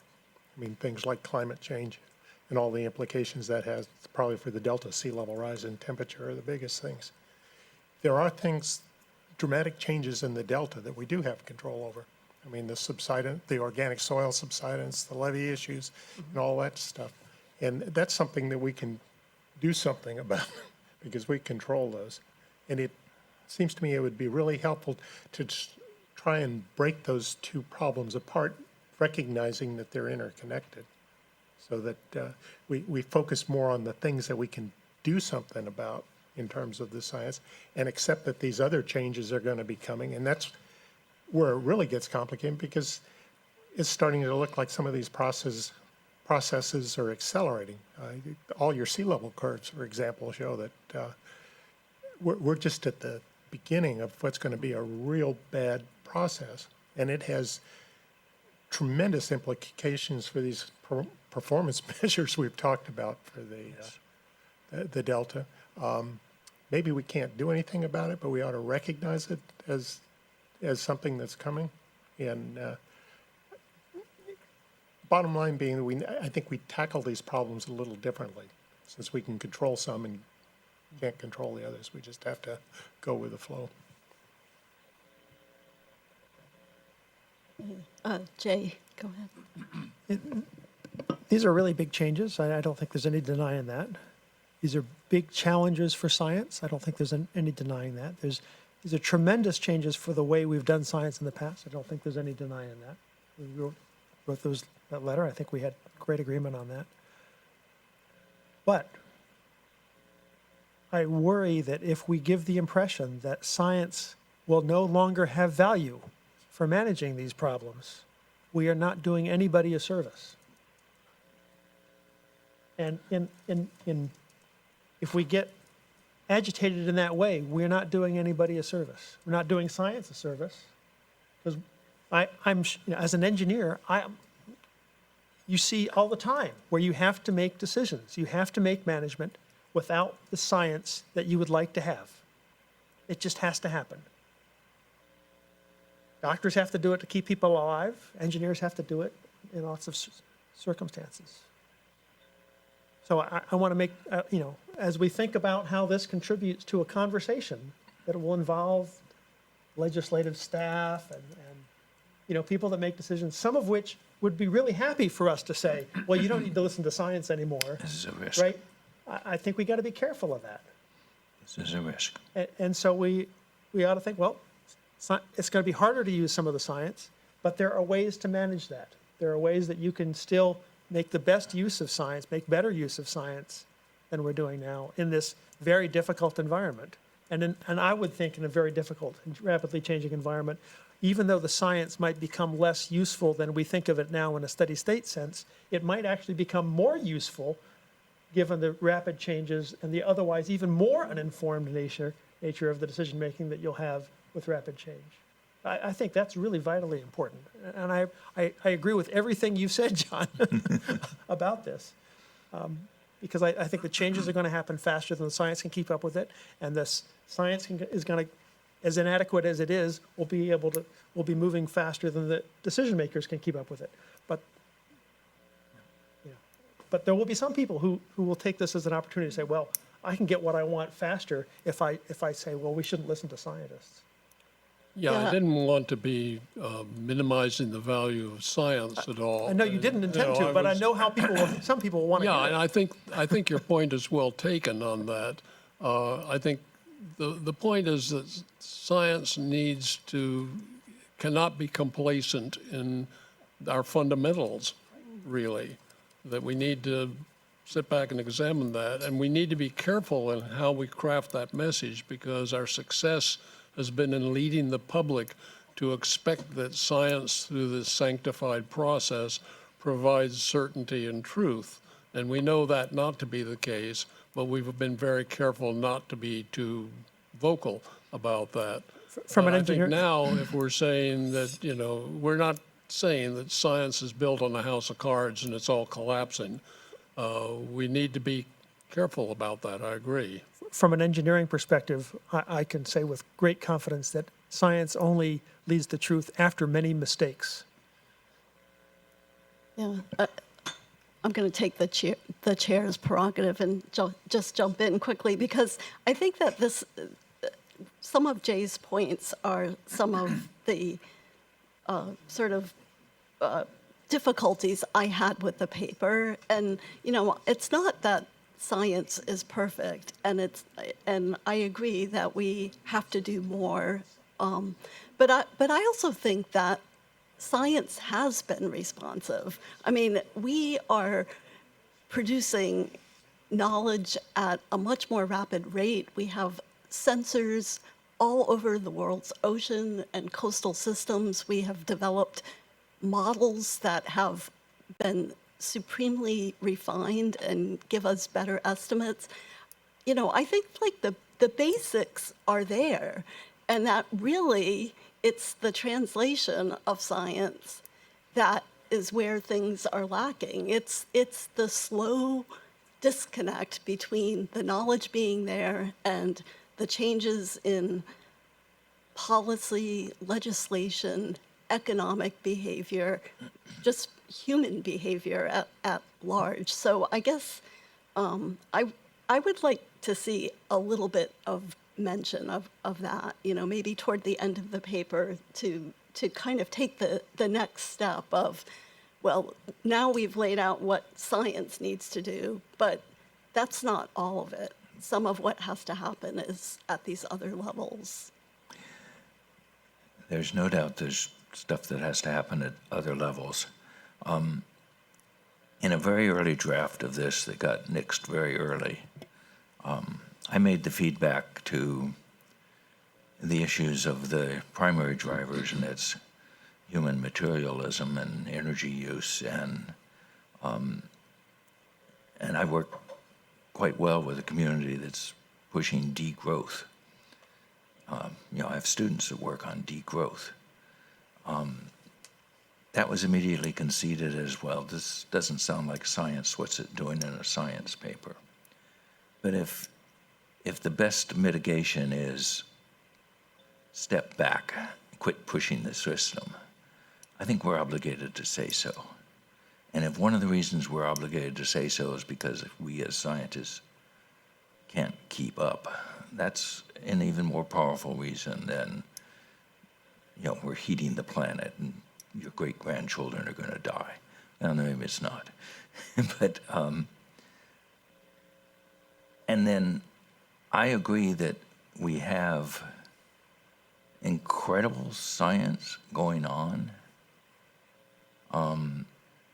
but it's not well integrated, it's not well translated, it's not well formed into why the heck have we gotten ourselves into this mess and how are we going to get out.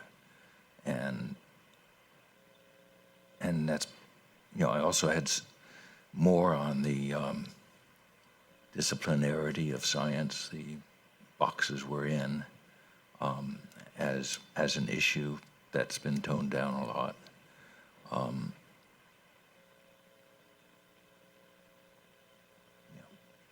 Anyway, yeah, there's been, so we'll have a couple more comments, John, Steve, and then,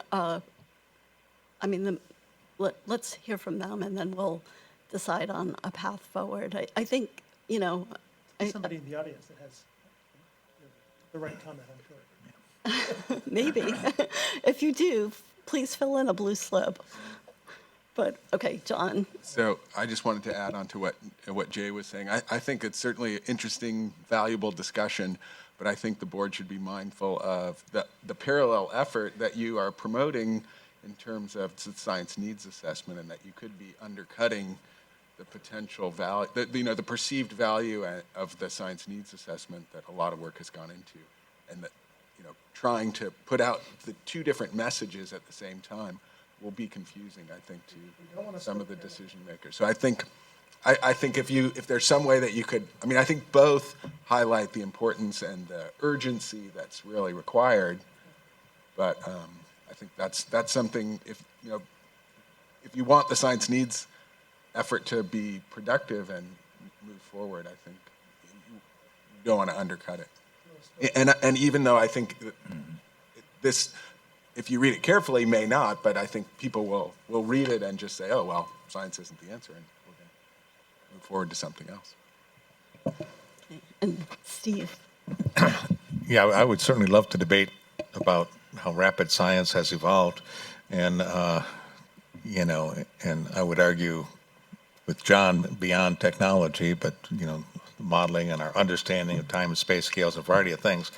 But maybe that is not the place we ought to be debating. Maybe the debate should be: is there anything new that we need to start thinking about? New ways of approaching things in the context of let's say, the climate change and the rapid expected changes in ecosystems as a result of that, and put that in a positive sort of a sense, and ask the question from a global perspective as well as from a Delta-wide perspective. And I think, following John's comments, the science needs assessment is going to be doing that specifically with a Delta-wide perspective. What are the science needs relative to climate change and bringing it back down to management? And again, it's a positive looking forward. What are the needs? Not saying science is bad, we got to throw it all out, let's start over and do something new. It's just what are the current needs given our current understanding. And I think the panel, that going back to Vince's comments, the panel I think should go forward, and I think the panel can follow on from your paper and go towards those new approaches you started to outline in the back and say, okay, from a global perspective, given this, what are some things that people are thinking about on a very high level global thing, and put in the context that that's what we're thinking about. Just looking for exploring new ideas, new approaches, new ways of doing business, and debating that as a prelude to going to now let's get down to looking specifically at the Delta and does any of this apply or not, or does it trigger any ideas we might want to pursue further in the Delta specific workshop? Okay, so anyone can jump in if they disagree, but my sense is that the board is encouraging I guess maybe one more iteration of the paper that we can do one more. That incorporates some of the suggestions that have been raised and that were raised in today's discussion. And there's definitely support for moving forward with the panel. Anyway, is that what folks agree on? Yeah. And I don't know how to approach the panel composition. I mean, I think it would be great if we could have people here present physically as much as possible, especially given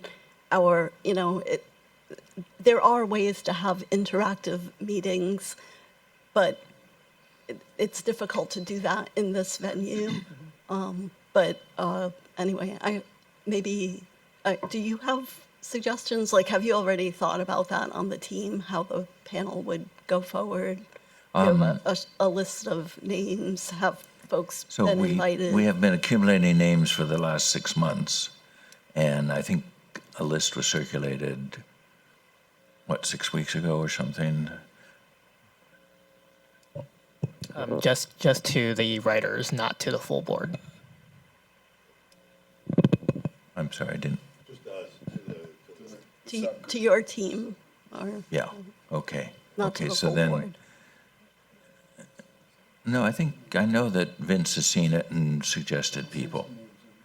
Yeah, so I know it's going to the board. We've compiled the list of names that board members have provided, but we have not done any briefings on the full list of the compilation. Okay. Okay, so that can go out, and we can take more suggestions.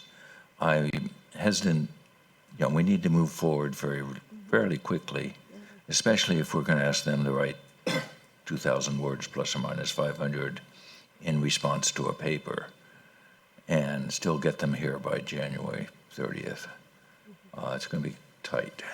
Edmund, you could talk about logistics.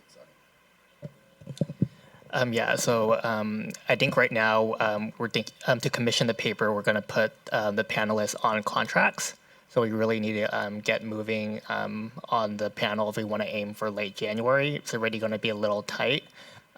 So after I send out the list of ideas, I think it would be great if we can get less than a week turnaround in terms of comments and ideas. But because we really need to get the process moving. But obviously, if we need a delay a month or two, if the board's fine with that, then I think that's a possibility too. So in terms of next steps, Edmund, you'll send out the list, and we'll ask members of the board to comment. And is this the full list of suggested speakers, or is this a modified list of likely speakers or top priority speakers? This has been, we've been thinking with this list and accumulating names, and so there are some that are more local and, might have new and novel ideas being younger, and then there are others who are, famous names in terms of stirring up ideas in ecology. So it's a combination, and I think we should be looking for a mix of people. That sounds good to me. Oh, sorry, Joe. Comment. One of the things we might want to stress is that, yes, we know science has come to a long way. We are using them quite effectively, but there may be a regime for rapidly evolving systems, some fundamentals we don't know of. For example, in our engineering community, one of the things we knew, airplanes are flying and supersonic jets are flying, but now we have come to a junction where hypersonic flows we don't know anything about. I mean, there are data here and there, but now they want to design a hypersonic plane just to be in front of Russians, and now we don't have. So the government recently put 200 million to get the fundamentals, to understand fundamentals. So there must be regimes like rapidly accelerating change. Science still, has to get fundamentals, so that we can be advocate for that type of activity to get the fundamentals done, which if we are not understanding them. Yeah. So I just want to make that comment. A thought has occurred to me that one of the reasons we wanted to accelerate and have our conference by January was because we wanted it to inform the DPIC process. But if now we're thinking our paper discussions are going to be detrimental to the DPIC process, or maybe not complementary to the DPIC process, we shouldn't. Be careful. Just be careful. Well, but if it's not going to feed in with information, then we could put the speakers off until March or something and have more time to do it. Right? I think we should. I agree with the reasoning that we originally have. We're saying we're trying to catalyze a different level of thinking about how science is going to help to address these problems. The DPIC process and the science needs assessment is sort of. I mean, you did a science needs assessment how many years ago in the Great Lakes? It's sort of the way we've been doing business. People right now, managerially and administratively, are comfortable with this process. We may come up with some recommendations from the January workshop that will improve this process, make it more responsive. People may not feel very comfortable with it, but that's part of what we're trying to get to. So making them a little uncomfortable might help. A comfortable road is not where we should be fixated on right now. Yeah. We should be progressing, but we need to be preparing ourselves for some discomfort. And I agree with the things that Liz and Jay and others have raised. Yeah, we need to be careful. Don't say science is obsolete. It's no longer going to be helpful. We're saying, and I think we say it in the paper, we have to have some different ways of trying to promote the use of science in management decisions. And that's, if we again, Bob Lackey, who is a curmudgeon from way back, says science, we get money from the managers to do the work while they go off and do what they're going to do because they know we're never going to catch up to them with answers in time. And that's sort of it's a bribery system. And so we're saying we have to change that. So. Yeah, I just one point. When we first started this discussion, the complaint was that we were talking about ecological science, and that was the whole point of Dick's argument. Now we're expanding into all science, and I think we should remember that the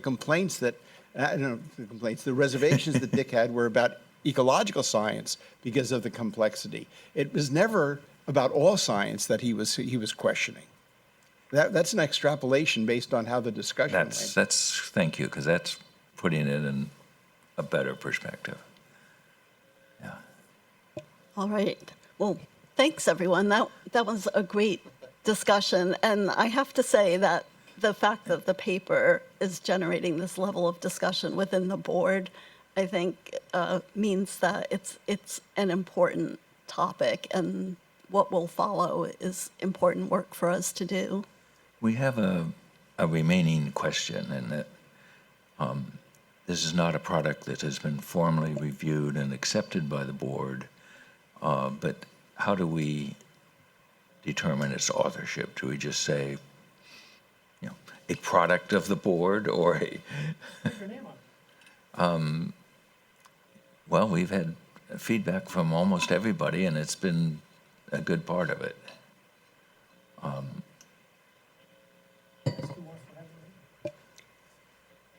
I mean, I would be fine right now for it to say a discussion paper from the Delta ISB or something like that. And, Yeah. you know, if, you know, I guess depending on the future, if you decided to It has submit no- it for publication, then we could revisit that discussion about whether board members want to be affiliated. But right now, I mean, it's a discussion paper that we have all been part of the discussion and will be part of the discussion as we move forward. For the, That's what we did, Liz, with the adaptive management paper. Remember, it was circulated by a few people, and then at the end, when it went to a manuscript, you asked who wanted, or I guess John asked who wanted to be on it. Yeah. And Joy, did you want to add something to the discussion? Suggesting it should be an opinion of the author.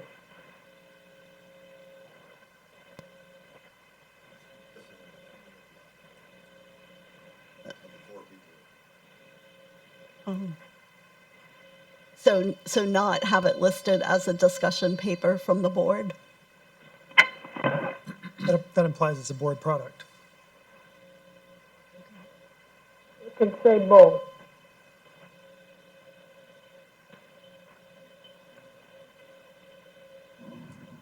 I mean, at this point, it's publicly posted on the board's products.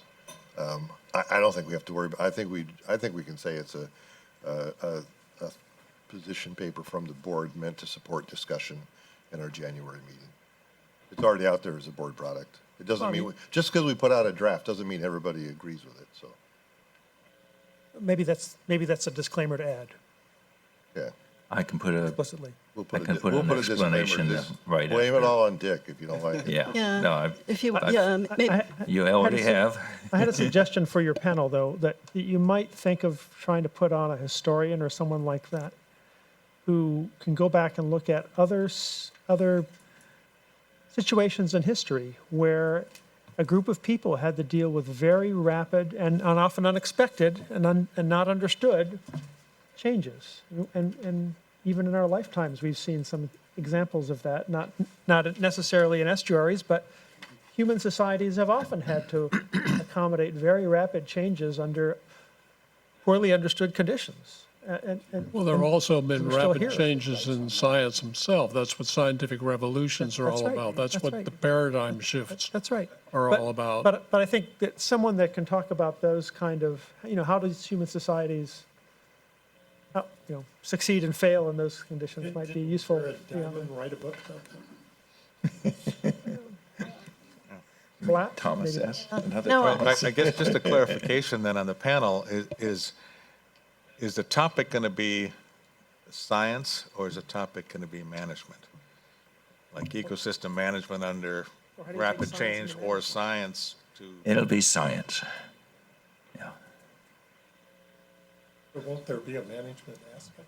There'll be how do scientists work with managers, how do scientists communicate this, but it's starting at the science, not.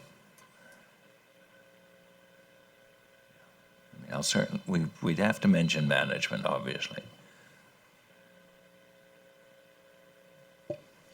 okay, so I think based on the, just the most recent discussion, it sounds like we will list it as a discussion paper from the board, but Jay will add a disclaimer that not all of the perspectives in the paper are shared by the entire board, or something to that nature. Yes. Okay. I can do that. Okay, thank you. All right, thank you. Okay, so, oh, I don't know if we have energy for the next the next discussion item is ideas for future reviews. And maybe this doesn't have to be too long in that we have some things in the works. So again, for context, we have been having discussions at recent meetings about planning future reviews. And basically, what we have done at this point was to compile the suggestions that have been put forward, but we also wanted to get some outside the board input to the process. So we, Edmund, not, but with my suggestion, basically we have contacted a group of individuals who gave us feedback for previous reviews, or most notably at our 2017 retreat, and asked them to provide feedback on the following questions. One was, what are the most important and challenging science issues you see in the coming years? And the second was, what scientific themes would you like to see the Delta ISB review? So we sent that out. It's just a very short-ish survey, probably distributed, maybe Edmund knows, but maybe to like 20-ish people. And we've invited feedback. I don't remember the exact date, but basically we will have that feedback for discussion at our December teleconference. We should have some compilation of those suggestions. So that's where we are in that process. And Vince and Joe have questions. Yes, when one of the reviews, because I remember writing this up, talks about a self-review of the Delta ISB. The word self was added by someone else, because I think it's a mistake to do a self-review. We could have a member of the ISB on it, but with the idea would be to take people from PPIC or some of the other groups that are trying to do something similar. So that was, I'd like to make that suggestion or correction. Yeah, yeah, so, sorry, I don't know exactly what's in our packet today. The list, we didn't provide the list to the external reviewers. No, in terms of just the one Yeah. year. And I know at a chairship meeting, we also discussed the idea that we didn't think a self-review was appropriate. So, so anyway, and also along the way, new ideas have come out for potential topics. So most recently, there's been some discussion about performance measures, whether that would be an appropriate topic for review. So that list continues to evolve, and we can revisit it in December along with any feedback we've gotten from colleagues in the larger community. Joe? Last meeting, we had a discussion about water quality and hydrodynamic modeling review, which I said I will lead. So I contacted a few people, and I have about half a page write-up, but it's not confirmed that we are going to do this. So at some point, let me know, and then I can prepare a prospectus and go forward. Yeah, thank you. I mean, I think that is a topic we would like to proceed with a review on, but maybe we want to look at all of the topics and decide on the timing or what would be the next priority. Other comments? I'm getting weird feedback here. Let's see. Vince, did you have another point? Okay. So the other thing that has been in discussion is getting some retrospective and forward-looking thoughts from the Delta ISB and Delta Science program. And this would not be a review per se, but would be, I think there was some thinking that this might be useful to new ISB members and the incoming Delta lead scientist. So we haven't really formalized how we might do that. I think the two ideas that have been put forward is for individual board members to write something, and that those statements would be collated. But we could also think about doing a joint retrospective. So maybe starting with individual comments and then trying to weave them into at least some common themes that come out of those individual comments. So I wanted to bring that up to the board for discussion.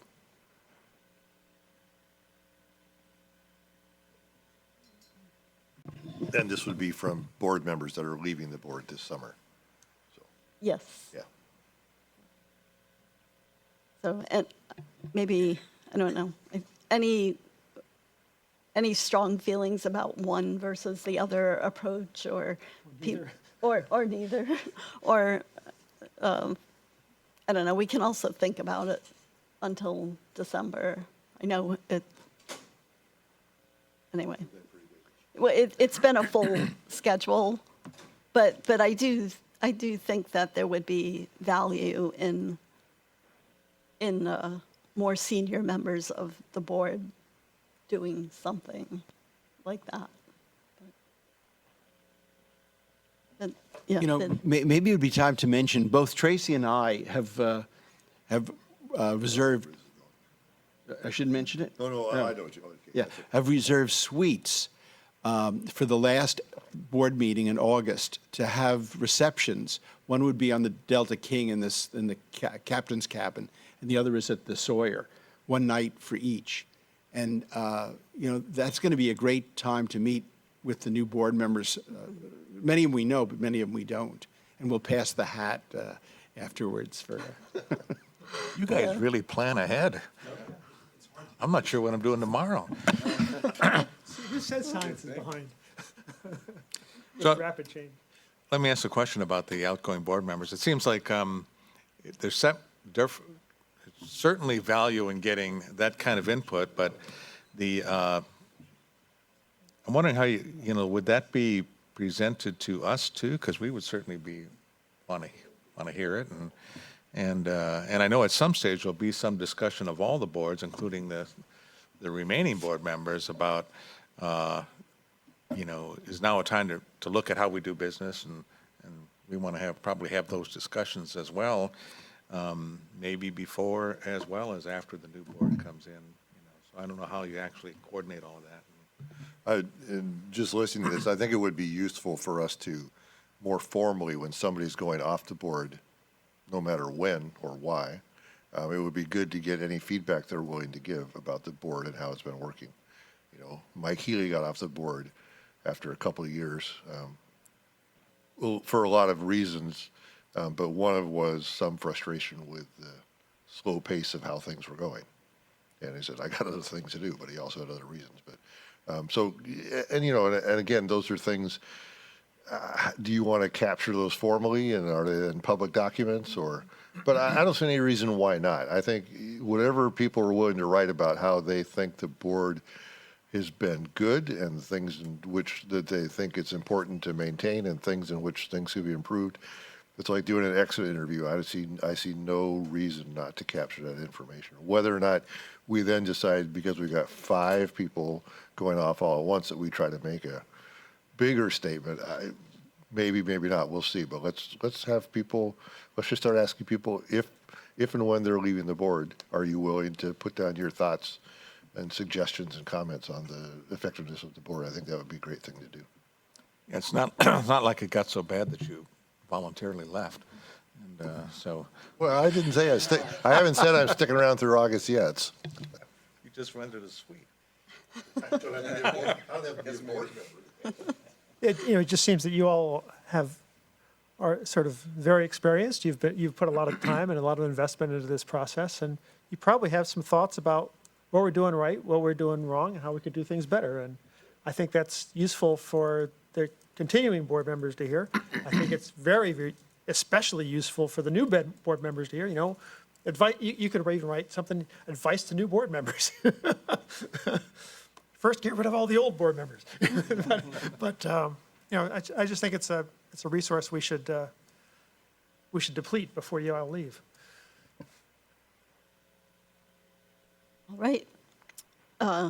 Okay, so we will continue to think about how to move that forward. I like your idea, Tracy, of just having it be a board practice to, leave some parting remarks. And I think it would be useful as well, in addition to written comments, to have an exit interview. So I think we're thinking about doing that as well, so that if you want to provide something that's not public, that would be useful for the lead scientists to know, and for future lead scientists and future board members as well. Okay. Sounds good. So the next, so that's a work in progress, I guess. Future reviews, we will revisit that idea in December, when we have some written feedback from stakeholders on ideas for possible reviews. And we'll also follow up with thinking about how members of the board should comment on their vision of what's been working well and what could be changes to make as the board moves forward. Okay, our next agenda item is preparation for upcoming Delta ISB meetings.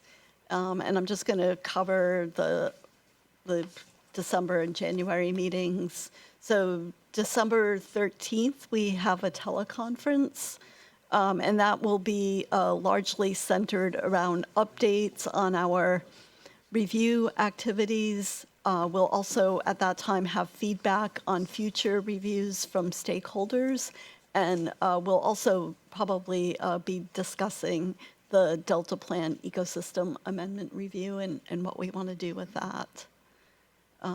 We have a teleconference scheduled on January 10th. Probably we'll focus on status updates, and at that point, we should be bringing closure, if we haven't already, to our review of the Delta Plan Ecosystem Amendment. And then in late January, on the 30th and 31st, we'll have an in-person meeting. That will be probably a pretty full meeting similar to this. We will have the rapid change panel, which I hope we can devote sufficient time and discussion to.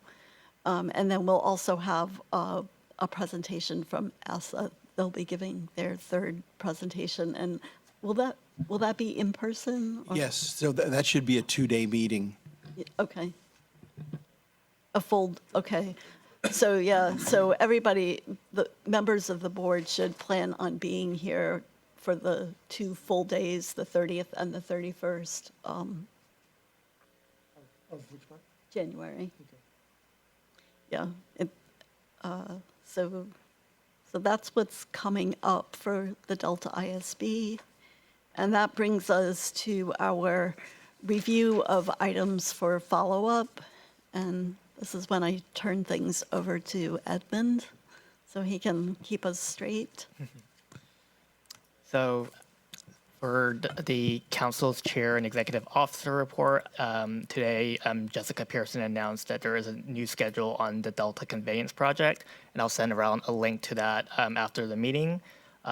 Per Vince's request, I'll also send out the fact sheets to the revised biological opinions, and also look into opportunities for individual members to participate in those USBR briefings on the revised biological opinions.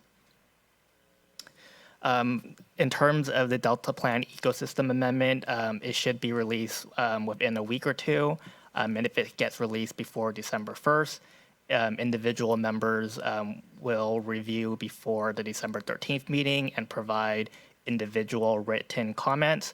The process will likely be very similar to the review on the performance measures, where At that meeting, we'll discuss the individual comments, and perhaps one or two members will take the lead to draft a formal memo. There was some finger pointing at this meeting, but I don't think we identified the two potential leads. For the Delta lead scientist report, I have that John mentioned that they are looking for editors for the State of Bay Delta Science, and that individual members should contact him if interested. For the monitoring enterprise review, please turn in any individual comments on interim report number 2 and the monitoring inventory tool by Sunday, November 24th to staff, and we'll compile it on to ESSA on November 25th. In the presentation today, ESSA provided questions that you should focus your review on, and we'll also send those out after the meeting so you have them handy. For the water supply reliability review, the lead authors have started getting some words on paper, and their goal is to have an internal draft by the end of December. For the ecosystems review, it seems like the group is also aiming for a December deadline, December 8th, to have components of written materials compiled. For the rapid change paper, I'll send out a briefing about potential panelists, and then we want individual feedback from board members as soon as possible with the goal of having the panel discussion in January. Some general consensus from today includes Dick and the other writers are going to revise the draft based on today's input. If you have written comments, please send them. I think I saw an email from Joy, and I'll forward those on. But here are some potential things to consider based on some of the points from Joe and Liz, to also think about hydrological changes that is a driver to rapid change. Joy had comments on when do you decide ecology is ahead or behind rapid change. Jay indicated a need to acknowledge that change has always happened in the Delta. And multiple board members brought up the concern about how the paper may be perceived as science no longer being of value. So just some points of consideration in the next draft. And then there's also a suggestion that although this is a public document now, for the next draft, it should say there should be some sort of disclaimer that this paper doesn't reflect all the perspectives of the board member. And I think Jay was going to help with that disclaimer. Did I miss anything, or would anyone like to make modifications? Yeah, the only thing I would add, I'm not even sure it's a next step, is just that the IEP writing team, as part of their outreach, will be meeting with the IEP directors in December, and we're meeting tomorrow to discuss how to approach that presentation. Okay. And then the other thing that I have regarding the ideas for future reviews, we have a September 30th draft, and I think from today's discussion, I'll cross off self-review based off Vince's suggestion. And then you guys will continue the discussion in December.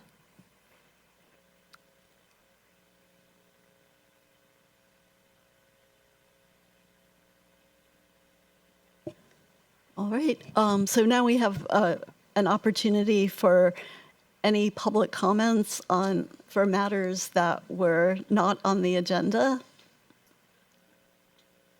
And and I don't see any, so in that case, we will adjourn the meeting. And thank you, everyone.